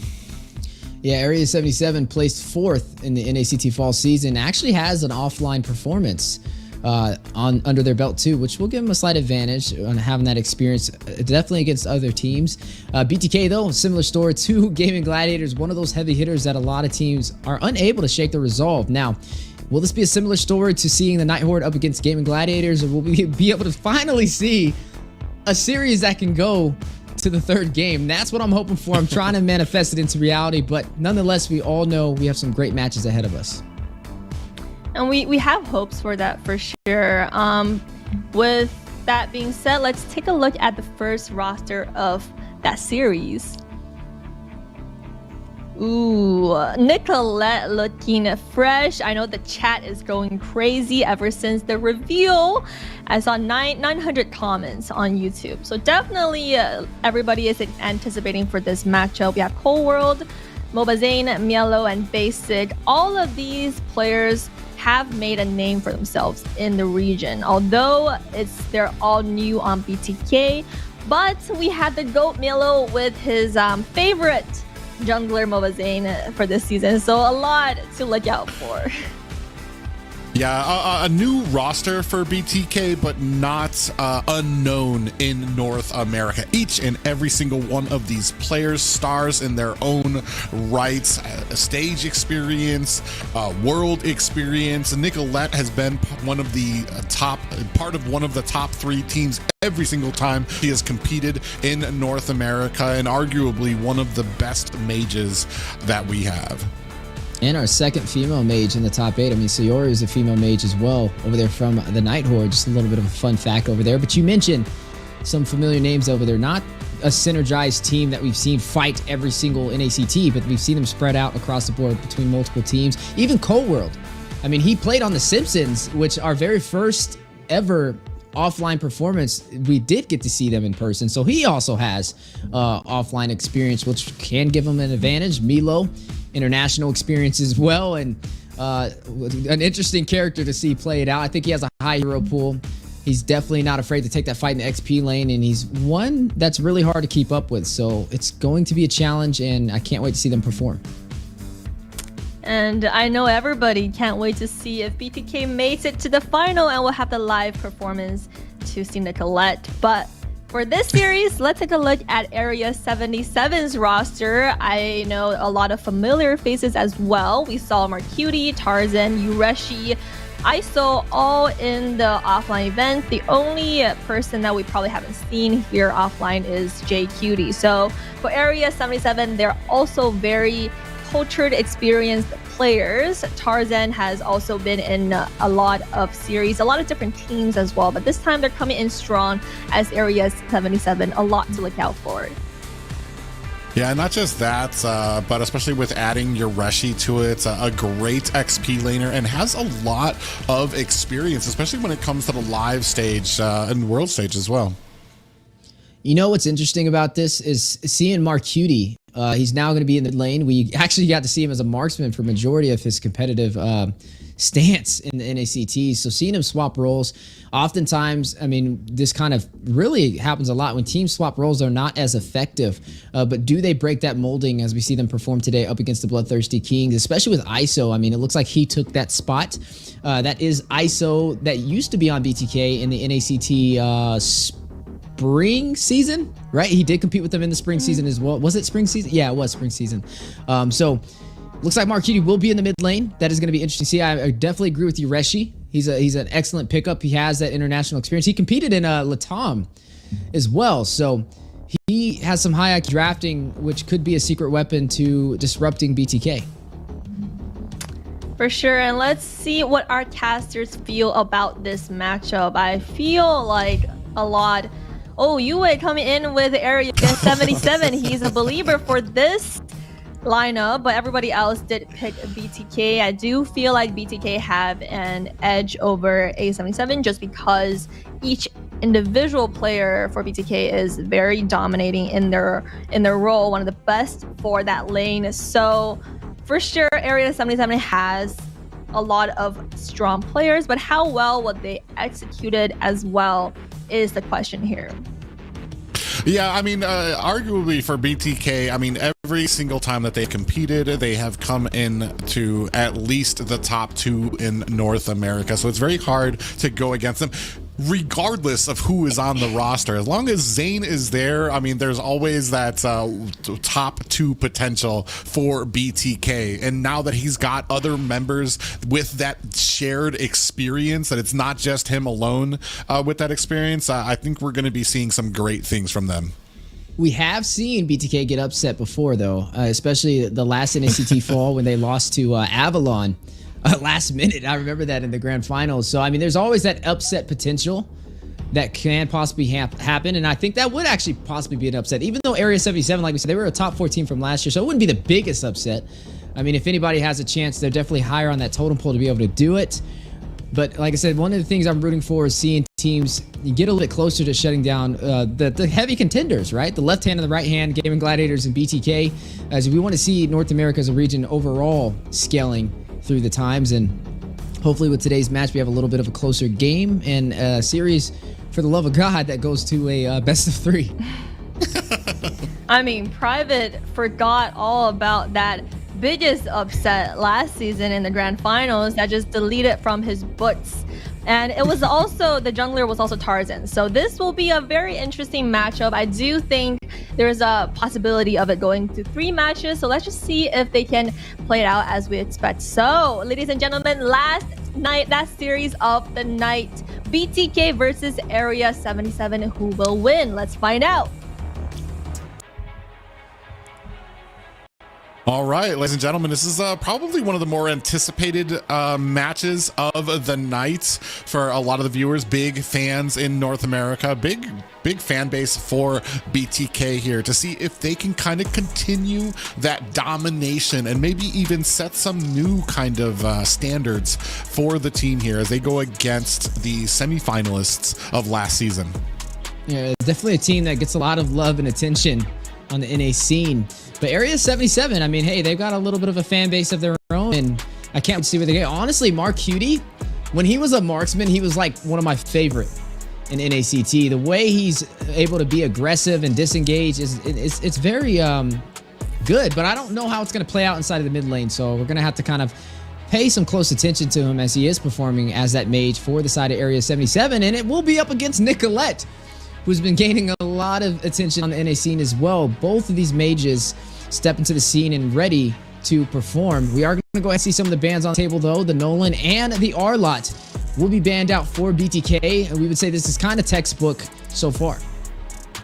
Yeah, pretty standard bans coming out of both teams. I don't think we've seen R-Lot played this entire night because he's been pretty much the primary ban. R-Lots, Navaria have been pretty much mainstays up in that banning, pretty much warming the bench for a lot of these teams right now because just so dangerous and so defining when it comes to a lot of these games. Definitely looking to see, I mean, if we're going to be going for something a little mobile from Mobazane, or are we just going to go with that the tried and tested heavy tankier role? I mean, we have been seeing him get a little creative, right? I've seen him, I believe I even seen him run a Paquito one time, but I know he has been running the Alpha, the Boxia, the Barats. These are kind of more standard for him. Even the Fredrin from time to time again is what he kind of favors. And honestly, I mean, the meta does favor that, so I'm definitely nothing wrong there. And it kind of plays into him and his play style. So we'll have to see how that kind of works out. They are going to ban out that Barat's, not going to even waste any time on that. But the Mathilda does walk. Yeah, very interesting to see the Matilda out there. Cold World is a very interesting player for me because he has been in so many different roles in North America. You talked about him on The Simpsons. He was a marksman at that time, then transitioned to I want to say a mid after that, and now he's going to be filling the roam position for BTK. One of the very, I want to say one of the more versatile players in North America with how well and how successful he's been in each of those roles so far. Yeah, I mean, it provides a little bit of insight on how other roles operate when you've actually made that yourself, which makes him more of an asset to the team. You are going to go ahead and see the Fredrin slotted in, though. Okay, so they ban the Barats. They pick up the Fredrin. It looks like they're trying to just take what they can away from Mobazane. There is still an Alpha on the table. There is still a Boxia on the table. There is still a Martis on the table. I'm not really sure I agree with the Fredrin pickup this early, because you're allowing a lot to walk to the side of BTK in their favor. They can even pick up the Mathilda. They can pick that up, stack it up with something like a Boxia. Now they have some great front line, and now they have some great sustainability. And yeah, I just feel like, I don't know if that's really worth the trade, but hey, time will tell. Maybe Area 77 has some game plans on the way. I mean, they definitely have had a lot of time to think about how they wanted to pursue this draft. But we talked about Mobazane and his hero pools. There it goes. This is more of that signature Mobazane pickup. Slots in the Alpha. Yeah, and that's the interesting thing about, I think Mobazane's found like a nice little sweet spot in his picks, in that if some of his picks get taken out, if they get chosen by the enemy, part of that little circle of picks is a counter to that pick that the enemy can pick up too. And in here with Fredrin being that tankiness that he has, the true damage coming out from Alpha is a good counter for that as well. This is going to be, I think, the first Tigreal that we've seen picked up today. I don't know how I feel about that one, because Tig against the Ruby. Ruby's a direct counter to the Tig. I mean, all she has to do is change some CC and instantly will stop the implosion, because it takes a little bit of time to proc. So that's going to be very hard to be able to rush in and provide those setups. And then you got an Alpha charge on top of that, which I believe if he can proc it in time, he can cancel out the implosion if he's not careful. And then you got to worry about the Vexana, who can kind of fight from afar and provide the Eternal Guardian and some knock-up CC. So the Tigreal, I feel like it's going to be a little bit of an upscale battle. I wonder how well this will kind of play into it, but you are seeing some heavy frontline composition super early in the draft with not a lot of damage output for the side of Area 77, stacking up that Fredrin alongside the Tig. Yeah, I want to say that the choice for the Tigreal probably comes into play when it comes to these objective gettings. Like, as soon as the turtle is up, you're going to want Tigreal. He's going to need to kind of be a little patient, and he's going to look to try to push Mobazane away from the turtle so that Fredrin can kind of stay in there and get that retribution. So that's, I mean, that's what they're kind of looking for when it comes to the implosion. I mean, yeah, you're definitely going to need to make sure that either Nicolette and Biello or at least one of those guys are in that implosion to kind of take away a lot of that CC. But you're right, there's a lot of CC, a lot of things that can actually interrupt it, but we're gonna see how well that kind of plays out into some of these engagements. Now, this makes me wonder, I don't think Milo is gonna run the Ruby in the XP lane. I mean, honestly, it probably would just benefit BTK to just let the Ruby roam, to just follow the Tig. And I mean, if you could just stay on Tig's tail, there's not really much he's going to be able to do. Even if he decides to invade on Mobazane, I mean, he's going to have to be careful. There's still some options on the table to be able to burst down the Tig as well. There's not a carry taken off the board. Brody is still an option that can even more give the Tig a harder time, especially with that Corrosive Strike for the stun and the flicker back to safety. Not to mention, if you just rock a marksman with the Purify, it's another answer. So right now, speaking of answers, we are going to go ahead and see the Ixia taken off the table from the side of BTK. It looks like they're worried about a little bit more of that Group CC. I mean, there's a lot of Group CC over there for Area 77 already, though. I think they need to kind of start working on getting some heavy damage dealers to work in their favor. I mean, they do have first pick. If we're looking at marksmans, I mean, the Harith has been ran in the gold lane. Looks like it's interesting that they do ban it out. We know BK is a team that can draft three-dimensionally, so maybe that was a plan for that. Are they going to pick up something like the carry, though? I mean, that's what I kind of see when I see the Harith banned out. And yes, they are going to go ahead and go in for that since it is a direct counter to it. But that opens up an opportunity for BTK to pick. I would even say, I mean, it could be the Irithel. It could be the Natana. I would say the Brody, though. I think the Brody walked through this and should be the strongest pickup for BTK. Yeah, and I want to say on the side of Area 77, what we are definitely missing and is going to be a really big gap for them is the early game. We don't have anything for damage. All we're going to have is a tanky front line that Nicolette is going to be able to burst all over. We're going to need to have at least something to be able to kind of maybe a Nana out there up front with which will add the CC. The Molina Blitz will add a lot of that burst damage to help out during the objective fights. And we have a Bruno and the X-Borg being picked up by the side of BTK. And that is going to finalize the draft. There was one missing on the board. It is Faramis over there from Ureshi, so they have the sustainability. As Mark Cutie is going to go ahead and pick up that gourd. Oh, man, I know if Naisu's watching this stream, he's definitely going to be excited. Oh, wait. Okay. Just getting a note from production. Actually, it's not Faramis, it's CC. So they will be having CC in the XP lane to be able to fight it up against Milo, rocking on this X-Borg, which will be an interesting matchup to see. But I think the most interesting thing about this draft so far is the gourd slotted in from Marcuti. Yeah, very interesting too. Gord provides, I mean, he provides a lot of early game damage, a lot of burst, and also provides some true damage. The only problem is with that Mystic Gush ultimate, he's pretty much a sitting duck. He's going to be standing in one place, bursting out a lot of that damage, and you have the potential for people like Cold World, for people like Mielo to close the distance and be able to get to him very quickly. Speaking of getting the people, we are going to see Basic pick up this Bruno, which means he's going to have some great burst damage to be able to soak into the Fredra and possibly the Tig if they're not careful, but he's going to have to play up close and personal, which is where it could work inside of Area 77's favor for the setup. All right, ladies and gentlemen, this is the match a lot of people have been waiting for as Area 77 takes on North American fan favorites BTK. Do they have what it takes to get what most would consider an upset win over the former champions? That's right. BTK, the team that's went the furthest on the international scene. Not the same roster, but spearheaded by Mobazane nonetheless. They are going to be fighting it out on their debut. BTK, I think if I'm looking at the draft so far, I kind of favor it a little bit more for them. This is really going to boil down to how well Jay Cutie can kind of perform on this Tig. And since there's a lot of things that can disrupt that implosion, it looks like it is going to be that Ruby in the roam position, which we did agree with, right? We said if the Ruby can be the roam, then he could just follow Jay Cutie anywhere he goes, and it'll make Tig not be able to have the advantage he's looking for.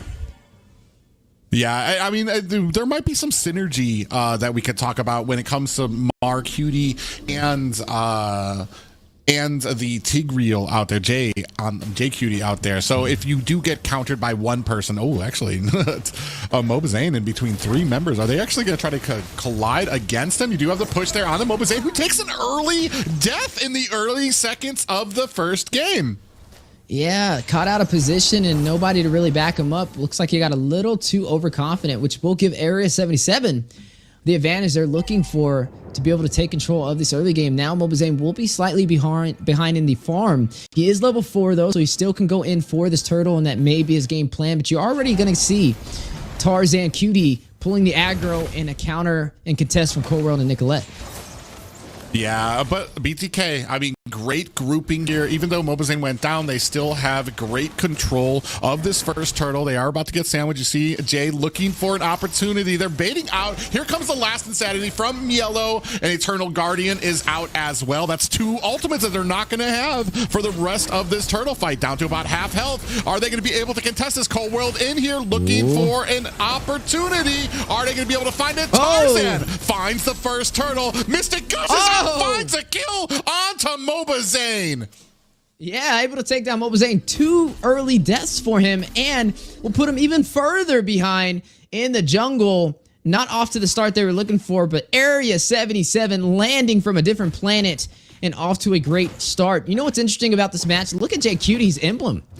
He's running Focusing Mark, which is going to allow his team to do additional damage to anybody that he does damage to. Not the normal emblem that I usually see on a TIG. Usually I see something like a Concussive Blast or Tenacity. But to see the Focusing Mark is at least new for me. But Mark Cutie off to a good start on the Gord, picked up his first kill of the game. We talked about him having a possible hard time jumping into this, especially being stagnant when he does use that Mystic Gush. But so far, hasn't had a rough start. I would say BTK need to be careful, or they might find themselves in a hole that they can't climb out of. Yeah, very interesting here, especially for Area 77. Oh, they are going to go ahead and just land the stun onto Cold World, but is going to be able to get away. A lot of that CC coming out of that Ruby. The only problem here for Area 77 is it's nice to have kills, especially on Mobazane, can kind of give you that momentum. But as we start moving further and further into the game, we need to make sure these kills are coupled with some type of objectives as well. Kills alone don't do it, but you're going to want to maybe get a tower, get some gold plating, get another turtle or something like that to kind of keep the momentum in your direction.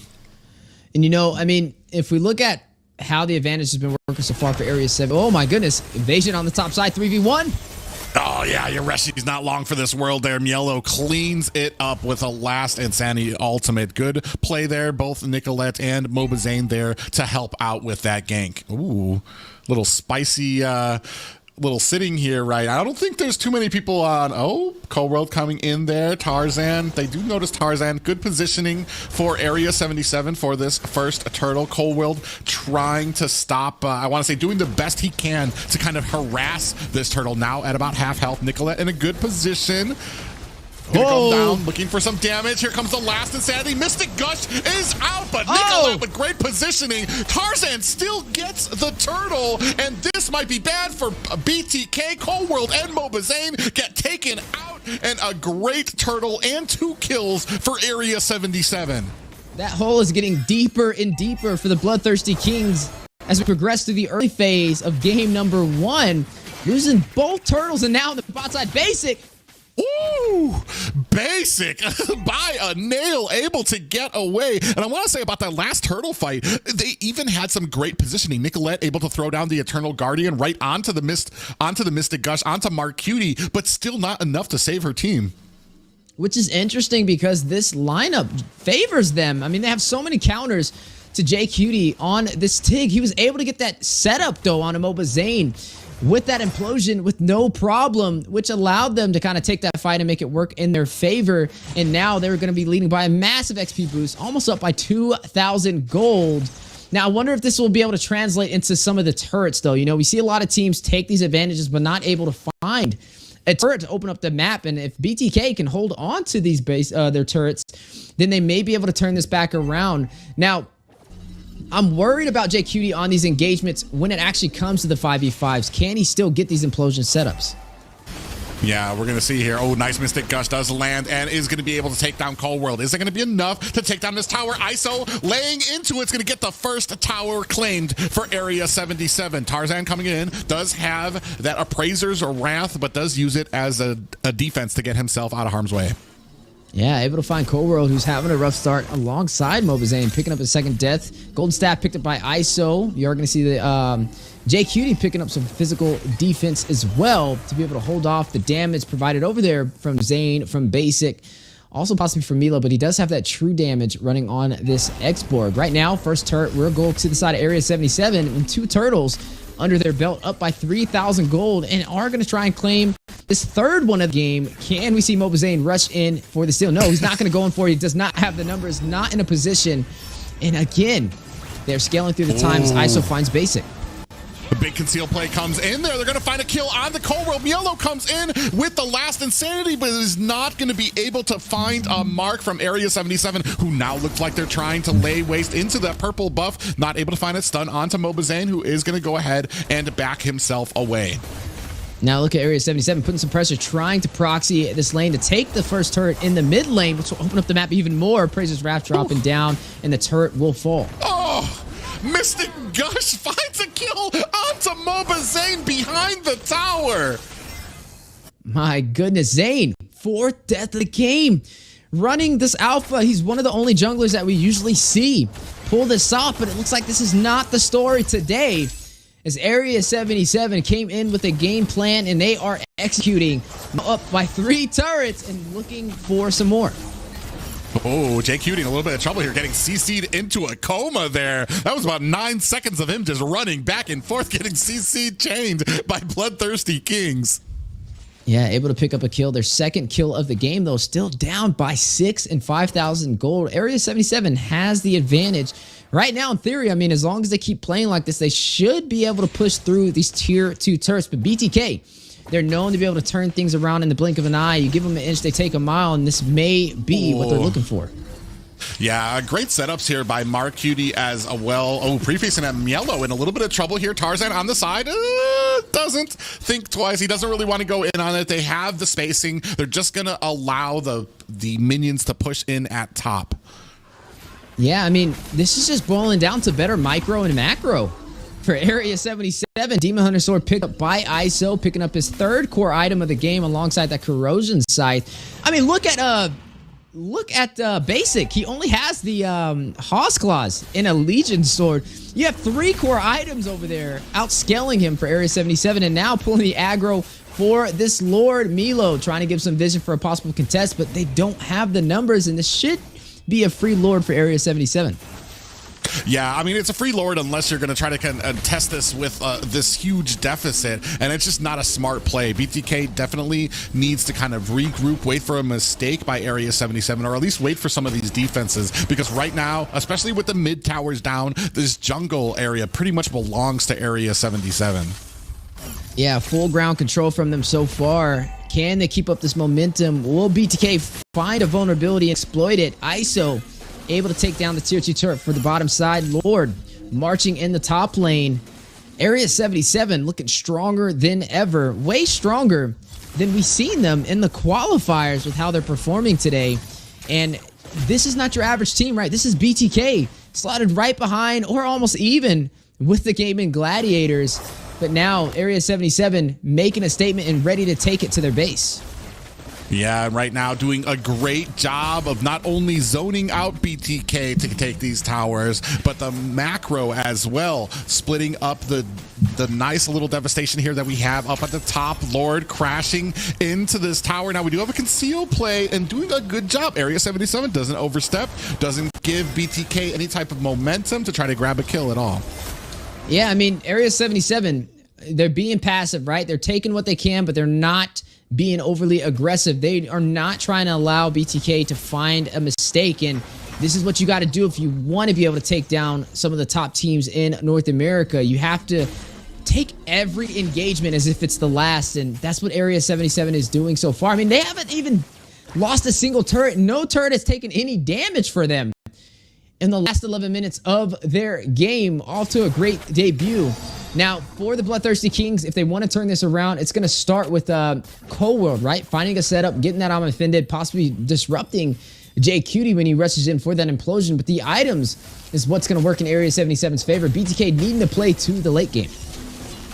Yeah, we're going to see here right now. Ooh, Tarzan takes a heap of damage, and CC Last Insanity is out. Tarzan dodges it as Mielo goes out with a flicker. Area 77 in tow. Oh, big implosion lands up, but they do not catch enough members. Mystic Gush is out, and surprisingly, nobody goes down in that engagement. Man, trying to catch Basic in his trap with that implosion, forcing out that Purify last second, but Mielo with that flicker playing the Last Insanity, definitely showcasing his mastery on the export, but not able to find the kills he was looking for. But it's looking promising for the synergy of BTK, even when they're behind by a lot. Looking like they are taking it to the mid lane for a possible push into that tier 1 turret. Look at the bot side though, a possible rotation down there as well. It's crazy how far behind they are, but they're still overextending and taking this fight to the mid lane like they're even with Area 77. Well, and that's the kind of problem, and that's what kind of value you get from a BTK here, is that they know what they need to do. They know how far behind they are, and it's only a matter of time. Area 77 just needs to make sure that they're not making mistakes. They're not getting a little too, I want to say, crazy when it comes to this. They do, I want to say, have a history of like not really being able to close to, oh my gosh, as we talk about that, Yureshi takes a heap of damage. Vengeance is out as he's trying to close the distance. Yureshi finds a kill onto Mobazane again. Immortality is out as Yureshi chasing down Cold World, putting on the damage. Yo-yos are, I mean, you'd never think you saw something scary in the yo-yos, but with Yureshi there, Nicolette, oh, okay. We're just going to watch basic. Going back to base, Mark Cutie finds a tower again at mid. Yeah, basic though, making advantage of the separation. Doesn't take 1 turret, but takes 2. Which will be an okay trade. I mean, they need to be able to open up this map, and this is where Basic shines, right? He knows how to rotate and create that opportunity when he has the separation needed. And this is what BTK has to do if they want to be able to turn this game around, as Area 77 is out for a closer. They're looking to close this game with almost a flawless victory, and BTK still has a chance to turn this around. Now, it's been a rough game for Mobazane. He's 0-5-1 on the Alpha. And right now, you are going to see the Lord on the top side in Area 77 ready to knock on the door for the Bloodthirsty Kings. Yeah, he's going to go ahead and charge into that tower. You can see it dropping very low. They're not actually able to get it. ISO from the bottom is going to flicker himself away. So, Mielo with the last insanity. Mark Cutie gets out of there. Mystic gushes out, and it is going to find... is that a trade? No, Mielo has the immortality, but he is getting targeted. You can see Nicolette doing a great job trying to stave off that, but Nicolette gets caught up by Yureshi and taken down. Coldworld's next up on the list. Basic doing his best to dish out the damage with that Bruto, and the Vengeance is out. Big push from Jay. Yureshi finds the kill onto Coldworld. Oh my goodness, Private. Spicy engagement over there on the top side, but BTK, they're behind by almost 10,000 gold. I know they're able to execute. Their macro and micro is good, but when you're down by 10,000 gold, it's hard to win these engagements. Yeah, and right now, unfortunately for BTK, they're not able to find it. Look at all the damage from ISO and that speedy light wheel trying to dish it out. Here comes the last insanity, but it's not enough in a very surprising turn of events. Area 77 getting the victory over BTK.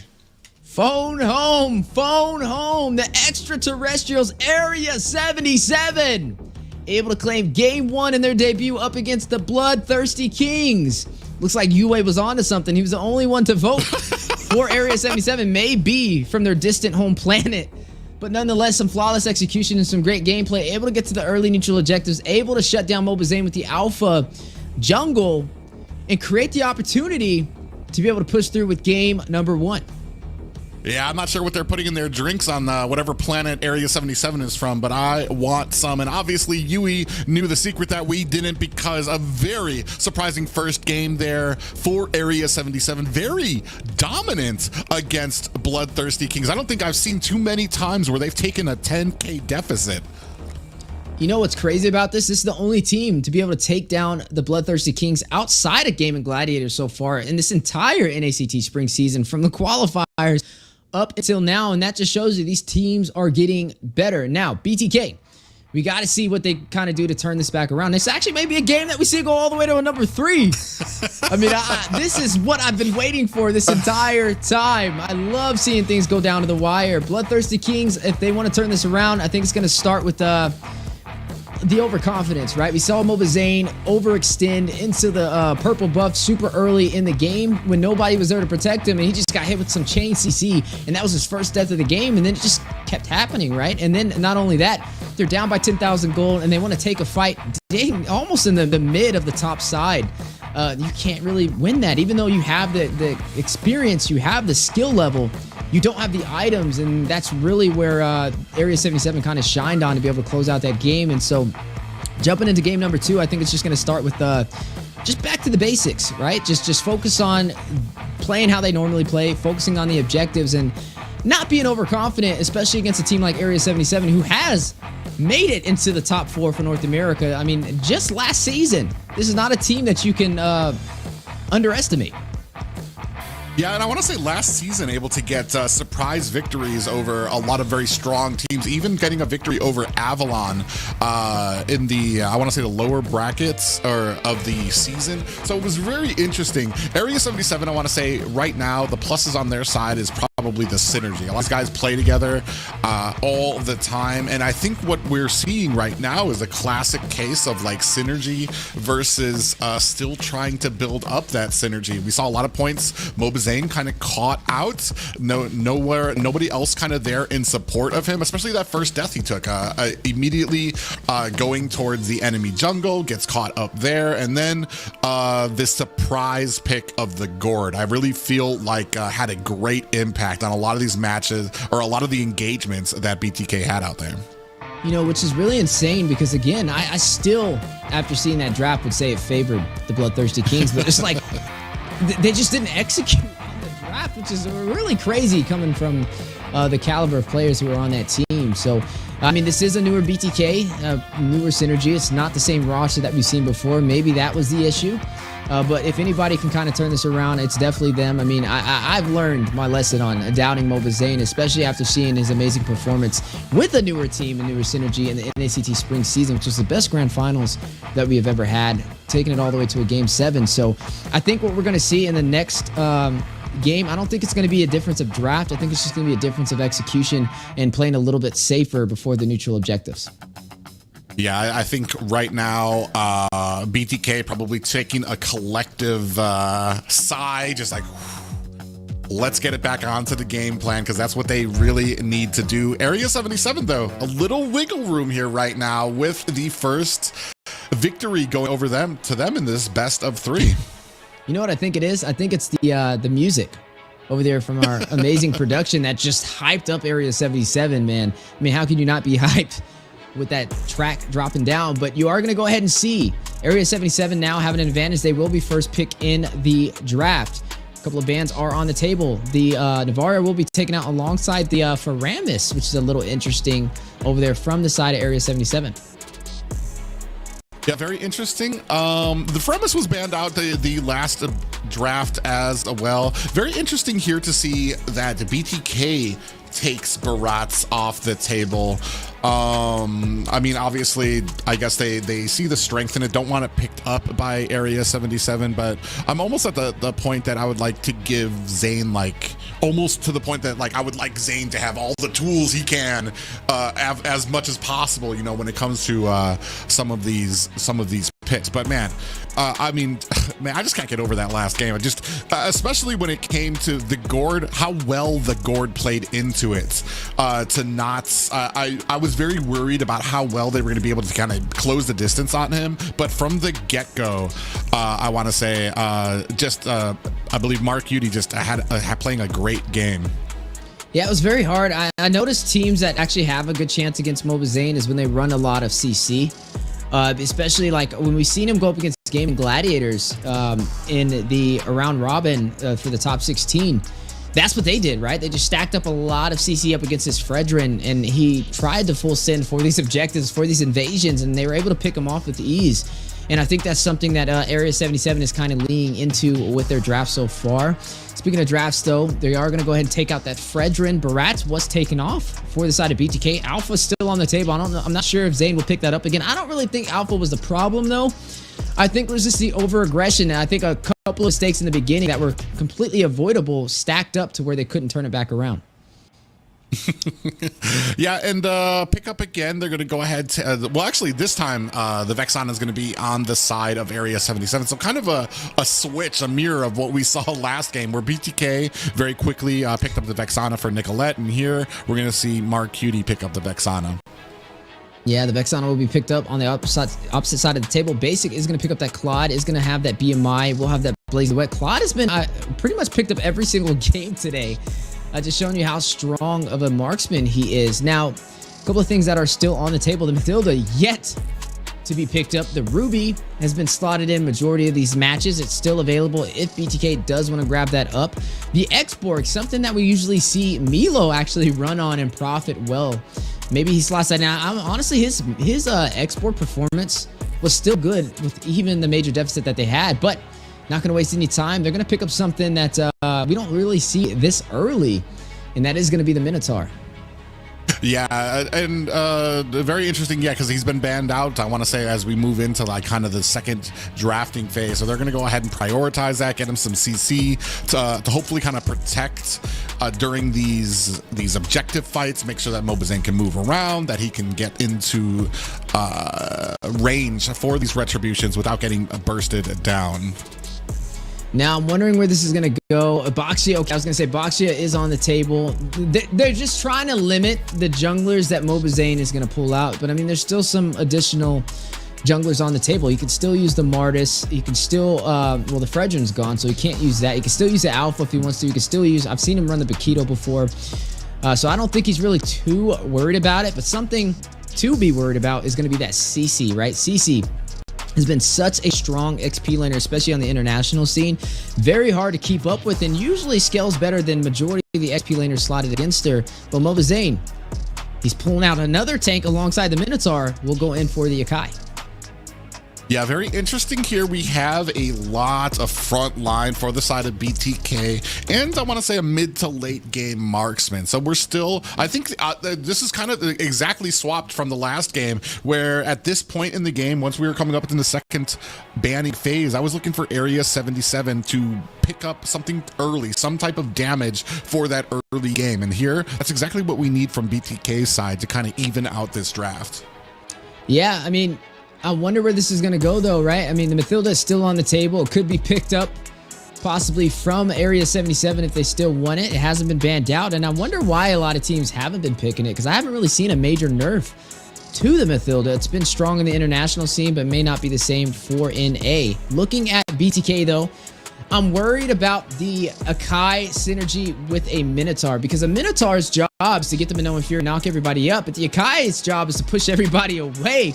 So I kind of feel like I'm not really sure how that's going to work together as a composition. Honestly, this would have been a good opportunity to pick up a Martis, but instead, since they have the Boxia, we're going to have to see how that plays into it. It may be hard for the Boxia, though, to rush into a Minotaur and an Akai on top of that to be able to get these neutral objectives, which may be a start for BTK to take control of the early game.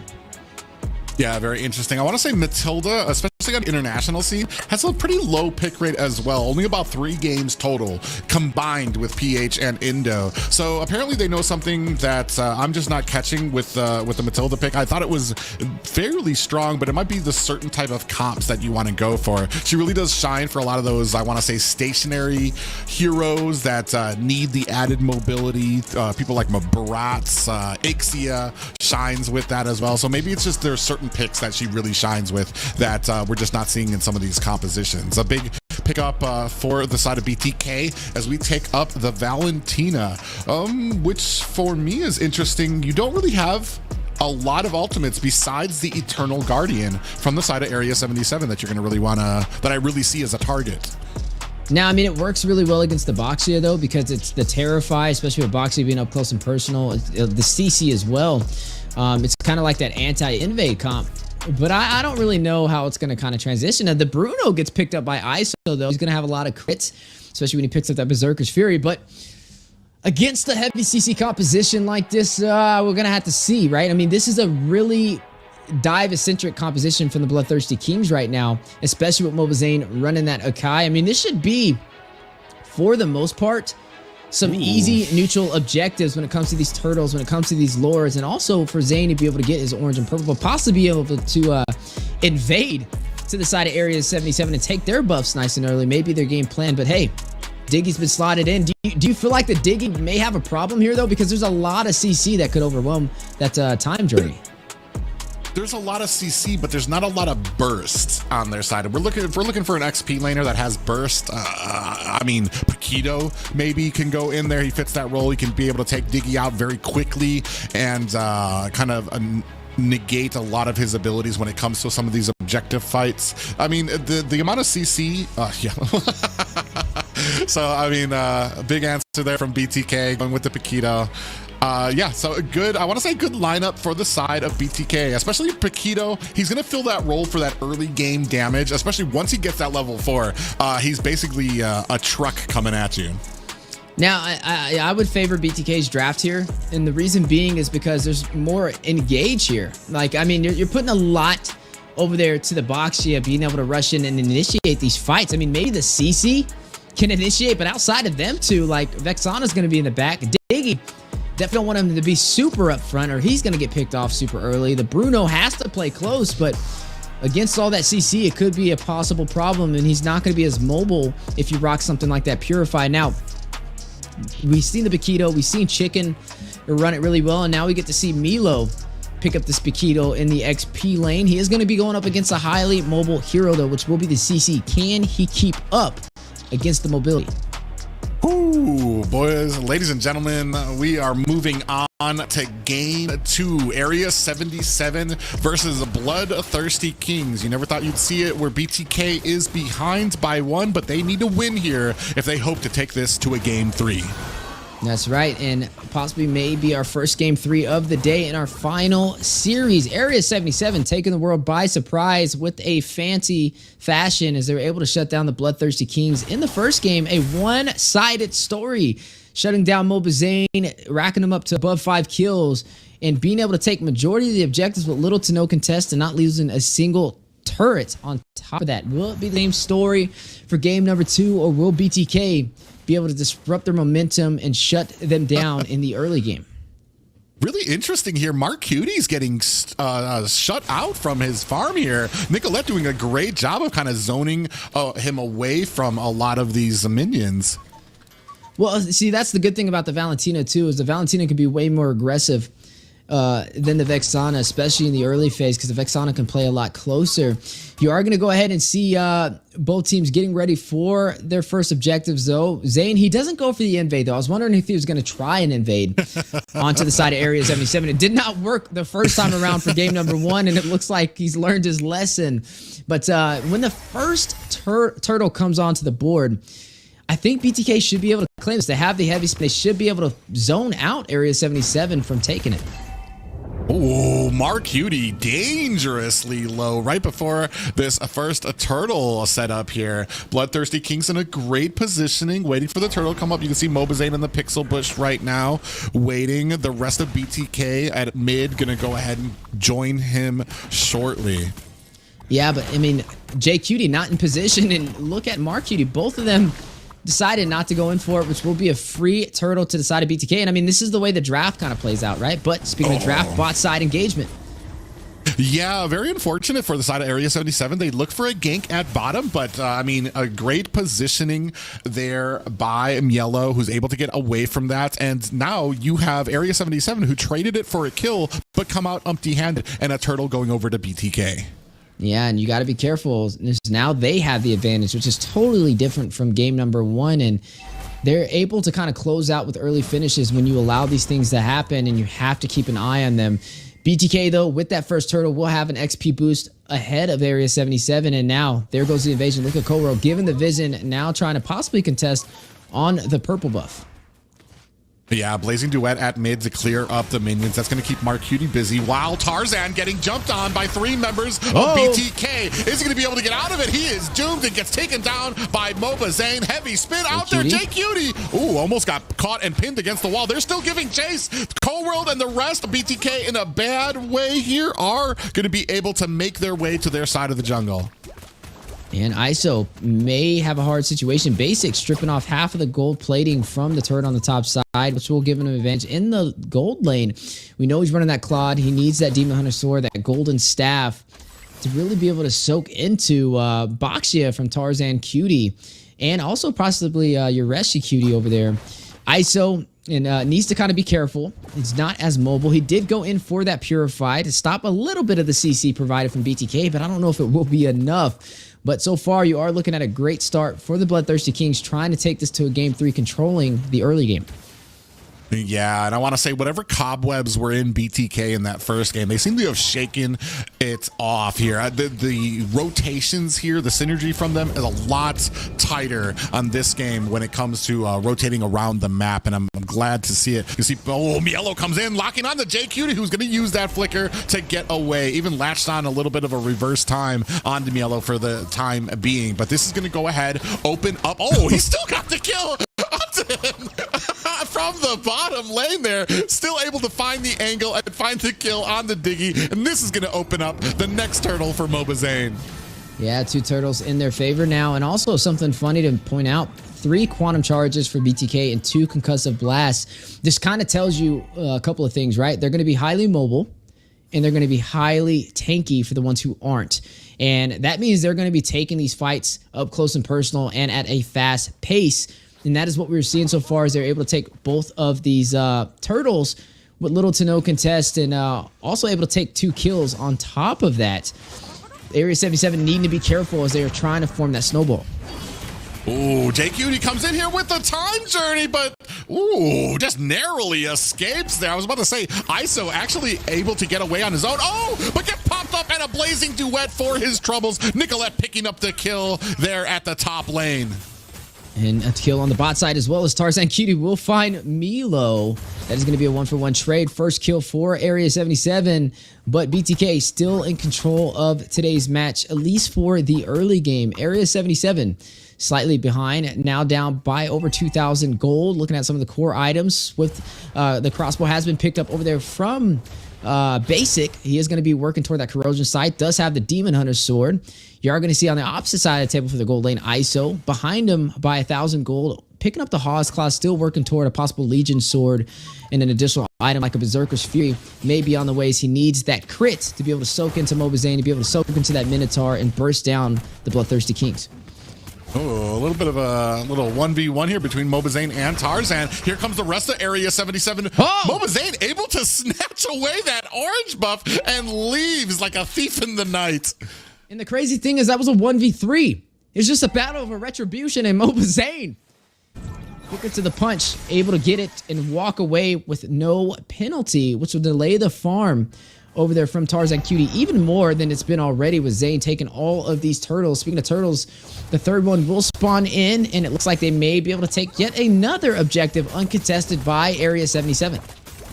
Yeah, basically just ignoring Yureshi down here, trying to put the damage onto the tower. Gets back with the BMI to go ahead and support Zane, but Yellow gets caught here. Finishing touches by J Cutie up at the top lane. So they're at least able to answer back 2-3 in favor of BTK. Yeah, but the trade will still work in Bloodthirsty Kings' favor as they take a turtle, and they take the most valued turret for the early game, the tier 1 in the mid lane, which will open up the map for invading. And BTK will now have a massive advantage, if it wasn't enough already, up against Area 77, putting them in an awkward situation as BTK now able to overextend with comfort. Now going to take the tier 1 on the bot side as well, up by 3 turrets to 1 against Area 77. Yeah, a much tighter game by BTK this time. They have a great, I want to say, answers right now. Their rotations are on top. Zane hasn't got it caught once just yet, and now you can start seeing they're starting to force their way into the enemy jungle right now. Ooh, we do have a big upset here. Mark Cutie does find a kill onto Cobra. Blazing duet to the back line. Tarzan gonna have to back up. A big heavy spin by Mobazane. I don't know if I think he still got that orange buff as well. Nope. It looks like Mark Cutie actually was able to get it. Oh, we're still fighting here. A little bit of problems with Yureshi coming in. Yo-yos all over the place. Is not going to be able to find the kill onto Mielo. We'll be able to go back to safety. A very close call, though. Zane doing good on invading the jungle for Area 77. Not trying to allow Tarzan to catch up. I mean, he's down 2 levels up against Mobazane right now, and it's steady climbing even higher as you are seeing him still contesting. He's a bully right now on the Sakai. He's only getting beefier. He's running that concussive blast, and they're ahead by almost 3,000 gold, which means the damage items needed from Area 77 to shut him down is just not there. We're not even really seeing a massive presence over there from J Cutie on this Diggy, who we were kind of wondering about, especially as Diggy took a nerf with the damage output. But with that time journey, it's just very hard to negate all of the CC when there's a heavy CC composition. I mean, the time journey is only active for so long, and all they have to do is bait it out with one of their ultimates to stop it. And that puts a lot of pressure on Tarzan Cutie all by himself to be the front line and also the tank of this game. And this is where you're starting to see BTK make the most out of the situation.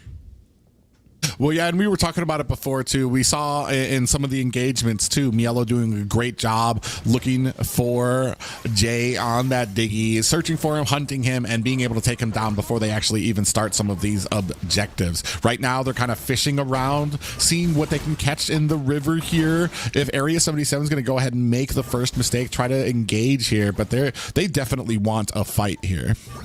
You are still seeing some items to be picked up, though. Mark Cutie just got that Lightning Truncheon and we'll be able to echo some damage to the full team of BTK when he decides to engage with this Vexana, but it's not going to be the right time. BTK, they have a proper foothold for this match. Massive damage and aggro pulled for this turtle. A contest from Area 77 on the way.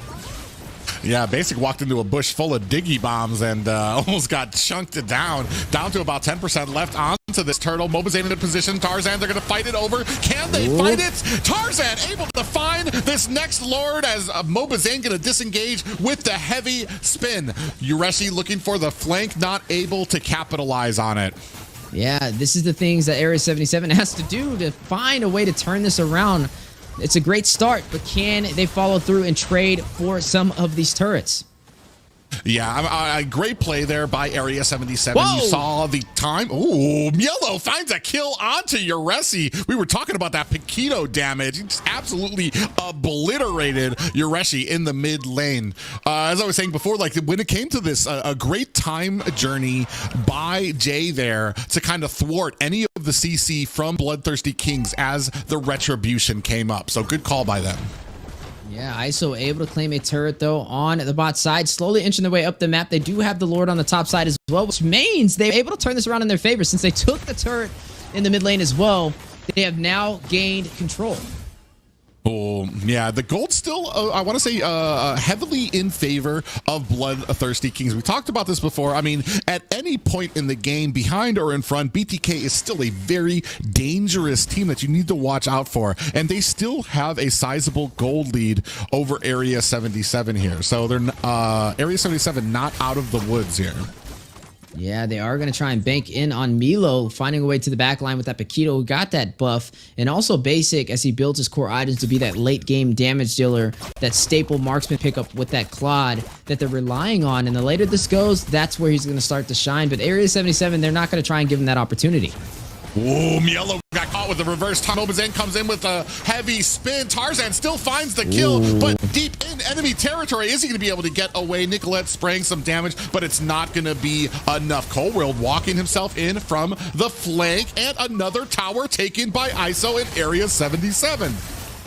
Yeah, it looks like they're trying to close it out and now going to work on chipping down this inhibitor, but they need to be careful on not overstaying their welcome. The BloodThirstyKings is known to make the most out of these situations. Blade armor picked up from Mobazane, trying to negate some of those physical attacks coming out, especially over there from ISO. He does have that Berserker's Fury to provide that crit. Ooh, Basic comes in. I want to say a very eager blazing duet onto the team of Area 77. It does back them off, but Mobazane comes in. Is he going to be able to get that retribution? He was not able to get it, and Tarzan basically paying Mobazane back again for that early game where he was taking his jungle. Mobazane actually in trouble. Heavy spin comes out, and he gets taken out by ISO, and the rest of the team falling back. Homeworld has that reverse time locked onto him. He gets pushed back. ISO finds a tower into the back. Nicolette with that time journey to try to protect her team, bursted down, taken down by Mark Cutie. This could be the end. ISO still pushing into the tower. It's just Coleworld left. We have minions up at the top. Basic with the blazing duet, trying to clear out the minions, gets taken out by ISO. Here comes Mielo with the damage. He gets taken out by Mark Cutie. It's just Coleworld left, but they have no minions. Still going to try to force it at this mid tower.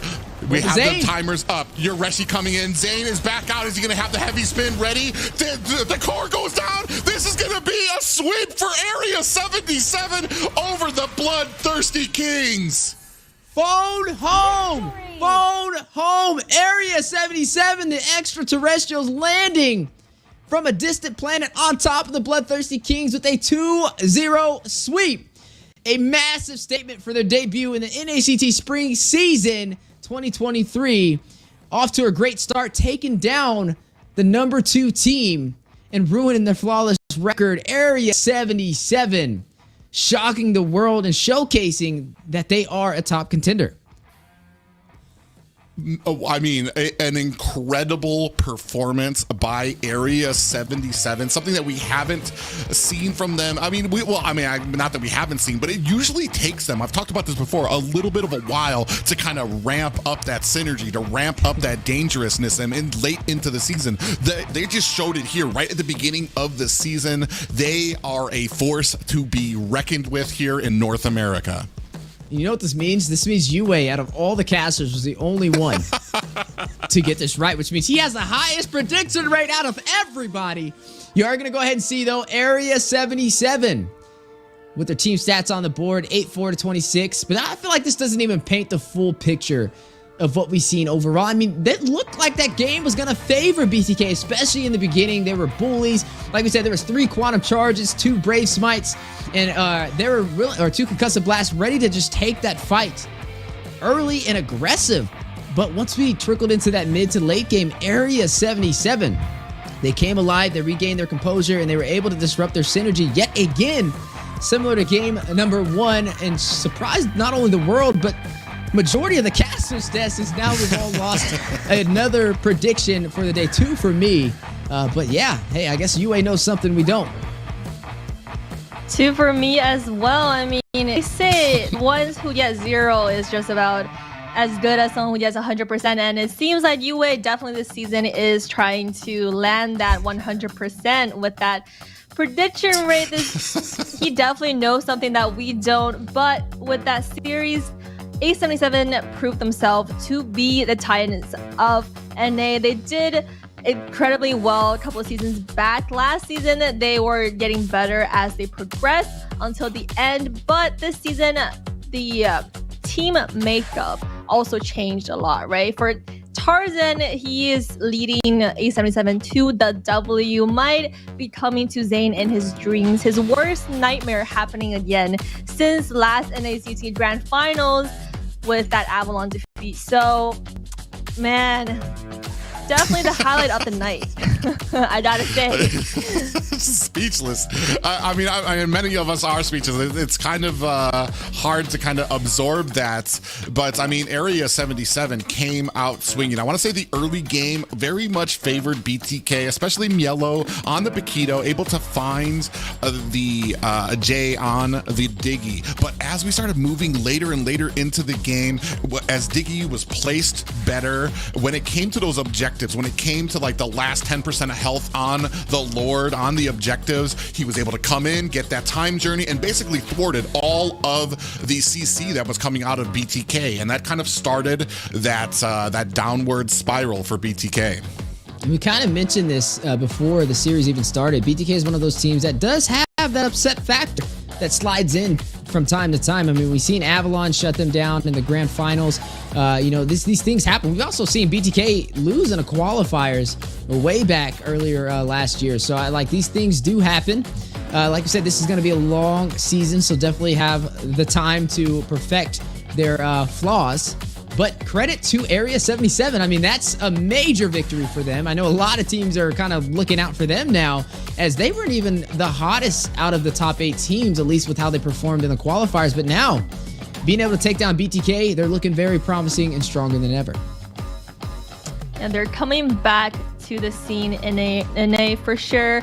And like you mentioned, it's a long regular season as well as playoffs. So these teams have many days to prove themselves and prove their stance against the other team and get that playoff stage and ultimately get to offline grand finals in Las Vegas. So a long way to go. But for today, Area 77 definitely proved their dominance. And Mark Cutie, like you guys mentioned, he switched roles, but it doesn't stop him from being great. Mark Cutie is the MVP of this series with that 3 to 4 assist, KDA 0 death, and doing very well both games. Second game, he was a little bit intimidated by the by Nicolette on just because of the hero choices, but he still did very well. And then the last of that game, Area 77 pushed all the way to the inhibitor and ultimately took that W. Yeah, I was going to say, too, a very remarkable performance by Marcuti, who took up a different role this season. But even at the start of that second game, he was getting zoned out and starved by Nicolette on the Vex, or on the mage that she had chosen, and he was having problems, but still able to kind of come back, still able to, when it counted, when it came to a lot of those skirmishes, doing those Vexana things, man. The damage, the Eternal Guardian, the amount of CC that she can output, and he did it masterfully. Yeah, we did mention that, right? The Valentina providing that early game pressure kept him at bay in the beginning on that mid lane, and it was a problem. But I will say, Marcuti is just one of those players that you can rely on to show up at any given notice. He's very aggressive, but he also knows how to disengage when necessary. And even when it's a 2v1 situation, he doesn't fall.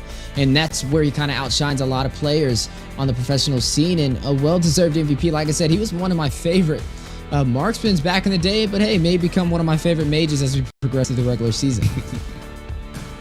For sure, his carry was something to remember for sure. Marcuti looking sharp and playing sharp as well, playing sharp on that Vexana, and we saw Vexana a lot today with coming back to the scene. I think it's the first time we've seen Vexana so much in the competitive scene, actually. Yeah, she's I mean, yeah, even when it comes to, she's kind of had a little, I want to say, the beginning of this year, since the beginning of this year, she's kind of been a mainstay right now. Took a couple of nerfs, I want to say 2 days ago, but still, I mean, it's something you need to have a plan for, because the amount of CC that one hero can dish out is debilitating. Basically puts you into a coma, you're frightened, then you get popped up by the Eternal Guardian, and all while this is happening, the amount of damage you're taking from that one hero is immense. And I mean, it was a huge factor in a lot of the victories that we saw here today. Yeah, and I think she'll be one of those mages that may be worth banning, especially if you don't have first pick as we progress forward in the regular season, and gonna have to watch out for her. But today was exciting. I mean, there was a couple of things that I didn't predict playing out. A lot of people didn't predict playing out. But nonetheless, it was a blast being able to see these series. It was a blast being able to be with you guys here and cast this first day for sure. And let's take a look at what happened today. So first off, in the morning, we had the NA Titans Devious activities dominate against LEGACi, while Fiends also took the W against BloodHounds. They made their debut in the regular season scene, definitely making a name for themselves. Second half of the series, we got Gaimin Gladiators expected to sweep against a Night Horde, who is still very top in the contenders this season. But the highlight of the series of the night today is for sure Area 77's clean victory against BTK, putting Zane in his corner. So a long way to go for Zane for sure, and Area 77 deserves that glory today.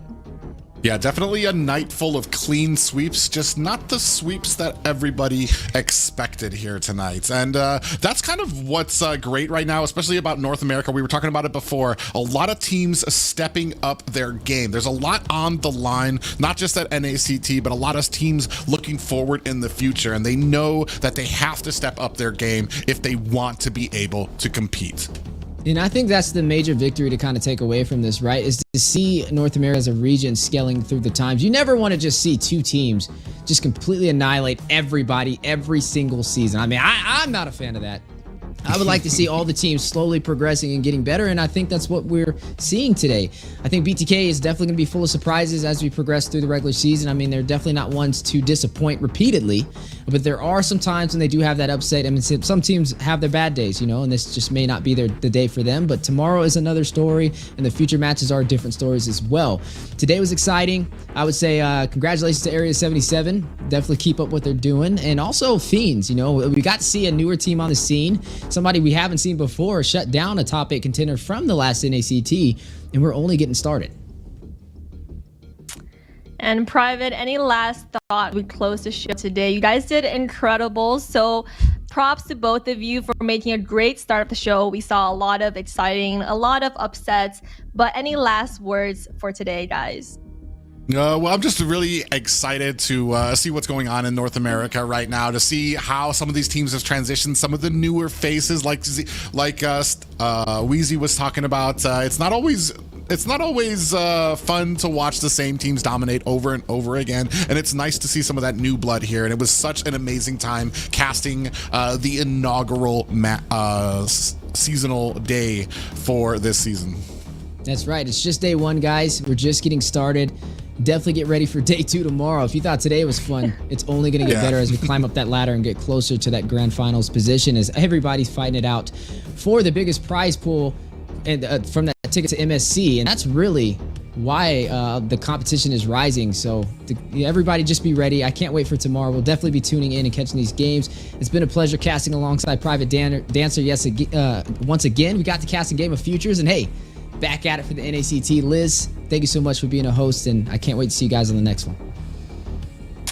Absolutely. I love the maroon trio today coming from us. So as the curtains fall on day 1, let's all soak in the excitement and anticipate for what's next to come. This is definitely a great start of the series, setting the stage for the epic season ahead. Now, tomorrow will bring a lot of another mix of action-packed matches and fierce competition. So make sure you rest up, recharge, stay hyped, and stay tuned. Good night, everyone. We'll see you tomorrow.